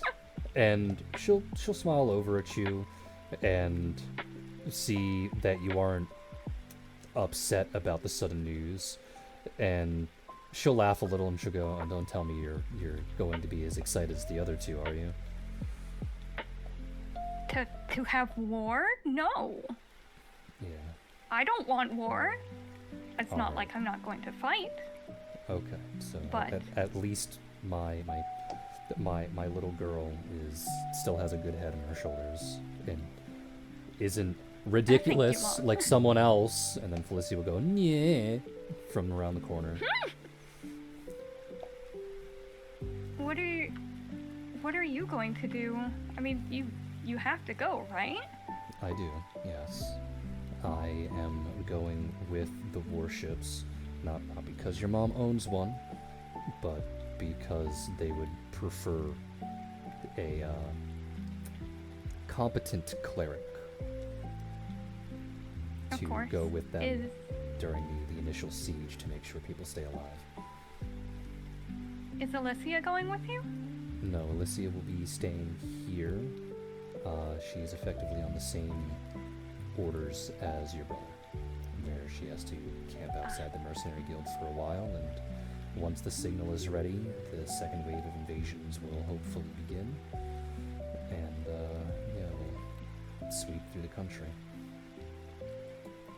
I see. don't Where think should the I be country. going? Well, do you want to participate in the war? Yes, I think I'm quite needed, aren't I? It's not a matter of need. I don't recall you being a part of the military. You didn't re-sign up, right? Well, I went and did a little bit, but I don't think it's really. It's not the structure for me, I think. She kind of says that a little low so Felicity doesn't hear. That's why I ask if you want to participate at all. There's no shame in just staying home and making sure that the people around you are safe.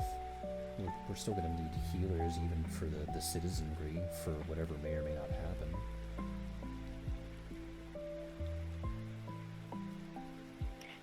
Azura kind of looks like she's thinking a bit now. And she says, no, I want to go. I want to go. She'll stare back at you and her eyes will narrow a bit and go, "This has nothing to do with the war, does it?" Mom, what are you trying to say? Why are you looking at me like that? Well, if you want to go and you're not particularly, interested in this particular conflict, then there's only one thing that you would take this opportunity to leave for, and that is to find answers of things that I told you shouldn't be looking for. Azura just simply smiles now and goes, Mom, how am I going to find answers for things you told me I shouldn't be looking for in the middle of war? Because you're nosy. So there's something out there, is what you're trying to say, and I shouldn't go looking for it. No, I'm saying that you want to go because you're nosy. I like to think of it as inquisitive. You're nosy, but I'm not going to stop you. It would be best that if you do leave, you go with the royal apparent so that they at least have some kind of protection. Just don't annoy them too much. They will have other tacticians there. I won't annoy anyone. You sure? You didn't annoy anyone when you came home today? Well, you see, Lucius has his own opinions, and Elior is a brat. Are you saying you're not also a brat with your own opinions? I have my own opinions, but I treat them very solemnly, like I will treat this war. You're a very bad liar. But that's I'm okay, working you're on still it. my kid. She'll then She lean goes in down for and a give you a hug. hug. Because I think she is taller. I think no. I Or are they think the same actually height? Like, I know they're no. I both think for Azura's like an something. inch taller. Oh, okay, because I know they're both for Yeah. something, but I thought she was slightly taller. No, Lysandra is like 4'1" and Azura is 4'3" or something. Okay. Yeah. So she I thought goes it was in for other the way hug. around. But alright, Nah. she'll go over and she'll hug, squeezing tight, and she'll whisper in your ear that to stay safe, because if you die, she will come and find you, and then she will bring you back here, and you will be grounded forever. But I'll be dead. Are you going against your mother's word? No, nope, not a single iota of against. Mom, thank you. Then don't die, Please make because sure I that will everyone find you, gets and then home. I will bring you back here, and then I will ground you for the rest of your life. Okay. But you have to come back too. You and Mom. And Ellie. And then she'll raise an Okay. eyebrow and say, not Alicia or Lucis? Oh, I forgot Alicia was going. And Alicia. You know, I honestly think she could handle it herself. And then she'll Alicia look at says you a with bird in a cage. and then she'll look at you with disbelief and nothing about your other brother. Okay, I see where you're. Alicia says a bird in a cage. He's gonna be fine. It's usually the What's worst gonna place happen? to be. Oh, don't tell him that. I think he already knows. Suppose so. Alright. I'll see you when I see you, okay? Yes, Mom. She gives her another hug, just to be sure. And then after the hug, she'll point a finger at you. I mean it. Don't die. I'll try. And she runs upstairs to go and pack. Alright, Lotus. Hello. Where would she go? Because, she already talked to one side of the family. Well, she hasn't really talked to her mom personally, so she's gonna talk to her other mom first, and then come back to Lake. Okay. So you will go to Rose and Catan's place, to which when you get there you will see that Catan, Layla, and Lilac are packing. Okay. Rose is not. What the She's gonna walk up to her mom and go, Mom, why aren't you packing? Well, you see, during an invasion, you need to be able to see where your allies are before you rain hellfire upon them.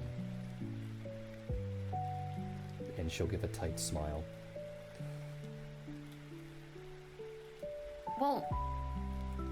Well, but other mom, said that you blew up a ship. Yes, and almost half of my friends.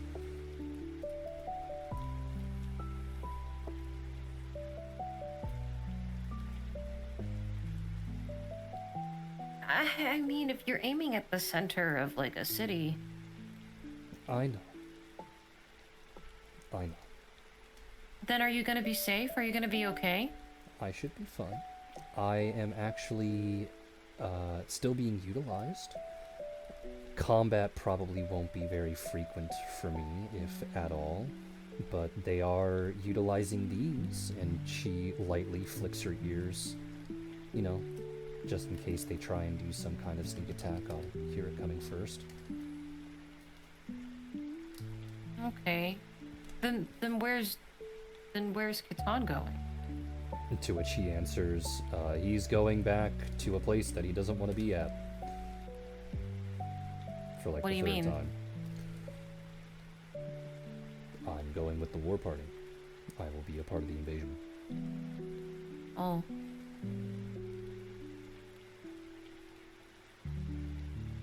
And I have to go. I was told that I have to go.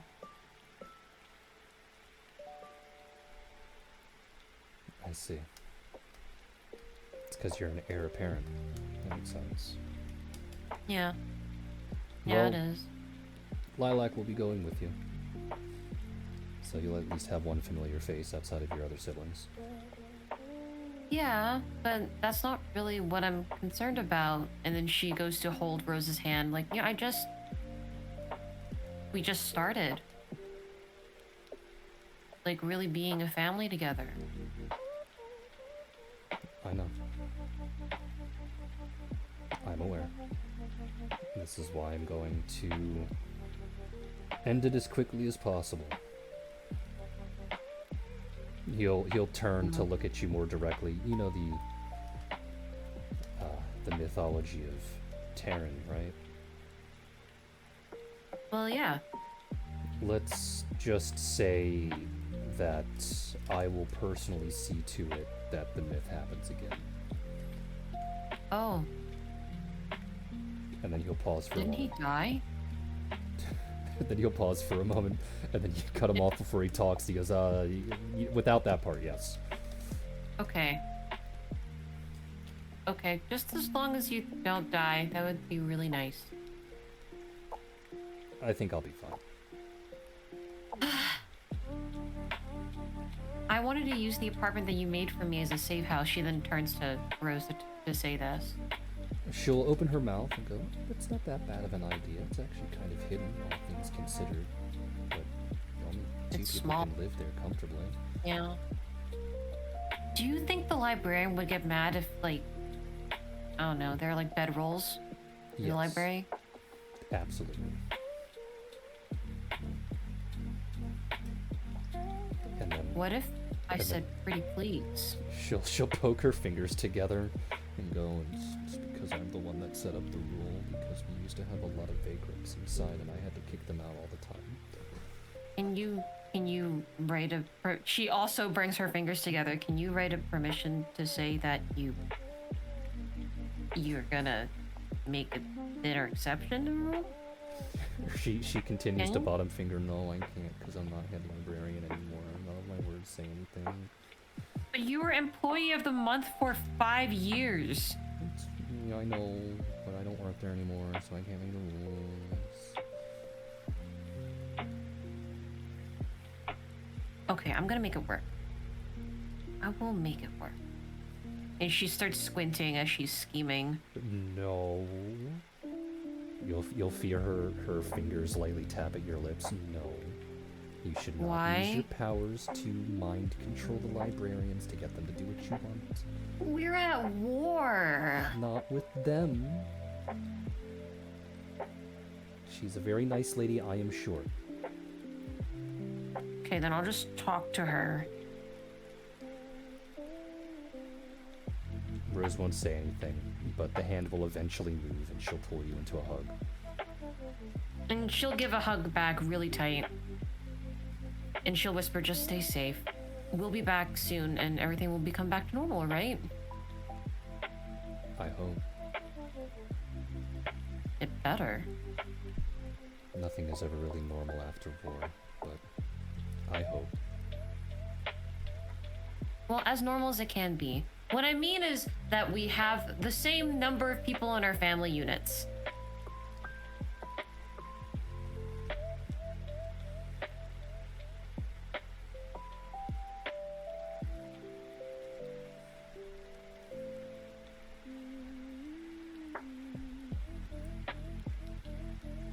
She tries to talk, but she doesn't really know how to answer. Especially since it's clear that something else is on her mind. Her hands will return to your face with her thumbs pressing gently against your cheeks, just underneath your eyes. And she says, "Just make sure you keep practicing these, okay? Because I can't help you with this anymore." Okay. I will, I promise. Lilac and I both will. And if you come back blind, then,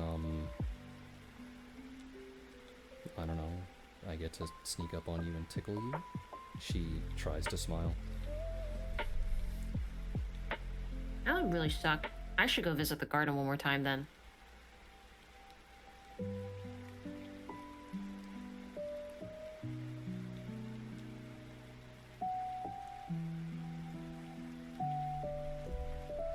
Yeah, you should probably talk to Leiku about all this. Okay. All right. Maybe your other siblings as well, but I think they'll be okay. They might be a bit upset, but I think they'll be okay. Okay. Well, we're all kind of going to the same place, so. Well, But Jade, and except for Jade and River and yeah, Jade and River are gonna be stuck here. yeah. Yeah, I think I will go talk to them. But you stay safe. I'll do my best. You stay safe as well, That is- okay? Okay, I will. And then she will give Katan a hug as well and ask him to stay safe too. And then she will pass by Lilac and pat her head and go, okay, I'll meet you in the garden with everybody else. Catan will laugh at the statement and go, I'm not gonna be trapped in there with them. They're gonna be trapped in there with me. Okay, then I hope you give me some cool stories to listen to. Would you like some cool spoils of war? Lotus will become the horse and go such as. Catan will make the exact same face in return. Is there anything in particular?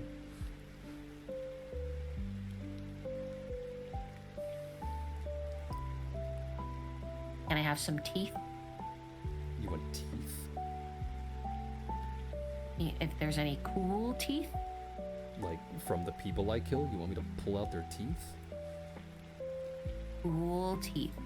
Oh, or maybe some weapons. We can use them as decoration. Or at the very least, I can use it as like a sounding cane for when I turn blind. I can try and find a cool weapon for you to use as a sounding cane when you're blind. Oh, or a staff. Oh, maybe if there are some, I don't know, enchanted jewelry. And she's Catan like will still eventually just walking. put his hand over your mouth and go, I'll find you a good walking stick. Okay. He'll then pat your cheek and then go and then say, why are you so fucking weird? and, then, Covered in blood. and then go back to doing what he was doing before. Well, she made him laugh, so you know. That's kind of her point. So she'll pat Lilac's head, say that she'll meet Lilac in the garden with everybody else, and then she's gonna go to the garden to go talk to her siblings that will be stuck in the palace, as well as her mother, who is stuck in Kelnor. Lilac will do her usual blepu when she is patted. Very silly. I love my sister. And then I guess you go and you talk to Jade, who I also forgot to put up. Oh my god. Just Sorry, I bones. went to go look back at the screen and it's just tits. That's my sister.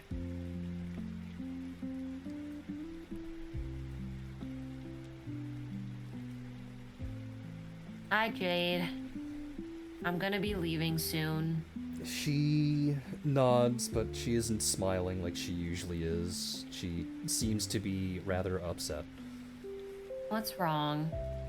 Well, I'm sure you've already heard if you went back to your other family to talk about it, but since I'm not part of the military, but I am still a royal child, I'm gonna be stuck here, trapped like a, I don't know, a rat in a cage, I guess.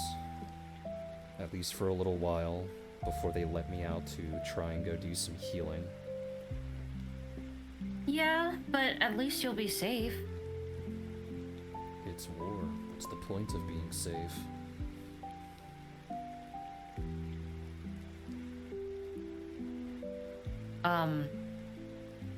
You being alive? I don't know. Like, What I mean is that it's inevitable that everyone involved simply isn't safe. So I shouldn't worry about trying to stay safe. you're my sister. I kind of want you to be safe. Yeah, I'd like you to be safe too. But what if Or follows you as well? Doesn't mean that you can stay safe. Guess that's fair. Well, I'll be going into hiding, so I don't really think there's gonna be much showboating around. That's fair. But this is Telduria that we're talking about after all. Sure you remember Dad complaining about them incessantly. Yeah. Yeah.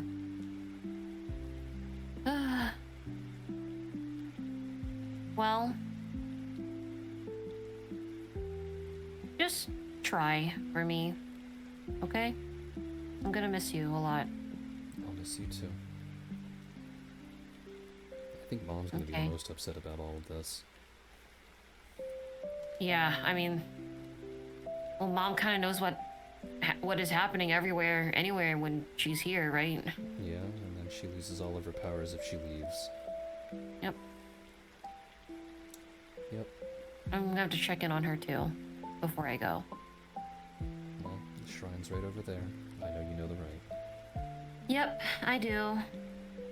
I will. I'm gonna go. I'll see you later, safe and sound, okay? Mm-hmm. All right. And she'll go walk over to the shrine that is underneath the cherry blossom tree, and then she'll do her prayer. Unlike usual, instead of being sucked into the shrine, Leiku will actually leave it. Oh, okay. And she won't say anything. She'll immediately pull you into as tight a hug as she can.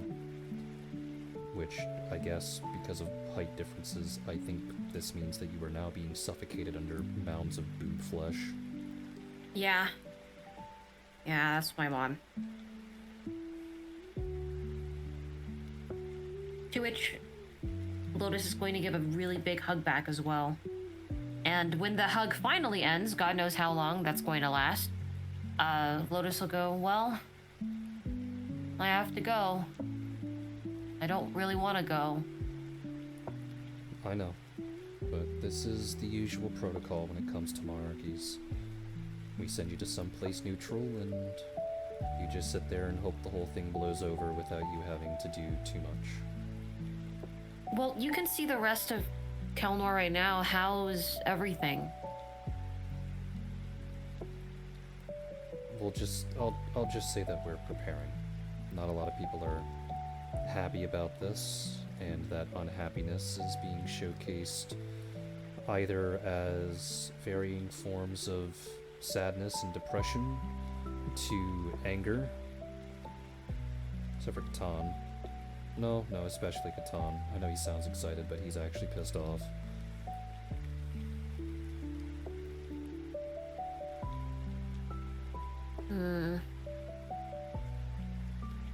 And what about Dad? Are you gonna go with him? Or, well, you kind of have to stay here, right? I can't go with him.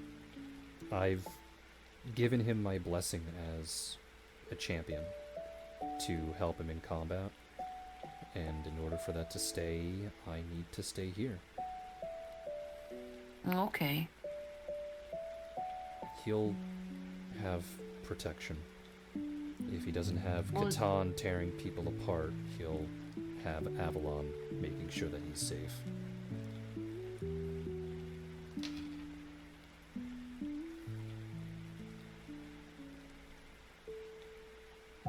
Can I still write to you while I'm gone? You can try. I don't entirely know how the letters will get here, but you can try. You'll probably have to ask when you get there, though, to see how that works. Okay.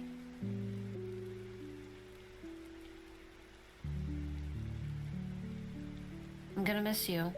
I'll miss you too. And that'll be the end of today's session. Alright, Hooray. so I would like to thank you all for being here. I'd like to thank you all for coming out. I hope you all enjoy the rest of your afternoon, evening, and good night.